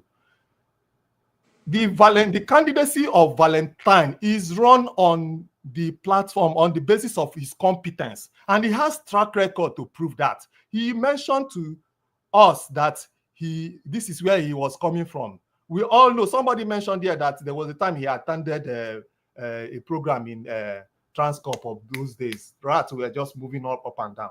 Valentine came around and turned for a government institution, because Transcorp was a government institution. For him to come in and turn around Transcorp the way he turned around says a lot about him. And he believed in the principle of Kaizen, which is continuous improvement. Valentine is well built, he has this integrity going for him. Valentine is somebody who, for the first time, attempted governorship in 2021. Somebody also made a point that when he listened to Valentine campaign, I think that's Jim.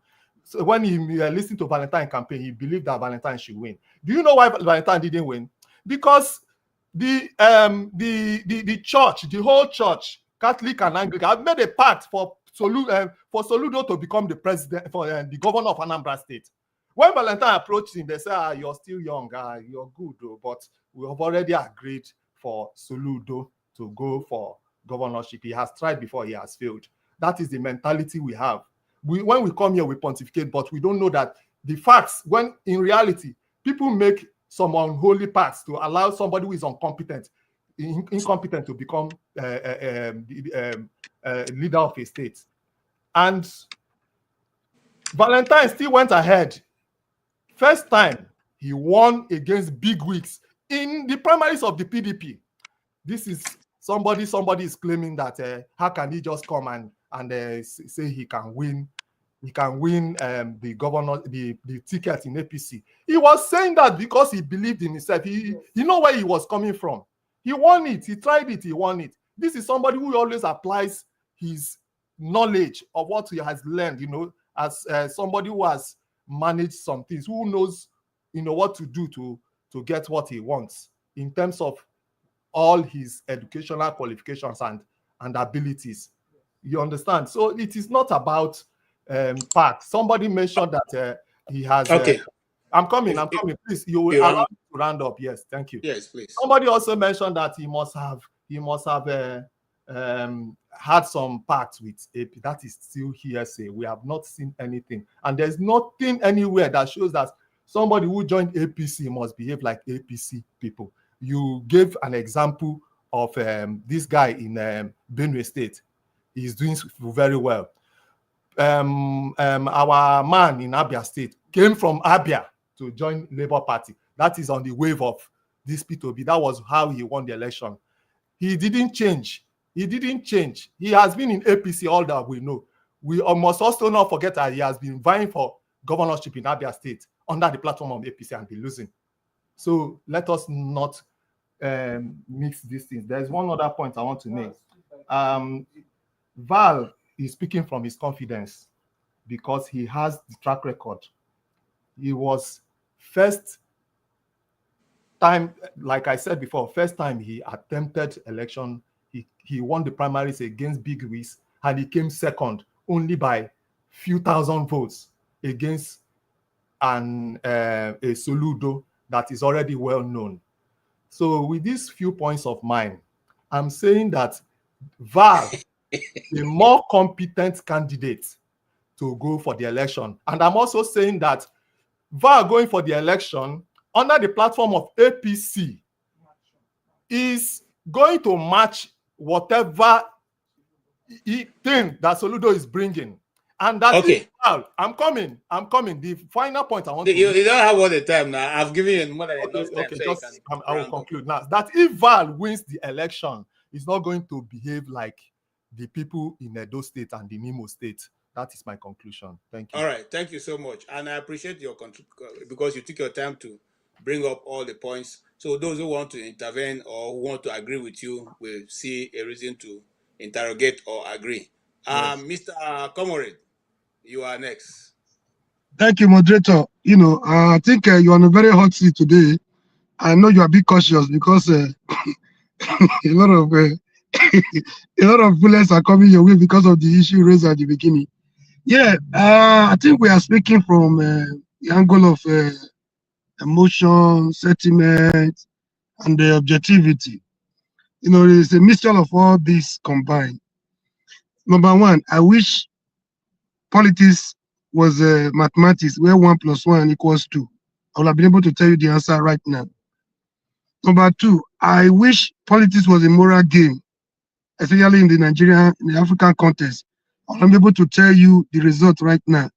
Yeah, there was a friend I assisted so much in my village, in our local politics. Then I was still in school. They had a business that was going on fine, so I could throw some money around. So when I graduated, I was even approached to come and contest as a casino, and I needed to serve.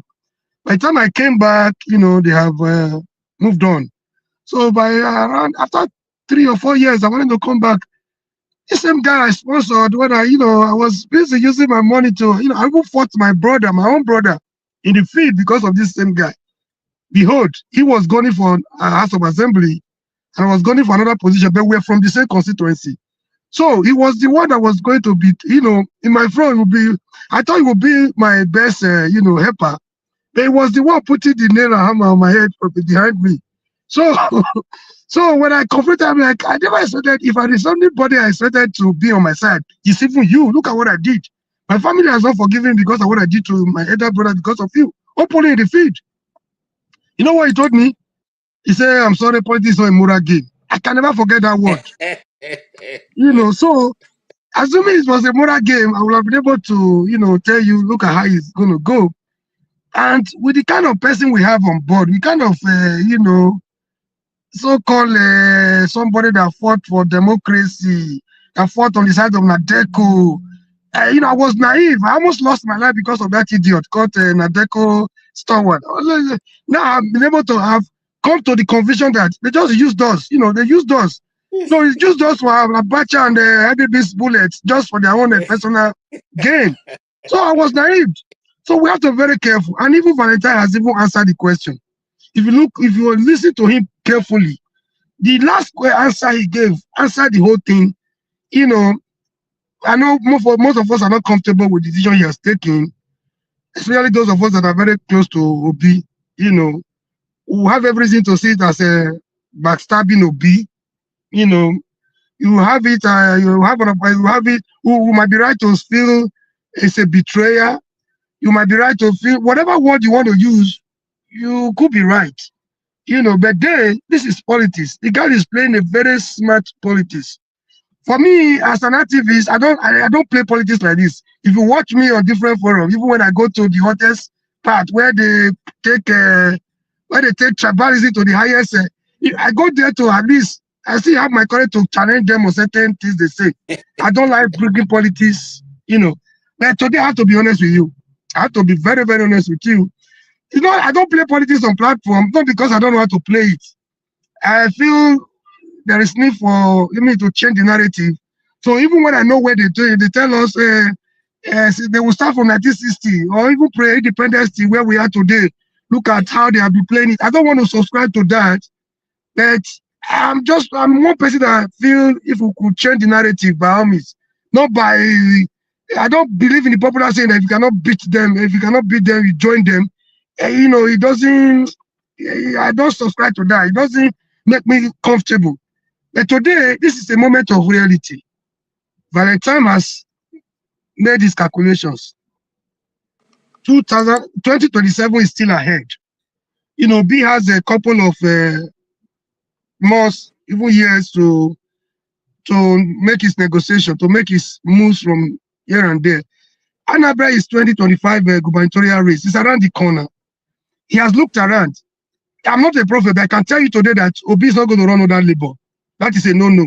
If you listen to Abode a few days ago, you would know. If you listen to Boala a few days ago, you also know that the game, there's something we are not getting. There's a bigger picture that we're not getting. Instead of blaming Valentine Ozigbo, we should be looking at the bigger elephant in the room, which is the dirty politics of Tinubu and his cohorts. The deliberate and calculated attempt, the well-orchestrated attempt to annihilate opposition. That's the bigger picture you guys are not seeing. So Tinubu, he can stop at anything. He can do anything to stop any formidable, to destroy any passive or real formidable opposition between now and 2027. And the game has started. The game we see in Anambra is beyond Anambra gubernatorial race. It's all about 2027. As somebody said, it was well orchestrated to humiliate Obi. That is not far from the truth. So if you were Valentine, I want you to, I don't want you to talk. Don't give me, don't answer my question from the angle of morality, from the angle of morality or what you should have done if it was not. Answer me like a politician, a Nigerian politician. What would you have done differently? Now that Obi has not been able to settle for a particular platform, I know I can tell you for free that he's not going for Labour. He might be going to PDP. So that is not even a good movement for my own calculation. But I cannot help it. I can't stop. You want to round up? Yeah, I want to wrap it up. Please let us not die in their war. Or what Valentine has done might not be okay from the angle of morality, objectivity, but from the angle of politics, Nigerian politics, I think he's playing his politics and he's trying to get a platform. Like somebody said, independent candidacy is not allowed. And again, the last answer he gave, he said they asked him, this is the bone of the contention here. This is the cocoa of all the matter. He said they asked him, you will win election. How will you be able to defend it? He said, nah, nobody can ask him that again.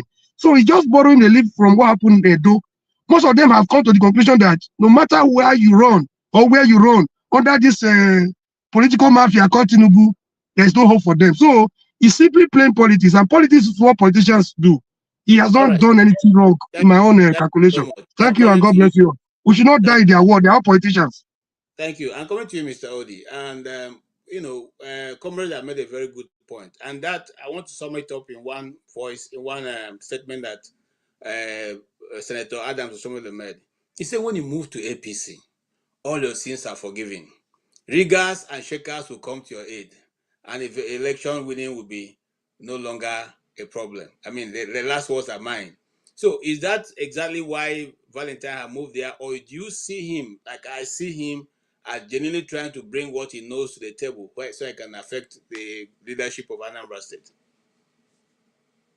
Hello, fellow panelists. It's nice to see you all. I think first time I'm agreeing almost 100% with Comrade. You know, I'm shocked. Comrade said he's an Obi man. I didn't know that. Where did your fellow activist go? SUG president. You know, with all due respect for his banter. You know, that's for anything that can move Nigeria forward. I'm not stick to any politician. Everybody go born again for this country. You know, but anyway, yeah, thanks. I think he actually took away many points I was going to make. Look, there's only one political party in Nigeria for now. Whether you agree, it's APC. You know, there's no PDP. That's an extension of APC. Labour Party, that guy has sold every organ of Labour Party to, you know, for a morsel of bread. You know, SDP, is he not the one? That man, I think, is he coming here next week or he came yesterday? I don't know. It's like, you know, that prince, that one that calls himself prince. Yes. That one, didn't he give over his party to, I'm sure he's getting salary from Tinubu. You know, SDP is APC. I wonder what that short Canada man is doing there. You know, APC, SDP is APC, PDP is APC, Labour Party is APC, not to talk of the other ones. So, you know, what do you think, what do you expect Valentine to do? You know, I think he has no choice. You know, look, everybody, we all despise APC, but with what, and this is, I think finally everything is coming to a head. You know, I've always asked for a benevolent dictator. I think we're going to get it very soon. Because, you know, if you look at the events that led to 1966, we're coming very close. Because at the point, if there is no opposition, because even at the height of the impunity of PDP, they still allowed some states to go the other way. You know, because if you box the people to a corner, something is going to give. Is either the wall or you. So what APC has done is to take every state and every people are good. Something is going to happen, right? You know, so we're coming to that point, and their leadership is poor. You know, I'll tell you something. You know, for people who are praising OT is an APC man. He's been an APC man. You know, we're all in, you know, if you are from Abia State, you can understand what happened, what is happening now. For 24 years, Abia State was under PDP. It was the hegemony. These guys were stealing from Abia State. They destroyed the state. You know, what choice, if you wanted to take power from PDP, what do you think you could have done? You know, there was no labor. It was only APC. So in Nigeria, everybody should understand, there's no ideology in politics in Nigeria. We're no ideologues. There's no, like we have liberals and conservatives or whatever. No, Nigeria, see, if anybody, maybe I shouldn't be saying this, anybody that likes Obi should celebrate Valentine and find a way to make him win. You know, because, you know, if this is very important. You have to realize that, let's say, no matter, even if you make Tinubu governor of Anambra State, if Obi comes in 2027, he will still win Anambra with 97%.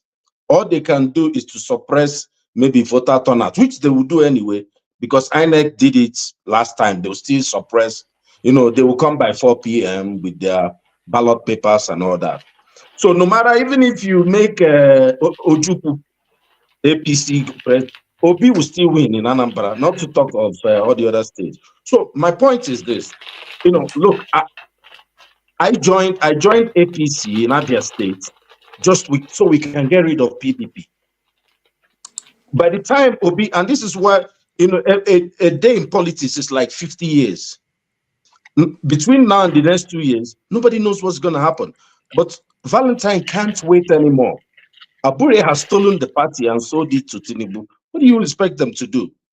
If they won't even give him the ticket, should he go to PDP, where those two brothers are still holding forth?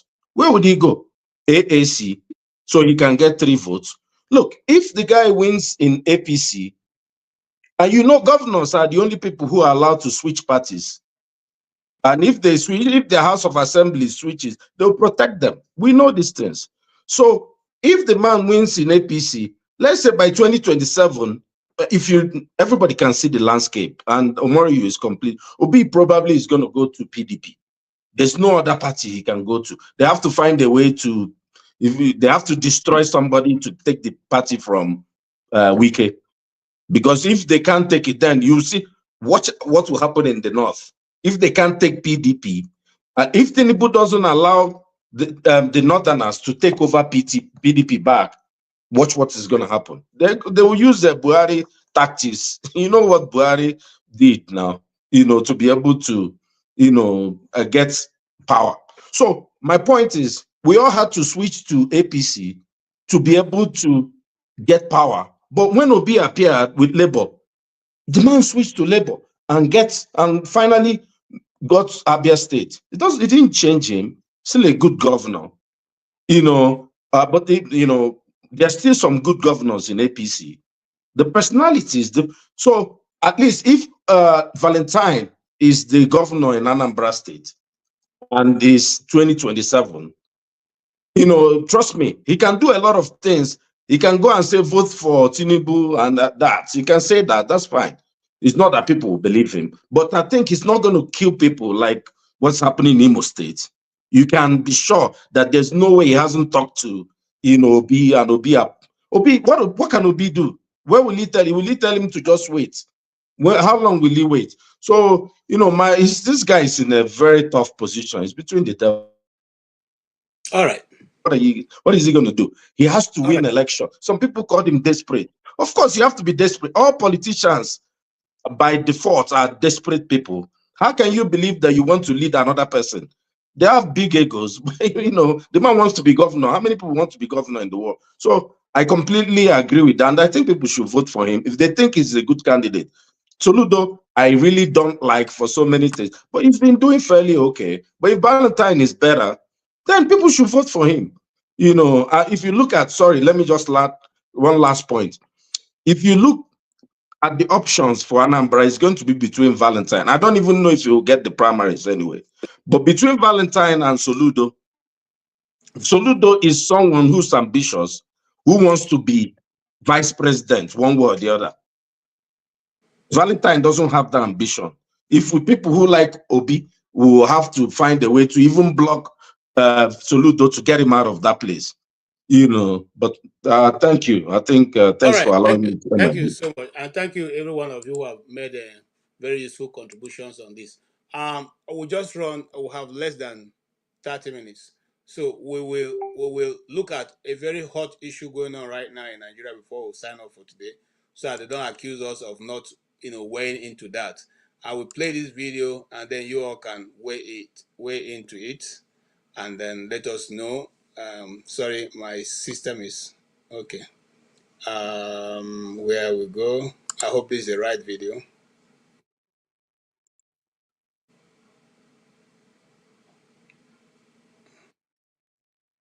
Shamed of you people.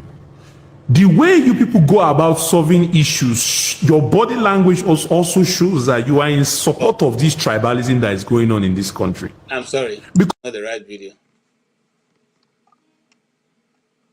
It's not the right video. Out. We are tired of tribalism. Yes, it's not about tribalism, even though we're going to discuss about tribalism, but it's not. That's not the video we're looking for. I don't know what happened to my set. It's like when you use your set on the internet, a lot of things happen to it. I can't see my download.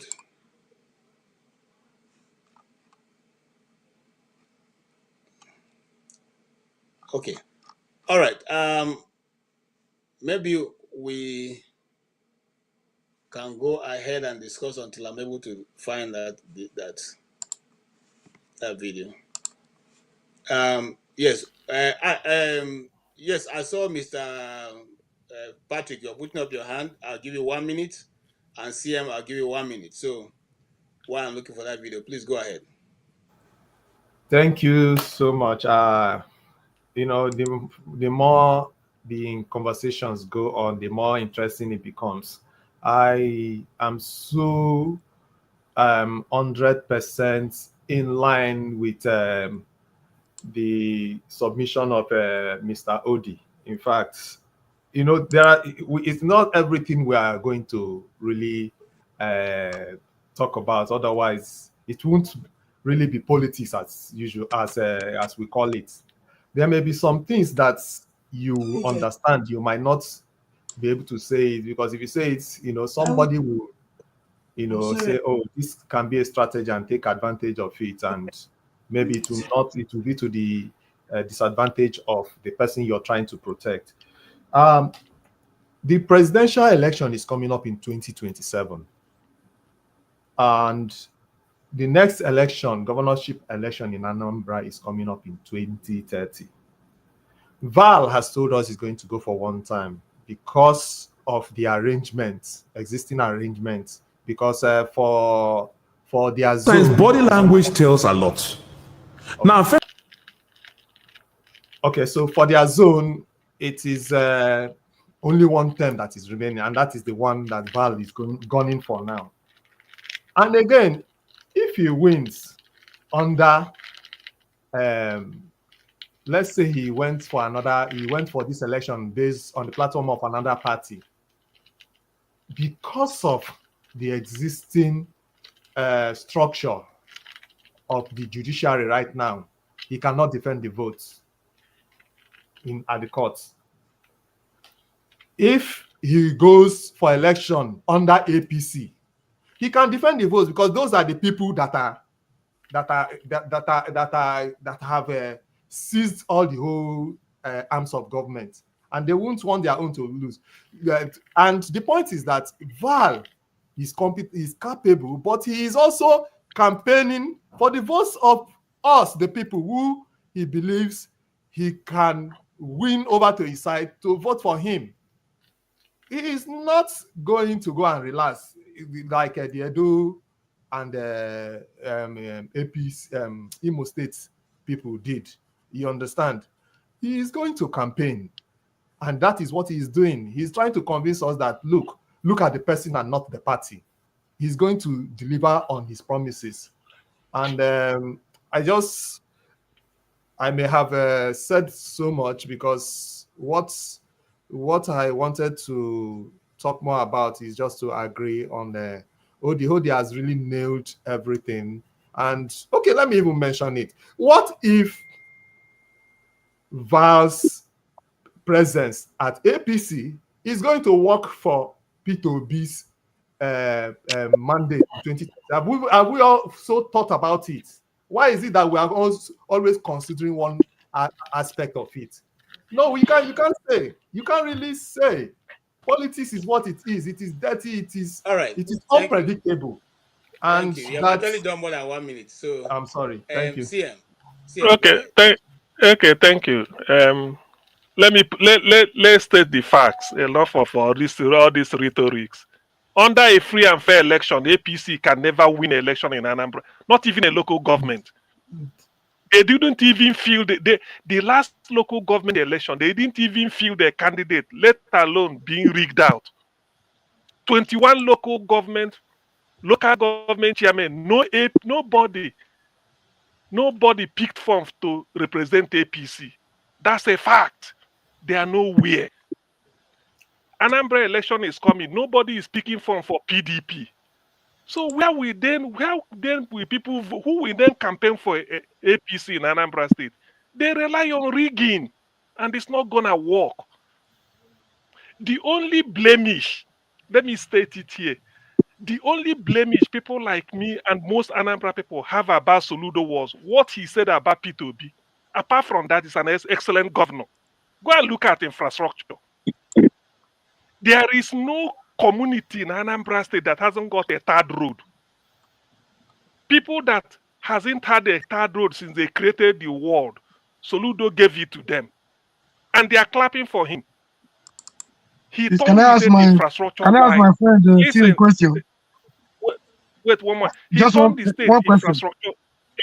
infrastructure wise. Before I land, let me land up with this. So apart from that dent he made about P2B, everybody will tell you. Because you see it clearly. You see what he did clearly. You see it. So APC cannot even field a candidate for local government chairman in the 20 whole states. PDP cannot.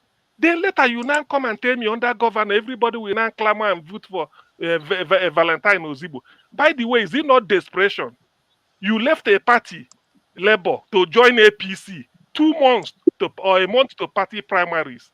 That is desperation. And all you have to say is to show a picture that you took with Tinubu's daughter. Anambra is not a banana state. This is Anambra is the state of Chubo Kadibo. We are advanced. The politics in Anambra is advanced beyond so many places. People should understand this. All this rhetoric, Val Ozigbo, maybe they're promising they will do it. Gandu, they say we have the formula. We will go and rig. It won't work. Oh. In fact, Can I ask you a question, my friend? Soludo is suggesting, and people are suggesting, let us do open ballot. Because people are now talking of Tinubu. Is it not because they switch off beavers? Let us do open ballot, whereby that day, go and stand behind the person you feel. Those for Val, go and stand behind Val. Those for Soludo, go and stand. Let us see. So these are not, all these things we're just saying. Well, anyway, Val knows people are blaming him because even if you are good, APC can't pull it in Anambra State. No way. I don't see, no matter the rigging they bring, it cannot work. Yes, Omaru, Can I ask you a question, sir? Can I ask you a question? Go ahead. Yes, please. Yeah, my beloved friend, I love you because of the role you play in Edo. Now, we are the same. We are back to the. History have a way of repeating itself. In Edo, see, my respect for you tripled in Edo because of the role you played. There was a platform popularly supporting the other candidates.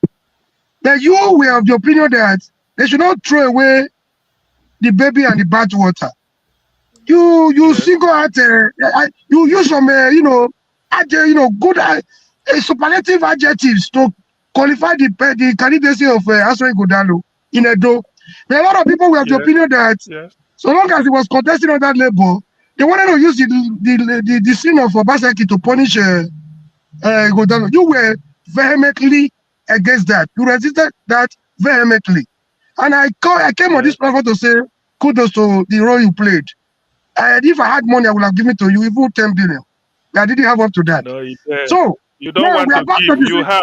You don't want to give. You have. Okay. I didn't want to see as if I was bribing you.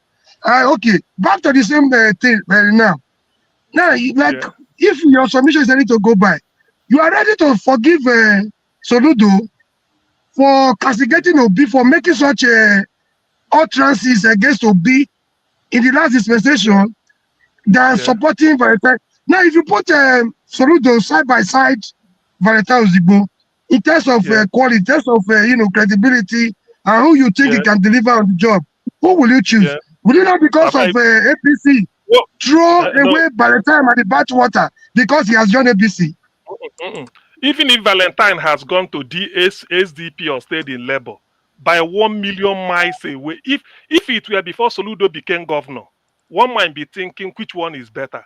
But Soludo has shown capacity that he will perform. The only governor in Nigeria now, without borrowing shishi, he said it. No kobo borrowed till today, but he's still doing what he's doing because Obi said the standard, everybody follows it. That's one. 36 states in Nigeria, we have to share 480-something billion World Bank loan. Soludo said Anambra won't take that. That is borrowing Anambra into slavery. And only Anambra State did not make use of the loan. He said he doesn't want it. But it was signed before he came in. See, why I'm saying this, why what he did to Obi is that, Obi, his magnanimity. Obi said anybody fighting Soludo on his behalf is wasting his time. That is his brother is forgotten about it, that let him do Anambra State.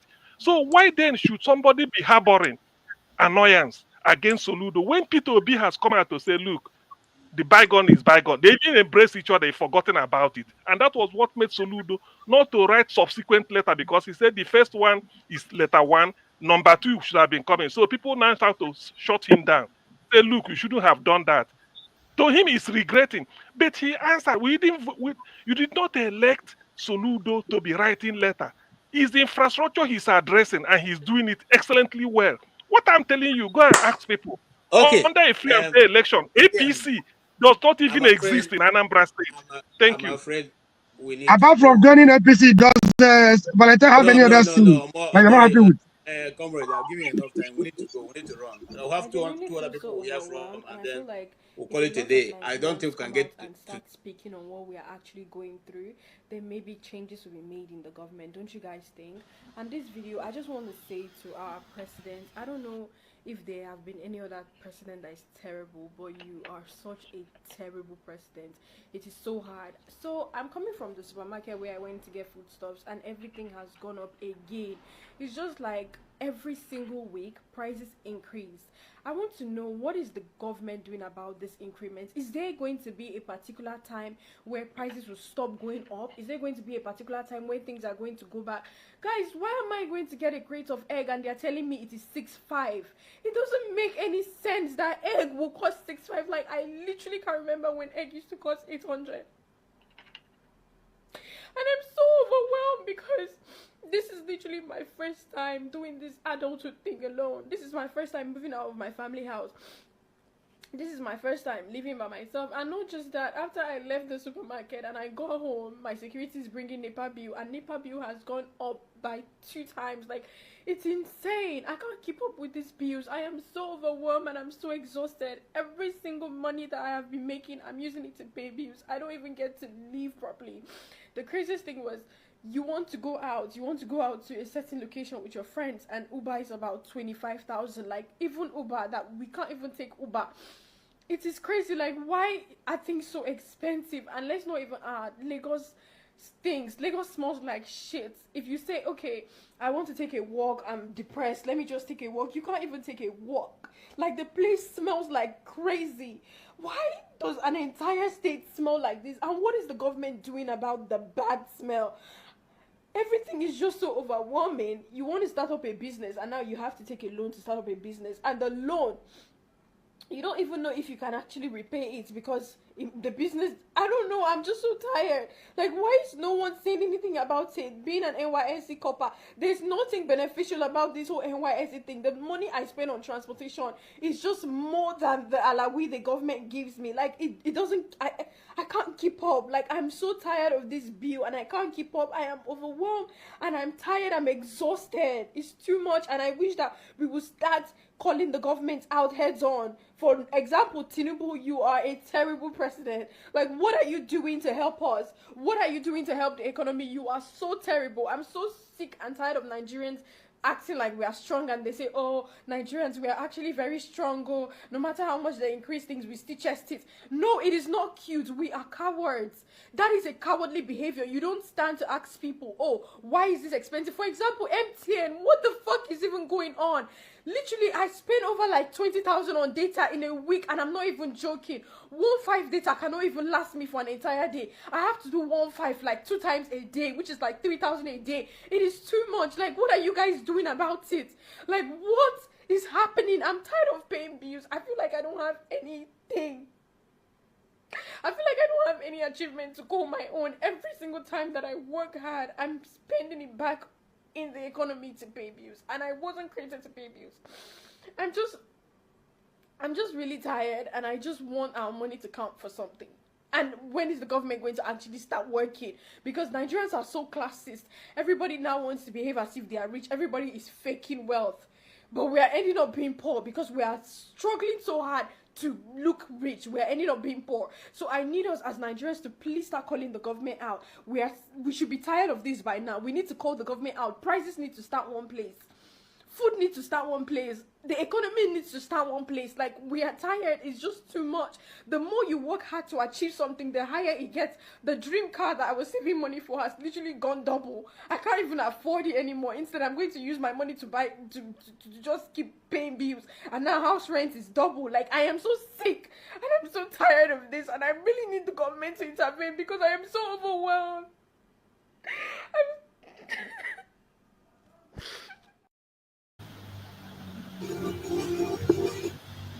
Okay.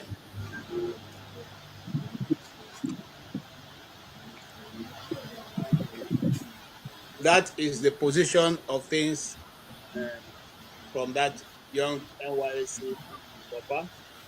And other ones on, they can also keep your mic off. All right. Now, there's another second video which I'm not going to play because again we have run out of time. And the second video is saying that the NYC have called her to say, threatening her, taking her address, and everybody's calling her.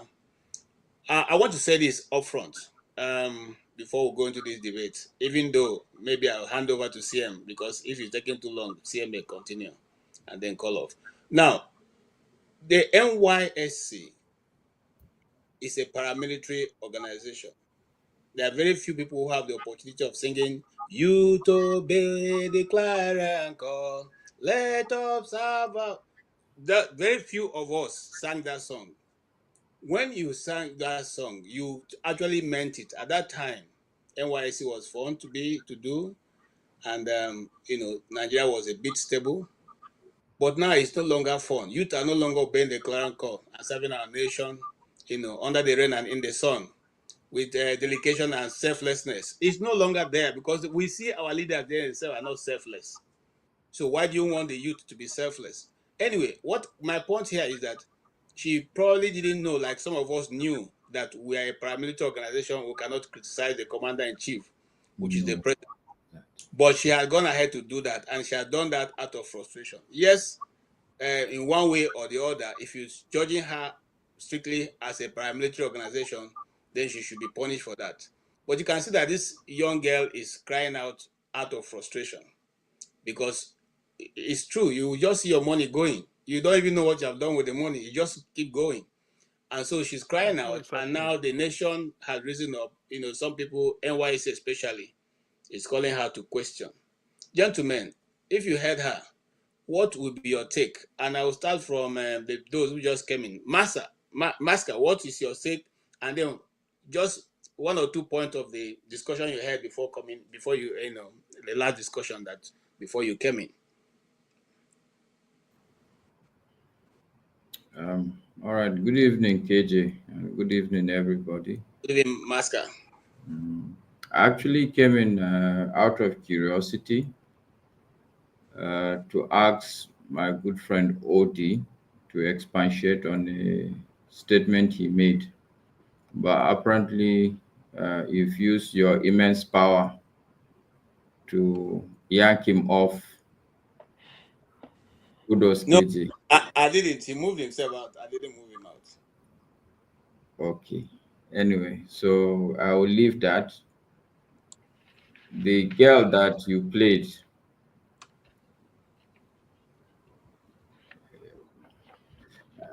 I'm fully in support of her, and there are 3 critical things that she said, and there's no hiding from it. 1, we truly are cowards. I think that's the first starting point. We are cowards. We're a country of cowards. All of us, even on this. I've said it before.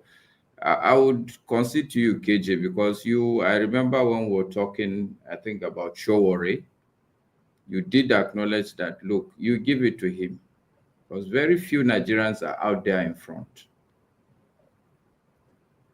So the girl, she's right on the fact that we're a country of cowards. She's right. The inflation here is terrible. And I was just making notes, actually, coincidentally, to write a piece on on inflation. It's just so terrible. If you ask me, that is the critical issue today the country should really be facing. And she made a statement, look, things should stay in one place. I mean, like, you can't deal with it.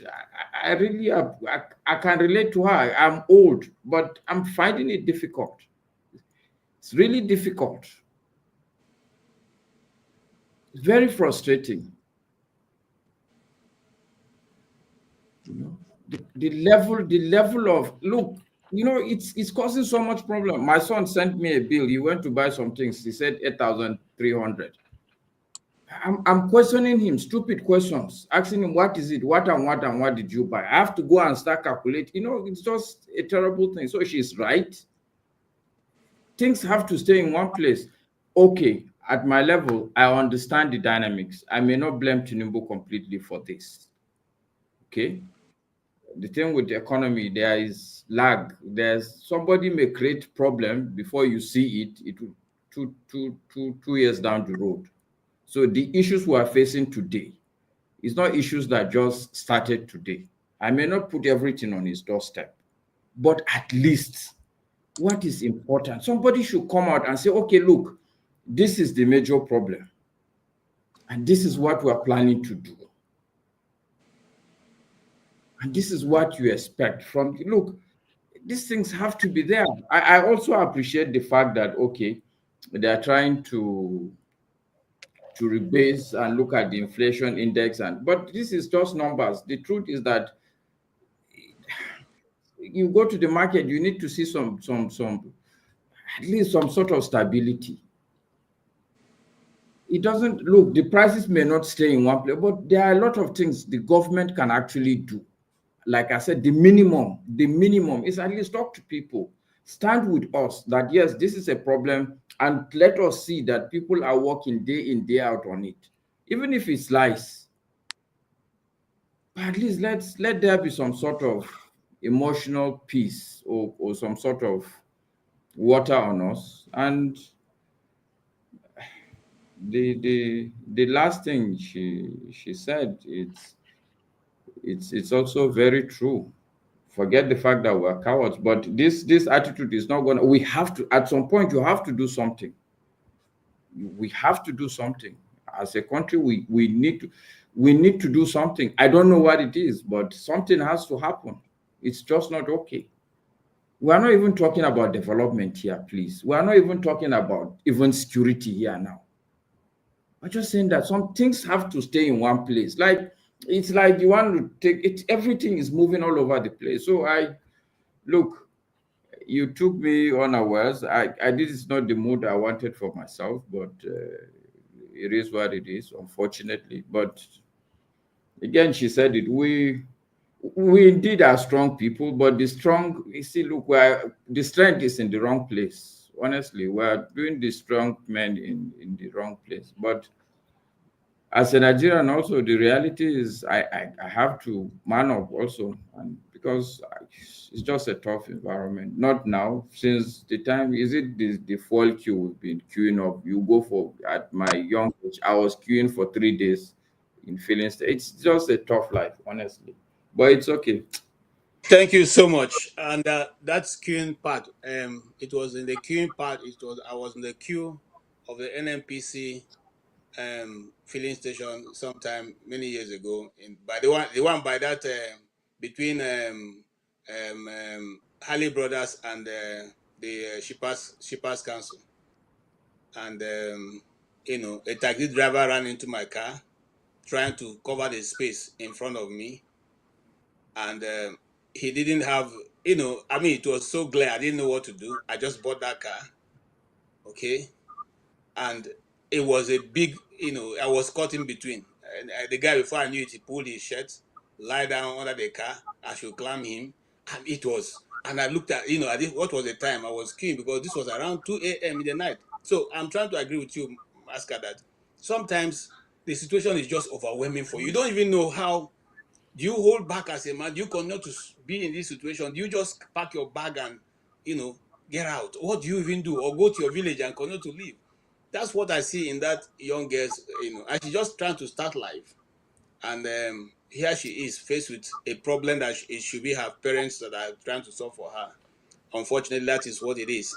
We bring Okija in so that you can give us your view. Okija, please go ahead. Okay.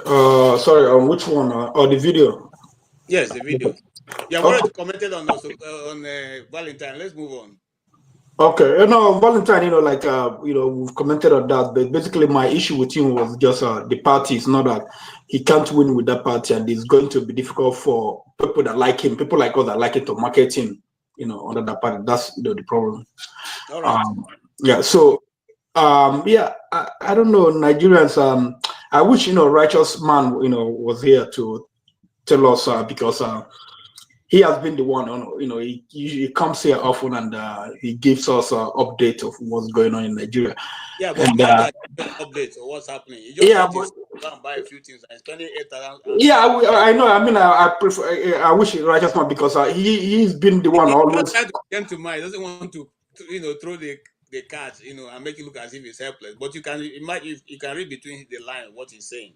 Yeah, why I wanted to see if I could, talk to righteous man because he's always, saying people abroad that we should, protest at this. So basically, I feel for the young woman. She, looking at her, she looks good. You could see some people, you see how, see their scrawny face, you see bones all over the place. You see, you see suffering, in their faces. She's I mean, maybe, she has a okay parents that, give her some bit. You see, Nigerians are suffering. I don't know, for some of us, who have friends and relations back there, who are outside Nigeria.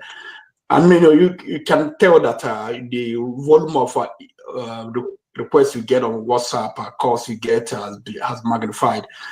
And but the thing is, Nigerians, that's what that was what I wanted to say about, righteous man. Nigerians, they have to do something about their situation, like leaving it there, show a record for demonstration or whatever, and then nothing happened. Without Nigerians doing anything, it's not gonna be. We just talk. It's not a solution. If you want to, do protests like Occupy, United States, they do Occupy Wall Street. Nigeria, they did the Occupy whatever. Then we did NSAS, we did some other, thing. It's up to you. You have to come out so that if that these people, so that they will know that that you are tired, because you just say this. Some of them, they think that you are doing well.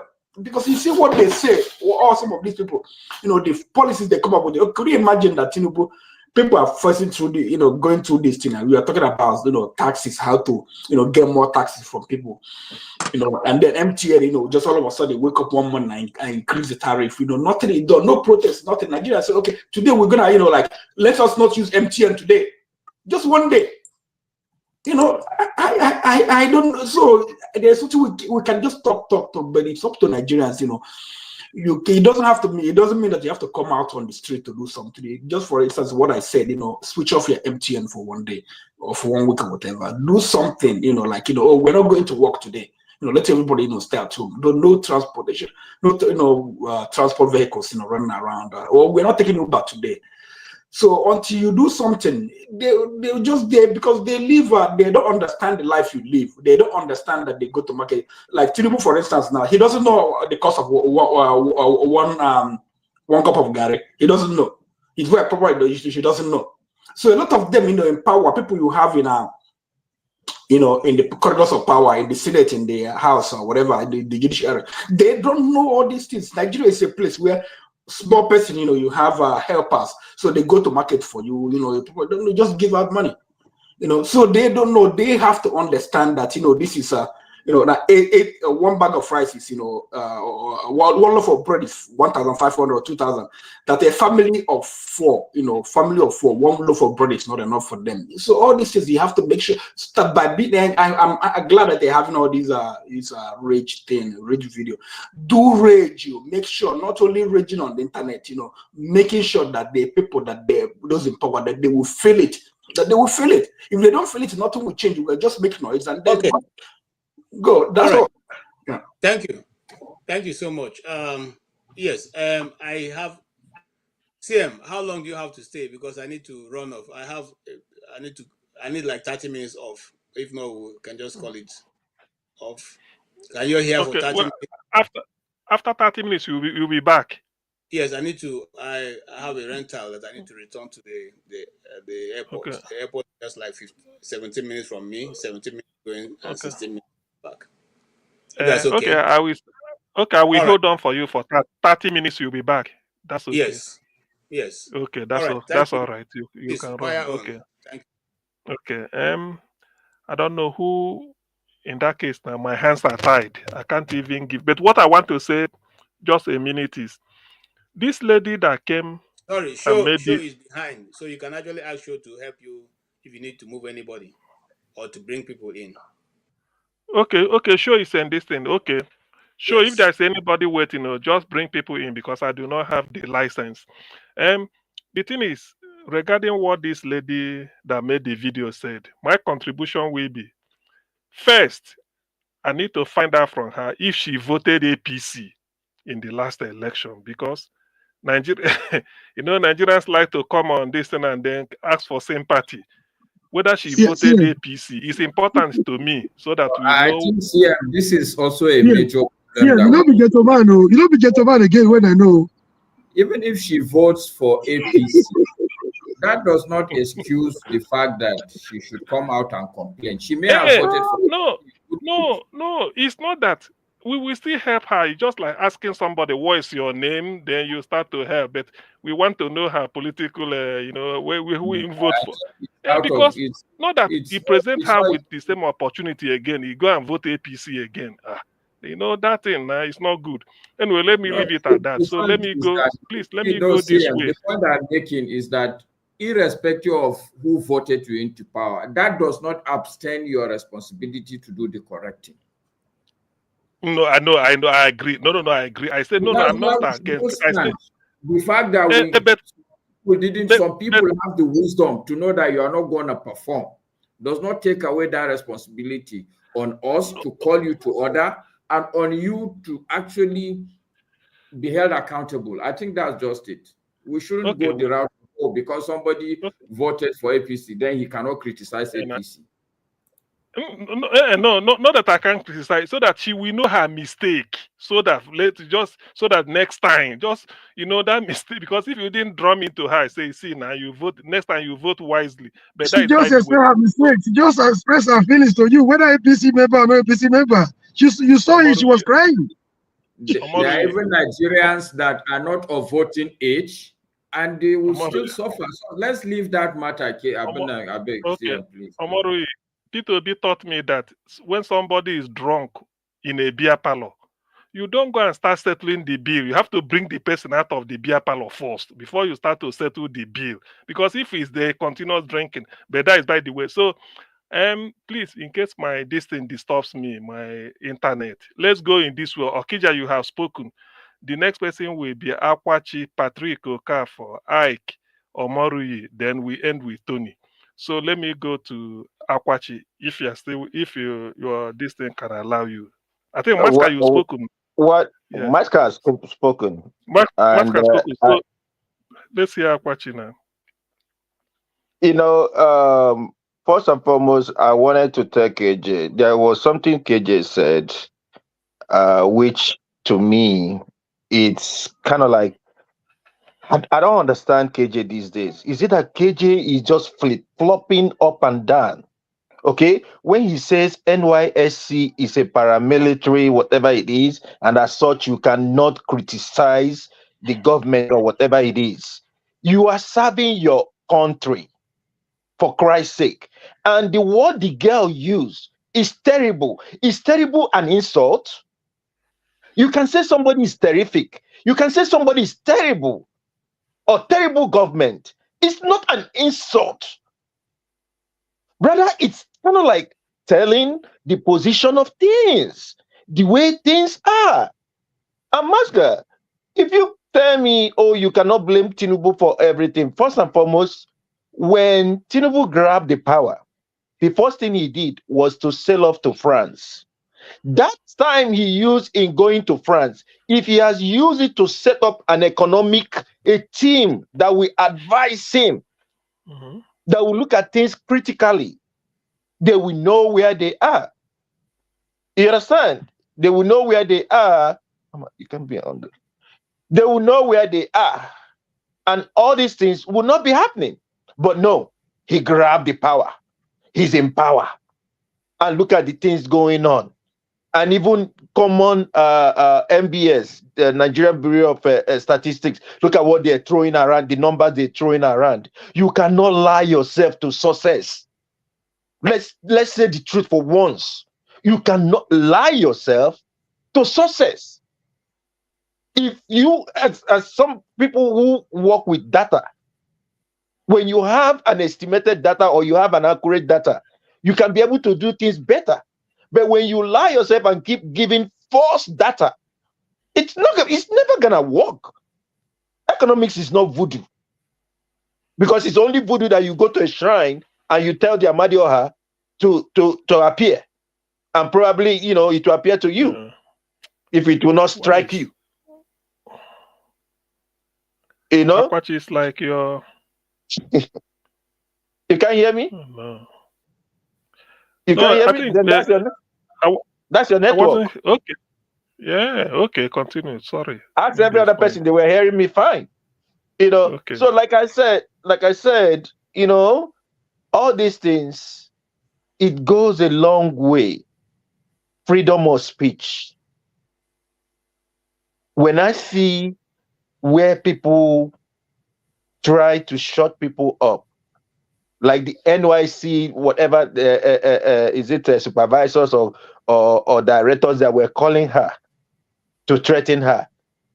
Take down that stupid. So that's somebody is saying something the way it pains her, and she clearly stated it there. That is her first time of staying away from her parents.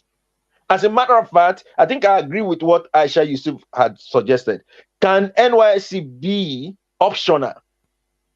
Because they claim that they will give them allowance. As a matter of fact, the lie they gave this year was that they increased the allowance to 77,000. I have a nephew that is going through it now. He doesn't depend on allowance because that allowance doesn't even get to them. And it's 33,000 that they're giving them. So who is lying to who? For Christ's sake. That's all I can say for now. Thank you. Okay, Patrick Okafor. After you, then we go to Ike. Yeah. Thank you. On the issue of the outburst of yes, Patrick, you can speak now. Yeah. Can you hear me? Yes. Continue. Okay. Yes. I said on the issue of the outburst by the youth copper, and I understand was she arrested or she was removed from camp. I think this is the stock in trade of the APC government. The so-called leadership of the APC that is in power, that claims to fight for our democracy under the platform of NADECO, and all that we have seen the president himself do while he throughout the period of the PDP government's protests and saying all these things. These are all the things they are condemning. They are trying to gag anybody who tries to speak up about bad governance. And it's just a shame that our laws are being interpreted these days to make anything you speak about government to be defamation, to be cyber crime and all that. The lady spoke very well, and she demonstrated something that is really not characteristics of the people of our age, because you know that age is the age they call Gen Z, and what they do about social media, it's they are always criticized for as being people who don't really know about what is going on in the country. But you know, she really stood out for someone of her age. And if we can have this kind of person to speak up, it is a challenge upon each and every one of us, you know, to keep on putting pressure, because what they hate so much is pressure. And when I listened to the video, I now realize where the girl struck a chord. What really struck a chord in all that she said was that Lagos State is smelling. The Lagos State that somebody built, that same Lagos State that one person single-handedly, they don't like anything. They don't just want people to hear anything contrary about Lagos State. So that, I believe, that was where the girl really stepped on somebody's toes. But the point, and that is APC, mind you, that is APC or APC. Yes, APC. yes. So the point is that it is an infringement of our rights to hold her responsible for speaking up over bad governance, because that was what she did. She didn't say Tinubu stole money, which is a talk for another day. I'm not going into that. She only said that the government is being mismanaged. After all, it is the policies that the government set out about on the first day of governance that put us where we are today. Somebody coming at the inauguration ground to say subsidy gone. You don't have economic team. You don't have plans, and you just come and utter. And you know how Nigerians work with the body language of a president. We are very good at working with body language.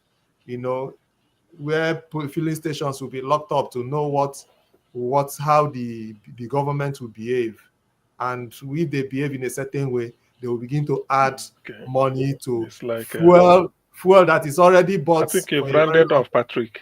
Okay, so I just want to conclude that we should lend our voice on what she's going through and keep on, you know, criticizing government policies that are not in favor of the people. Thank you. Okay, thank you, Patrick. So the next person is Ike. After Ike or Moru, then Tony. Before we get back to NDVC, be like say you miss your turn. So Ike, can we hear you on this APC? Madam, an APC lady, I don't know, but just don't know whether because who is going to see her?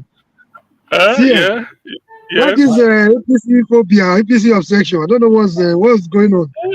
Maybe then the first complaint. Those people shouting Emi Pawa in Lagos, they voted for APC. Can we not kill them because they voted for APC? Okay. You Thank you, Ike. Continue. I saw the video in the morning and I listened to her reply after the call came from her supervisor. I saw the video also. This is part of what we're talking about. This is the same party your brother Val Ozigbo want to go and stay and contest governorship of Anambra State, right? If we are living in a decent country, that supervisor woman by today is supposed to have been fired because she was threatening the life of the woman, the young girl, telling her to put down the video. So when the girl asked her, "Are you threatening me?" He said, "Shut up, I want you to put down the video." So that was the time the girl said, how did she got her number? And she ended up remembering that in their form, they have to fill their home address and what their telephone number. So that's why she was saying, listen, that now that she know that they know her house address and telephone number, Nigerians should know whatever that happens to her, They should know where it's coming from.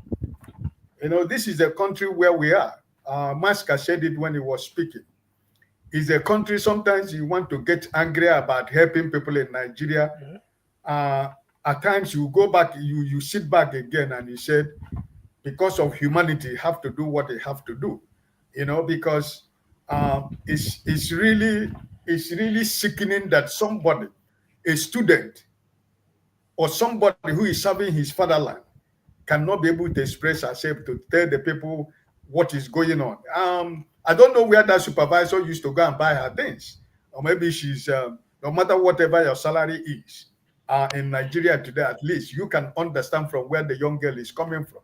No, but she's serving her master, so she was trying to bully her to the point that she was threatened. So are we living in a decent society?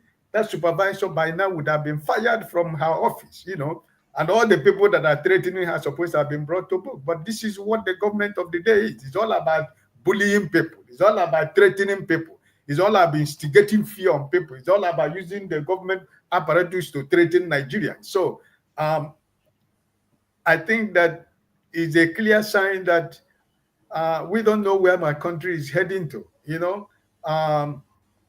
Sometimes you try to be objective to what is going on in Nigeria, but sometimes you can't you are help frozen. Not me. I'm not frozen. You can't hear me? We can hear you loud and clear. So personally, I think that Nigerians should stand with the young girl. Hashtag that lady, that supervisor should be fired, and everybody who has threatened that lady should be brought. That young girl should be brought to book. This is what leadership is all about. But this leadership that we have, they don't care about the common people. They don't care about the citizens. They don't care about the people they are ruling. Because I think that I have to be honest with you. This is when you see the differences of leadership, and I should believe that if it were, you know, if it were somebody like what Mr. Peter Obi is the president of this country, he wouldn't, by today, that girl would have been in Asoro. Because that's what leadership is all about. You got to listen to the people that gave you vote to become president. You cannot bully people to submit to submission that they cannot speak their mind. Look at what Maska was saying. He sent his son to go and buy something, and after he bought, a man of his age and his time with his family, he began to calculate like a woman. Like somebody who sent his housemaid to go and buy something, thinking maybe the housemaid is, you know, save some money. But this is his son. That is to tell you what is going on in the country is nobody is sure what is going on in Nigeria. Because you wake up this morning is something completely different from what you saw today. So really, honestly speaking, I believe that this young lady has opened another can of warm about this government, and I think that this will go far because I think that Nigerians are on top of it. So I think it will really go far because Nigerians should be able to know that a time shall come, like Maska said. If you cannot react, maybe the world will react for you, because I don't really know where we are going, because this is everyday news story. You know, so I just pray that the girl is safe, and I just pray that her family is safe. You know, that's my wish for now. Okay. Thank you. Omoruyi, let's hear you. Then Tony. I have nothing more to say. Omoruyi. People are hungry. Let them die. You are muted though. I'm not muted. Somebody's playing a video on the background. Yeah, I'm supporting Tinubu 100%. You're supporting Tinubu. 100%. Not me. To deal with Nigerians. Okay. Somebody's people like you. Yeah, he's talking like you. He's repeating what you said. I will now see whether when people bring money, you will vote for them, or you will do your conscience.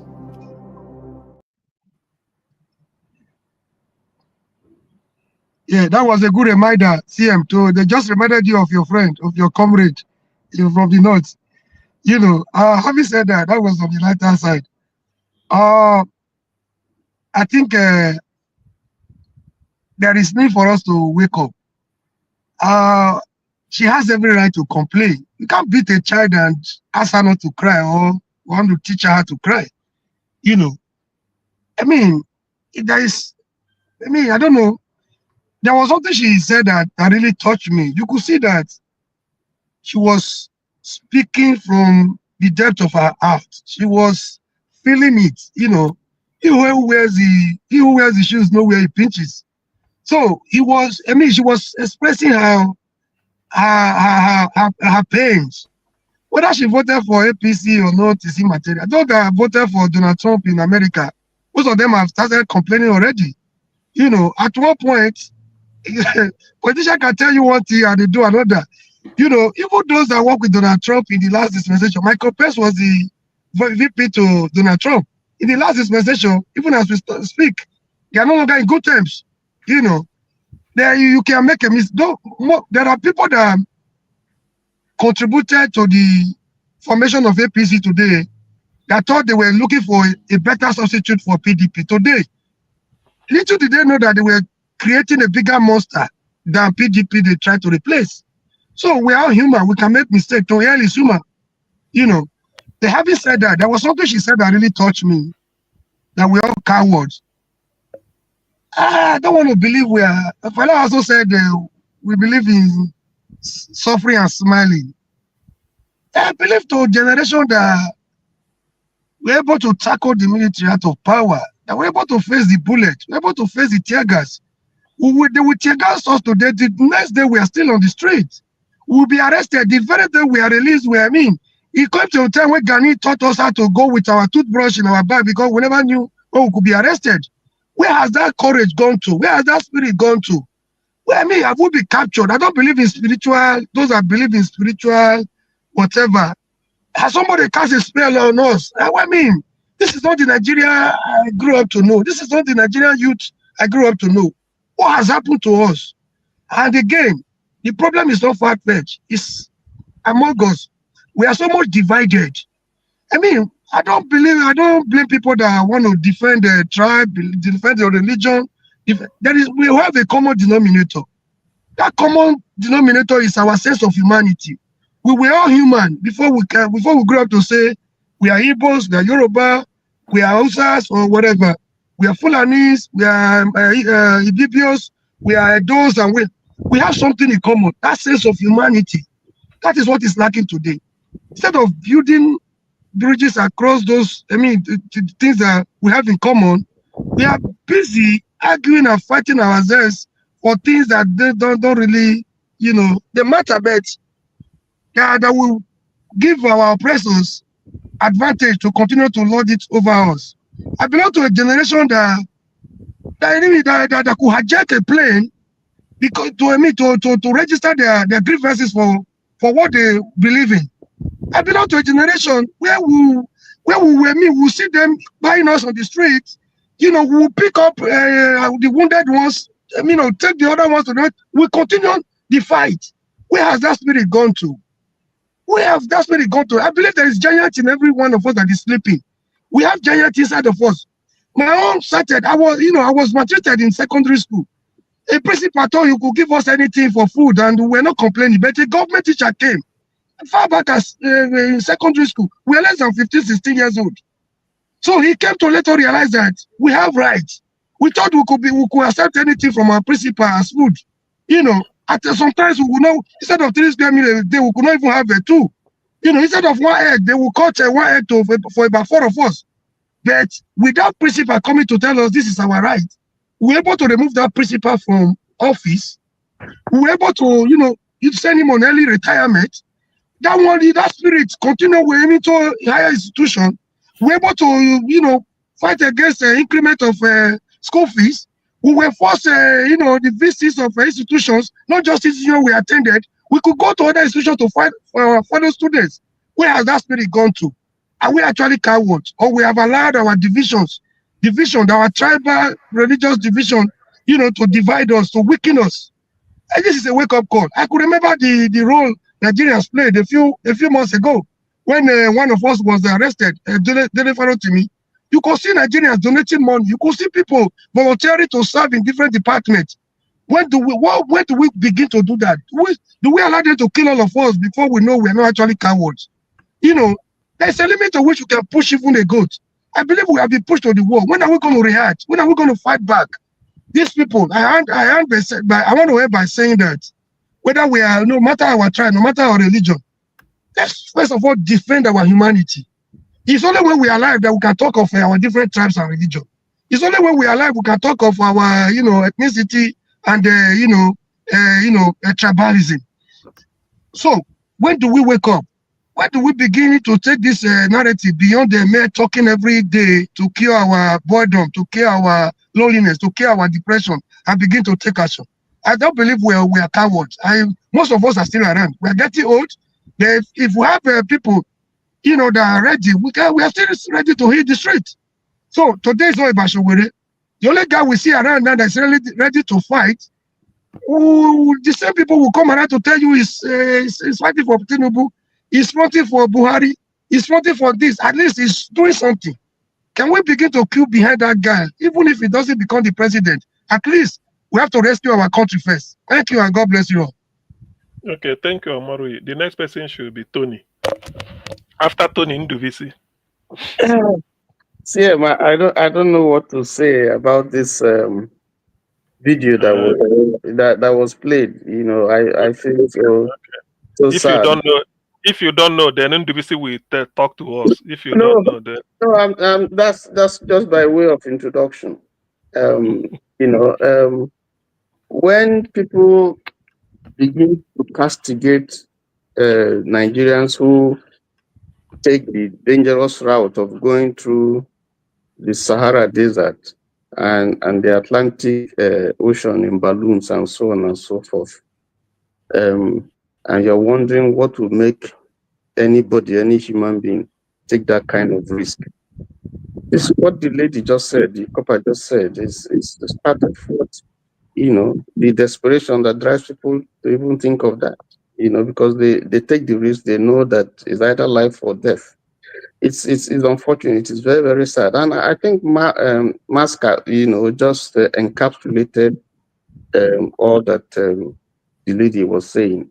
When I look back, the year that I served my youth corps, the allowance that they pay you, it was enough to take care of you, for the month, and so you wonder what really has gone wrong. The same country, how did we get to this point that, every day, nearly every week, we get calls here, from Nigeria, asking for all kinds of help. Some you're able to help, some you just can't help. And, I was in Nigeria in November, December, and I know how much, we had to spend, in spite of the fact that we had sent some stuff ahead of us, shipped some goods, they all went, and you never can satisfy, people as much as you can. I think the truth is that our country has really gone down. Things have gone very, very, very bad, and unfortunately, that's not what the people at the top and our legislators are doing. They are there debating about Akpoti and this, and all those Akpabio and all that. But the basic things that they need to litigate, they don't do it. So I think there are two different countries that we have now. Those who live in Banana Island, who don't feel the pain that the common people feel, and those who live in places like Yanakbaja and so on and so forth, who just barely, why wouldn't there be election rigging? If you give someone like that 5,000, 10,000, that's a lot that is going to do for him, So why wouldn't the system that we are running now? Why would things change? So that's the tragedy of our country. And these things that we debate here and we say here is making some impact, because we got to talk about it. We must continue to interrogate these issues. Some people are helping. We try to sensitize people who are home and here. It's not easy with us, but we're trying to do what we can do. But I think the basic problem is that we have come, that lady, whoever her supervisors are, I think this is a cry by a youth couple sent away from her parents to a place where maybe she has never been before. And she's crying that the little allowance you are giving to me, can't help me. And he's a lady, for Christ's sake, not a man. So what I expect is that, they will take her in and talk to her and see how they can help her or, address her, not to try to intimidate her and so on and so forth. What does that mean? And I think these are issues that should be taken up on social media, because this is all hogwash. Things are really bad, very, very bad. So does anybody know how much? Because I know minimum wage is that's 70,000. How much is youth corps members paid now monthly? It's still about 30,000. What they promised them, they are not paying them. They promised them a minimum wage. They are not implementing it. Even if you pay them 70,000, what is it going to do? Transport back to and fro home. So in some places, the places where you serve don't give you accommodation. You got to feed yourself. So how much would that do? 70,000. How much is that going to do for a lady, for instance? A man, he can struggle. How much is that going to do? Tony, just so that we remain on track, what the lady is talking about is not even whether the money you have can sustain you. No, that what you have today, tomorrow when you go to buy things, it will change. It's all tied to that. It has doubled what it was yesterday. So even if they increase your salary. Okay, Tony, I believe, yes, it's true. The inflation is spiraling out of control. That is what I think. That is what she's saying, that you may buy bread today, hoping that when you finish next tomorrow, you go and buy another one. When you come, the price has doubled. Well, APC. Okay. Let's hear Ndivisi now. Thank you. Okay, Siam, thank you so much. Thank you, my fellow panelists. Well, that young lady has just reminded us of our situation in the country. So what she is experiencing or going through is what virtually every Nigerian is going through, except those who are stealing the money of the country. But my only concern is that it has further showed how our country has gone low. When a citizen is complaining about hardship, the only thing the NYC thought to do is to look for a way to shut her down. Somebody, a supervisor, calls her and tells her to pull down the video she made. You see, the government has so made everybody to become so scared and as if we are now slaves in our own country.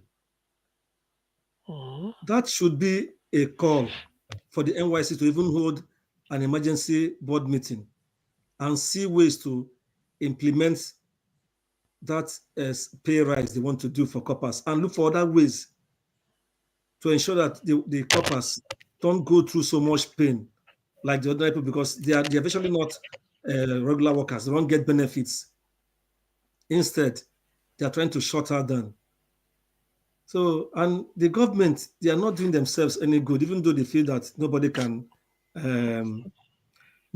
touch them. People will only say, and it will end there. But going ahead to try to intimidate the lady is something very uncalled for. It's not good. We are effectively under an authoritarian regime where nobody speaks, where is the president was, and that's his word is law. And those who are working under him are trying to be too. They want to be. They want to be overzealous. It's sad. I will urge that lady to get lawyers ready in case if they want to intimidate her by probably extending her stay or suspending her or whatever they want to do, maybe because the idea now will not be to shut her down so that other coppers will learn a lesson, or they will say, oh, maybe this is a plot. They have her colleagues have told her to talk. Do we really have legal aid in Nigeria, like There's a aid legal council? aid council in Nigeria. There's a legal aid. I don't know if they function very well now. Give her free.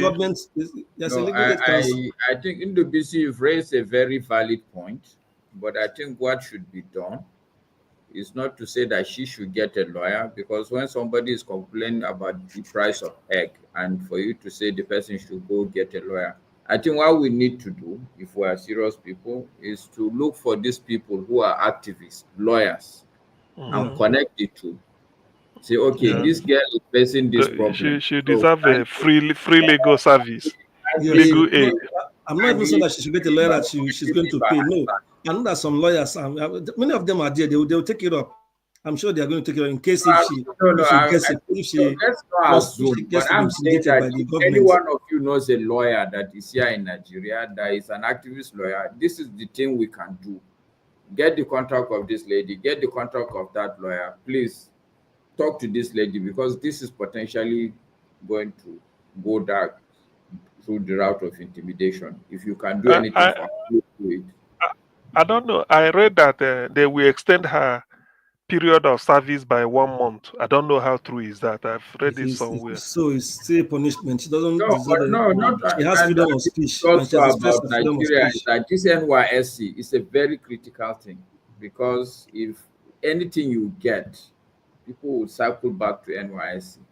I filled a form where they were asking me like whether have you ever had an extension of service by NYSC. So it's almost like a criminal record, and she really needs a lawyer to stand by her. This is a very serious issue. And one more thing, the lady in question is very courageous. When they were trying to Omo is gonna have said something already that Inibe F. Young and some other lawyers have already come out to take up her matter. So yes, she's in good hands. Yeah, and again, she's very courageous. She's a very courageous lady. We're trying to bully her. So, we see round up. Let us have up Chisco. Okay.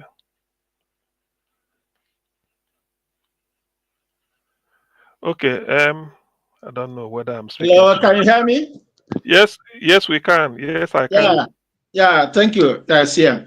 I specifically came in just to briefly talk about this lady. You know, in fact, I was almost crying for her. You see, that lady is completely depressed.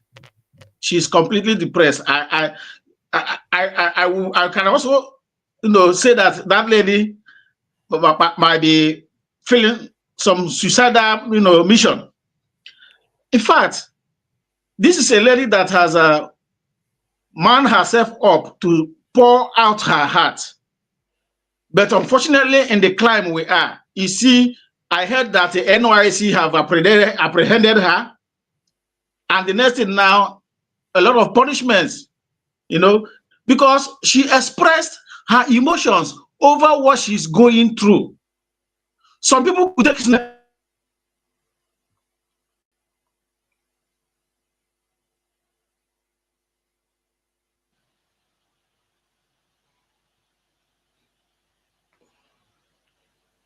I think he's frozen. I think we lost him. Bob Chisco, it's like we've lost you before KJ comes back. Okay, he's back. Hello, can you hear me? Yes, we can. Yes. Sorry, yes. I don't know what happened. In fact, this lady said this is the first time leaving her family to go for NYIC, and this is the experience she's getting. This is the same NYIC I served from when I was earning 7,500 naira way back in 2004. This is a typical. I earned 1.4 in 1990. You can imagine. You see what inflation has brought to Nigeria, and you will now see some people trying to berate this girl. So we say, why are you embarrassing the president? Is Tinubu not the architect of what is happening today? He says he's going to continue from where Buhari stopped. Buhari handed you over 500 or 600. Today it is 16. And when people cry out, they try to shut people down. Yeah? Look at MTN. Last December was in Nigeria. What she said is completely true. We are solving it here because we pay.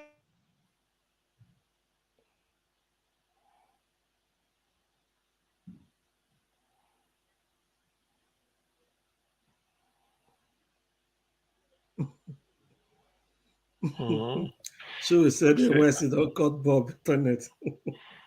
Bob, why did you say? He's back. I don't know if Buhari people. I don't know that he's listening to me and trying to cut my internet from Nigeria.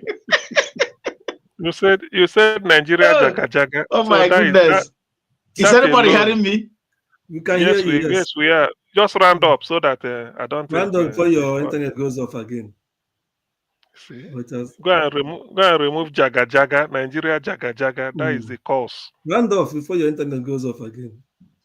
In fact, let me use 1 minute to complete it. I see Buhari and his people, they don't want me to talk. Maybe they're watching this and they want to shut me down. You see, let me make this final. Let me make this not Buhari. Tinubu, yeah. You see, Nigeria would have been up in flames if we are to be certain countries in Africa. Example, Kenya. Because what is going on in Nigeria today, not so many countries in Africa will stomach it, because we are stuck. The Stockholm syndrome is killing us. Everybody's afraid. Nobody wants to come out. I wish there will be many Nigerians that will have the heart of Showore. I have started to see that zeal in Showore. Every Nigerian.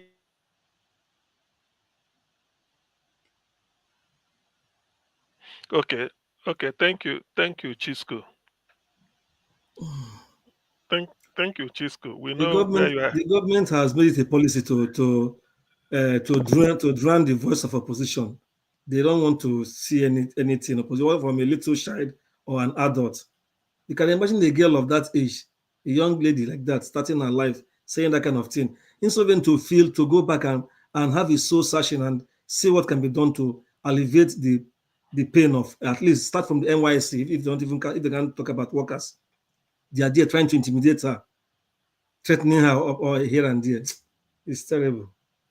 This is a wake-up call for our people, because they want to just grind everybody, squeeze the life out of everybody. Anyway, gentlemen, well, the thing is, the suffering in Nigeria knows no bound, which we all know. And it continues to spiral out of, I don't know, well, sometimes I said I don't know how people survive, but somehow they survive. But for how long? If her colleagues in the National Youth Service Corps, we sort of rally around and probably make it, I don't know, to amplify what she said, that will help. And then the lawyers that have taken up the case, I commend them, because it should be on a pro bono basis. I commend them. Yes, they should also look into it. I think what they should be demanding is they not charge the supervisor threatening her. By the way, is it because she said things are difficult? Is that why it shouldn't? Is there anything in NYC code of conduct that you should not criticize government? They were telling her the president is not her mate. They were trying to bully her. They're trying to shut her down, just to shut her up, not to express her feelings.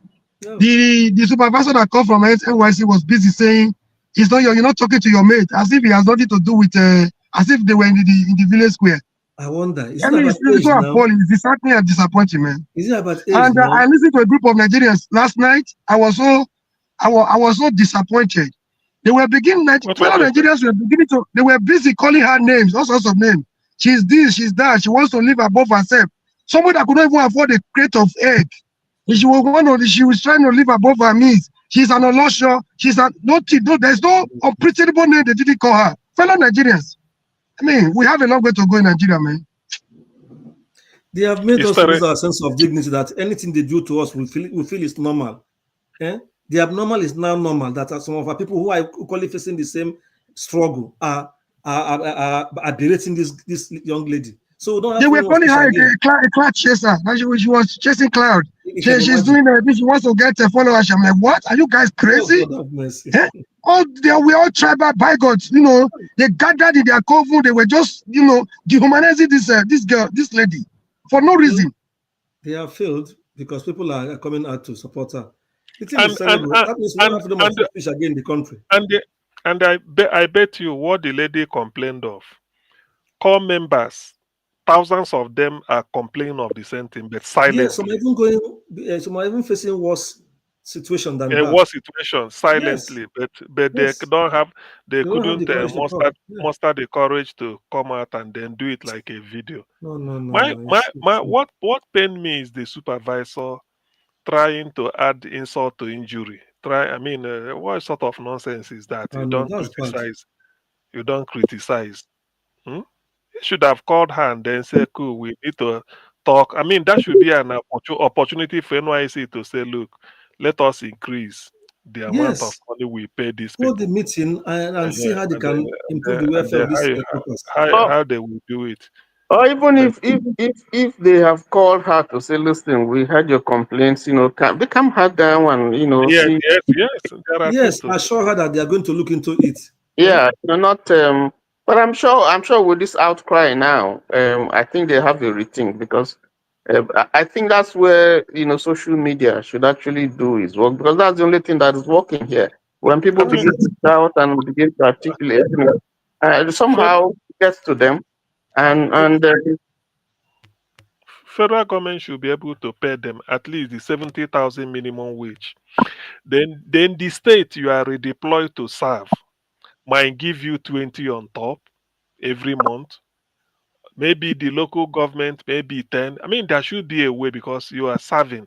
So the federal should pay you their federal allocation. Let's say minimum wage 70.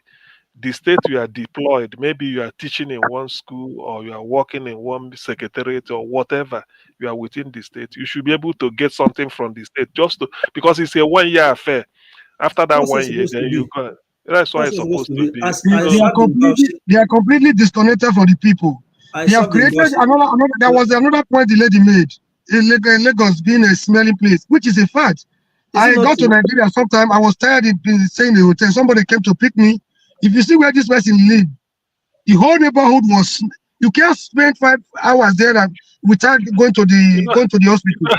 I'm like, it's sanitation now.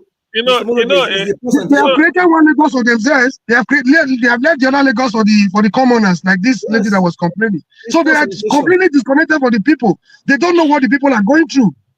They are insensitive and completely disconnected. This thing you said now reminded me of one incident that happened. Under bridge in Lagos, supposed to be free, but people are living under the bridge. And they're even living in a container packed under the bridge. So it happens that there was a sort of a fire outbreak. When people were coming out there, they said Lagos State government was collecting rent. Some people were collecting rent from them under bridge. Yeah. No, under the bridge. Yeah. Now you ask yourself, what about the toiletries for people living under the bridge? Yeah, see what they say. Don't you see them sometimes? They will go to the bridge and be defecating on the bridge into the lagoon. What I'm trying to say is that I'm trying to describe the ecosystem. Why the lady said everywhere is smelling. So you can imagine the situation. That is the issue. What the lady said is in order. I don't see why people should shut her up. Even if she misspoke, an angry man is a hungry man is she's speaking out of frustration. She's speaking out of the challenges that she's having. And I think these are the little things. These are the little feelers that they're supposed to be sending messages to the government, how people feel, about, policies and, things that are happening, so that, So does it mean somebody graduates from university now and you send the person to go and serve Nigeria? Say you move from University of Port Harcourt, you are heading towards Katsina. When you go there, you'll be taking 30,000, or you studied in Katsina and you are heading towards Anambra. When you get there, or Anambra or Imo or Ogun State, you'll be taking 33,000. I heard. What is 33,000? That is about 30 loaves of bread. If I thought it's 1,003. Is that not? Yes, now. No. Sometimes it depends on where you're serving. If you have some good posting, you still get a couple of, naira that is added to what you have. But it's not always the case. No, that one is what I'm saying is flat. That is because federal government pays equal. That is what I'm saying. Hey, you can serve in NNPC or one bank, and they place you very well. That is different. You are lucky, or maybe your course of study. What if you have to go and teach in secondary school? Inside one remote village like that. Inside the world, because you read the education, or maybe they lack physics teacher and they push you or mathematics, because those people they always like them to teach. So go and teach mathematics in one secondary school, and you go there 33,000. That's all you Yeah. get. She also said they take Uber, who cost them like 20 to 25,000 just to take an Uber drop. You know, It all boils down to the same thing we're all talking about every day on the platform. You know, things have gone so bad that, and if we are blind to it and we're still pandering to ethnicity and religion and all that, and don't want to address the issues honestly, you know, the way it should, it will continue to suffer. So sometimes what makes me laugh is not really because of the what we are talking is not serious, but the interjection, or what I say contribution, people on the chat will say. Somebody said the lady complained that Lagos is smelling like this. Say, what is the solution? To clean it up now, which that one you require contract. It's it's somewhere they smell. So what do you do? The they are solution not is aware. The Lagos they belong to does not smell. You know, they have built another Lagos for themselves, for the rich, for the elites. The Lagos mainland, if you go to Alimosho area, you know, when I was complaining to this guy, like, oh, why are you living here? How are you coping?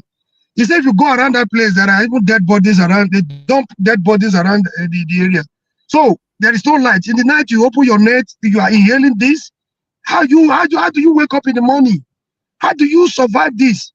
You know, he said he has no option. That's the only way he could get a cheap accommodation. You know, I'm very sure this guy, he doesn't have the money to pay the accommodation in the Lagos that belongs to the rich. He probably be living on the mainland. They are so disconnected. Let me cast our mind back. Some of you may remember, maybe you don't. I remember one time during Fasho last time, they said Fashola is telling people, come and take 3,000 naira and pay transport and leave Lagos. I don't know whether how effective that formula was, just to entice people. Come and take transport money if you don't know how to get back to your village. That Lagos is congested. I don't know how that thing worked. But see, that is Nigeria for you. So it's a shame, really. I wish this this video this lady made should be a wake up call for Nigeria to review the allowance they pay to UCOR members. Anything short of that 70 or 80,000 minimum wage, I do not accept that. Not that it can be. You can pay them over 100,000. Yes, Nigeria can afford that, but I mean, let there be a base. 33,000, 50,000 is rubbish. It's just funny. Oh, what for what? Is it up to the money to go to town? I don't know how much Lagos City bus. In fact, a way to do all these things is that, let's say if you are serving in a city like Lagos or anywhere, they might say they give you part of your use service and part of your distance. You get a bus card that will entitle you to enter Lagos State bus free of charge anywhere you are going. So far, you wear your uniform. The driver can ask you, this is the bus card. Let me see your NYC ID card. It shows you. And then you say, okay, you get in. Or you scan it. So this type of thing can also help, not just in Lagos, anywhere you are serving in a city, to make sure that transport has been taken care of. You don't need to pay. Just use your NYC card and everything, because you are serving in the city. If you are serving in the rural area, you may not need to be transported. The buses might be cheaper. I mean, we know they use sense. There are certain things, and it's 1 year affair. So why not pay them well, and then they finish, and then because some people, when you finish, then you now start to get job for yourself, or part of NYC will be while you are serving, you work for 4 days, use 1 day to go to train yourself, maybe in one skill, free of charge. Nigeria we are not creative, because you said, okay, you do want to go and learn hairdressing for that 1 year, that day, or IT, computing, or cyber security, or anything you want. Any skill, plumbing, piling, whatever. Any skill. Maybe somebody may do civil engineering. Yeah. He's working Monday to this thing. Then if 1 day of the week, he will like to go and learn something like practical plumbing, because he will join the building industry. Somebody may learn mathematics, he's teaching. So when a one day of the week, he say, look, I want to go and learn computing or how to calculate something. I may end up in the bank as actuary, risk calculator, or I will go and write ICANN.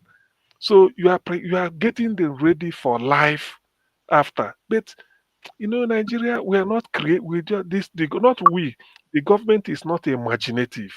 Somebody might be doing read agriculture. You say, look, when you come out, because you are of the Greek this thing, why can't we look for, even if it's a local farmer, that you can go there and there are certain things you will learn, some practices, just anything. Government will pay for it. It becomes part of, so that when you are serving the government, you are almost acquiring a new skill different from the one you acquired from the university. And this one you have to decide the skill you want, hoping that if I leave, and though I study political science, but I'm interested in this something, then you can go and learn that. But in Nigeria, that such things doesn't occur to them. Rather, what they do is to vote money and then spend it. I don't know. Otherwise, NYC should be an opportunity to get you prepared for employment. Not just what you read, but you learn a new skill, and then they expose you, tell you, or somebody say, we want people to do this. Say when you are doing your NYC, if you can get like 10 of you that studied law, when you people finish, 10 of you, we can group you and then post you to some chambers for you to start practicing, learning it from there. Or if some people may have the entrepreneurial skill, one bank can take it up, said we want like 20 coppers when you finish. If you people can be together, then we fund you people to start one type of something. There are things you do. I've been in the UK, in which if you are graduating, some UK universities have studio for music. Music studio. I've seen things, University of Nottingham, music studio. I say, why? He says some people may have the talent to be a good singer. So when they're at university, they tell you can try your hand. It doesn't mean the course you are studying. That is it. If it's not, it's not. Some people may be good football players. By the time they are getting you, train them. So when all these things are happening, but Nigeria, things doesn't work that way. You on your own. It's the entire system, because if you leave the coppers and you're looking at the military, the police, and the civil servant, after working for 36 years or so, and he retired, and he's not sure of his pension, what he earned, his gratuity cannot do anything for him. It's like he wasted all his years, whereas our legislators earn that in maybe one day. What he earns, what is going to end in 35 years or 36 years. But do you know, if Nigeria, I've argued this thing somewhere else, our NYC passing out parade should be a veritable recruiting ground for our armed forces. Some people may like to go into the army, into the navy, into the air force. They're all graduates.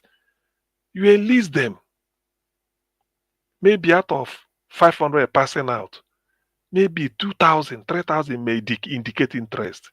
You screen them from every year. You are getting elite people joining the army, no longer secondary school. They are joining the army. They've read engineering, they've read economics, they've read political science, sociology, mathematics, any course. They are now want to join the army. At that level, the educated, they know what they want. And when you imagine 10 years of this type of recruitment, you have a very good disciplined army, because they are now entering it as a profession, not because of they repented. As a Boko Haram, you repent, they drag you in. So you see, but Nigeria, things don't work like that. There are a lot of things that are not really panning out, and it's painful. Every day we keep recycling, doing the same thing, hoping that it will change. It's not gonna change. NYC passing out should be the veritable ground to recruit people into the armed forces, because they know exactly what they want. They've studied, had their first degree, they are now going into the armed forces to go and serve and make a career out of it. So,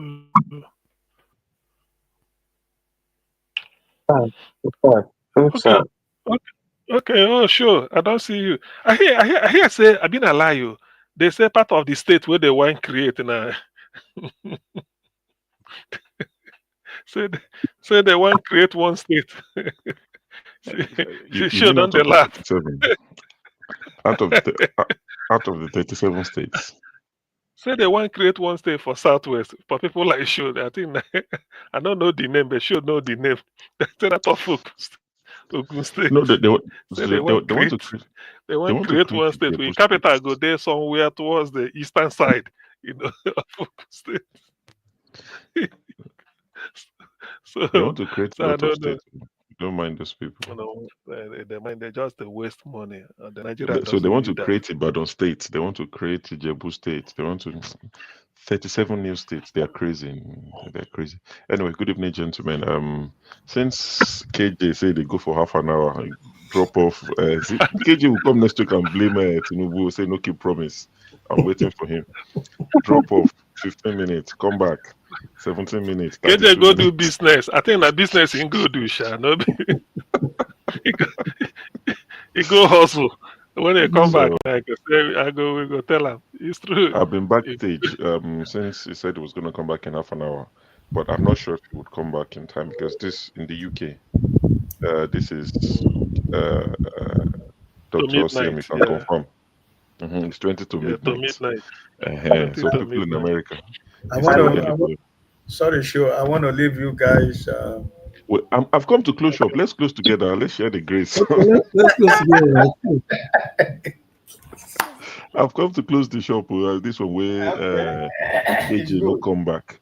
But I mean, I'll, in case anyone has anything, I just don't want to shut it down like that. In case anyone has any last, comment or anything, Yeah, my last comment for the day is blessings for the new week for every one of us that are here and those that are in the comment section. I pray that God keep us alive till next week, where we can meet again here next week. But also for us to know that whatever we do here remains here. We might disagree, we might agree. Sometimes it can be hot, but at the end of the day, we all are pursuing the same goal for a better Nigeria for every one of us. Like I've always said here, I can, at my age, I have nothing to lose in Nigeria. I don't have anything to lose in Nigeria. I have nothing over there. What I have is family, But the only thing I think I miss is when the kids, they say they don't want to go to Nigeria. That's the only thing I miss. But it's still my country, right? And for everything we want to do is to see Nigeria work for everybody, for those that are there. But it's tough for all of us that are here. But I just pray that we continue to understand that our purpose of coming here together is to make sure that we have a better country. We might think that what we are doing here every week is not working. My brothers and sisters, is working a lot. And I think people are listening. And I think it's going around. And people are taking notice of what we do in every platform around the world.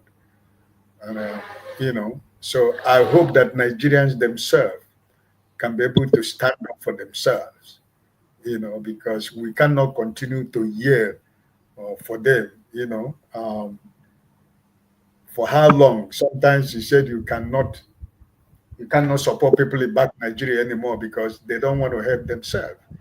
But sometimes when you look at what is going on, humanity comes in, you can't, but no matter whatever, So thank you for the opportunity to be here today, and God bless every one of us. Good night. Thank you so much. Anyone, any final comments? No? Well, my to say good night. Yes.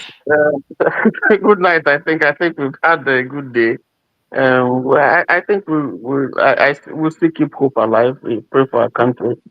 try and do whatever we can to assist, to help in whatever way possible. And then trust that, leaders will do the right thing. Otherwise, it's going to be difficult. All right. Thank you. Well, for me, I pray and wish every one of us and our people back home a peaceful and pleasant new week. And we continue to pray that God touches, because He knows everything. He can turn an evil man into a good man. We pray He touches our leaders, even if not from the man at the top, but maybe those who support him most. Maybe they'll begin to have search their heart and begin to say, no, we should turn the tide around for the better. I hope it will start soon. Thank you. Before you people leave, in the presence of many witnesses, I want us to count the money we made today. I'm going to thank all the people that... let's count together before they say money me. So you don't say Rudolph na Igbo man and Igbo man, Ijebu man. So okay, we were witness and we not go get anything. Don't be say this thing. So I'd like to thank Tope, Igbo Basics, Kulata, Timachek, Oscar Blackbone, Crimson. Those are the people that contributed financially today. I'd like to thank them. But in terms of how much we made today, let's check. We have to be transparent. 1,911,000,000,000, 844,000,000. So these things, I will see. That's what they call I will see. And 46. I'll take that again. 1,911,000,000, 1,911,000,000, 844 billion, 1 trillion. This money is too much for me. 1 trillion. I hope that is not. So Okpolo was not the first to make that kind of mistake. So he took a cue from Akpabio. So you say we don't make plenty money. Omori, I saw that you come back. Good evening. Any final comments before we close shop tonight? Yeah. Can I just add one more thing? I think we are doing enough talking. And when do we begin to elevate the conversation beyond the mere talking, sake? When do we begin to take action? Where are you? Are you in the US?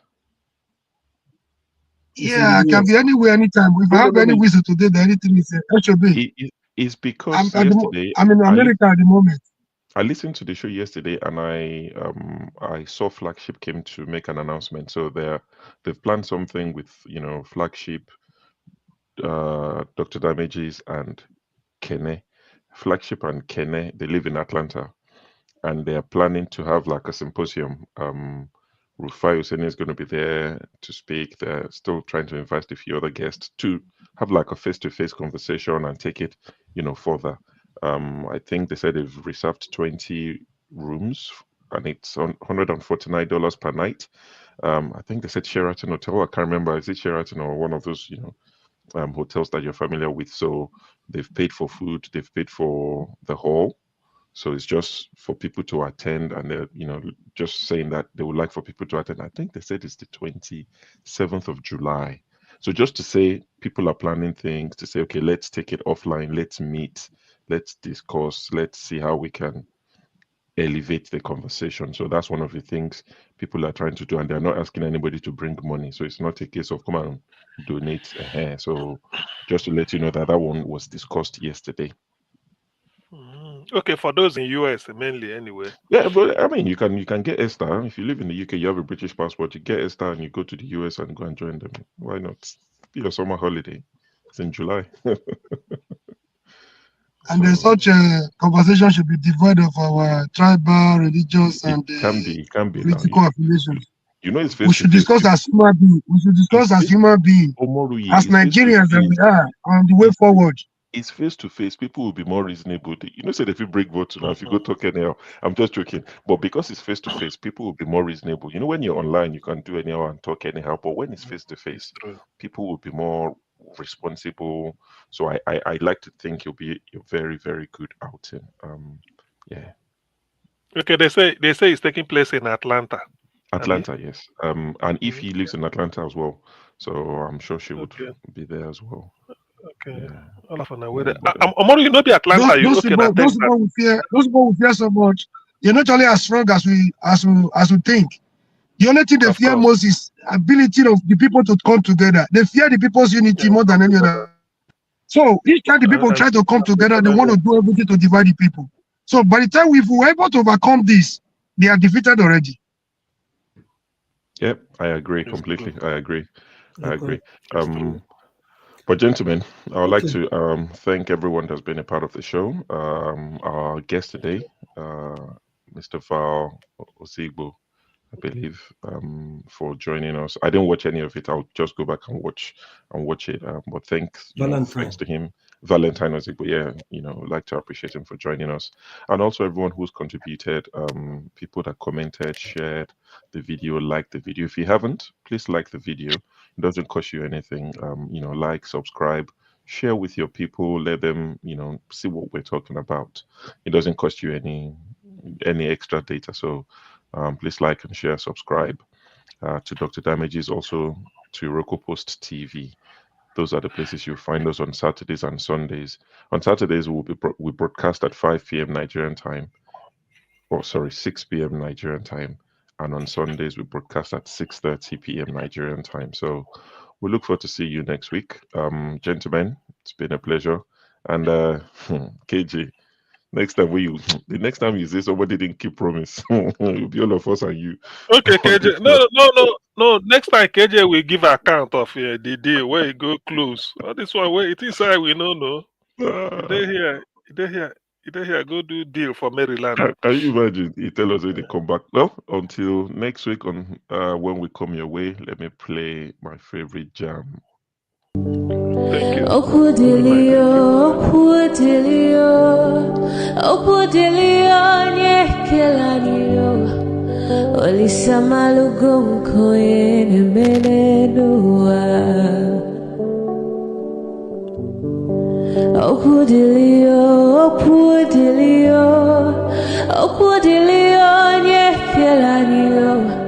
Chukuna malugo yo biadiocha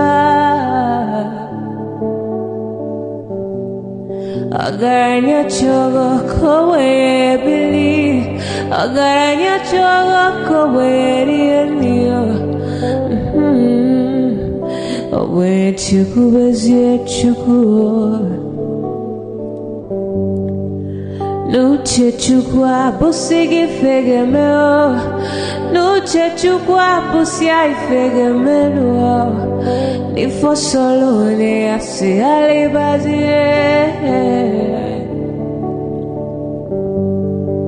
Oboye bebe agaranya muliba Oboye wuru agaranya mebibe solia Mano agaranya mua Oboye afyozie nipakwa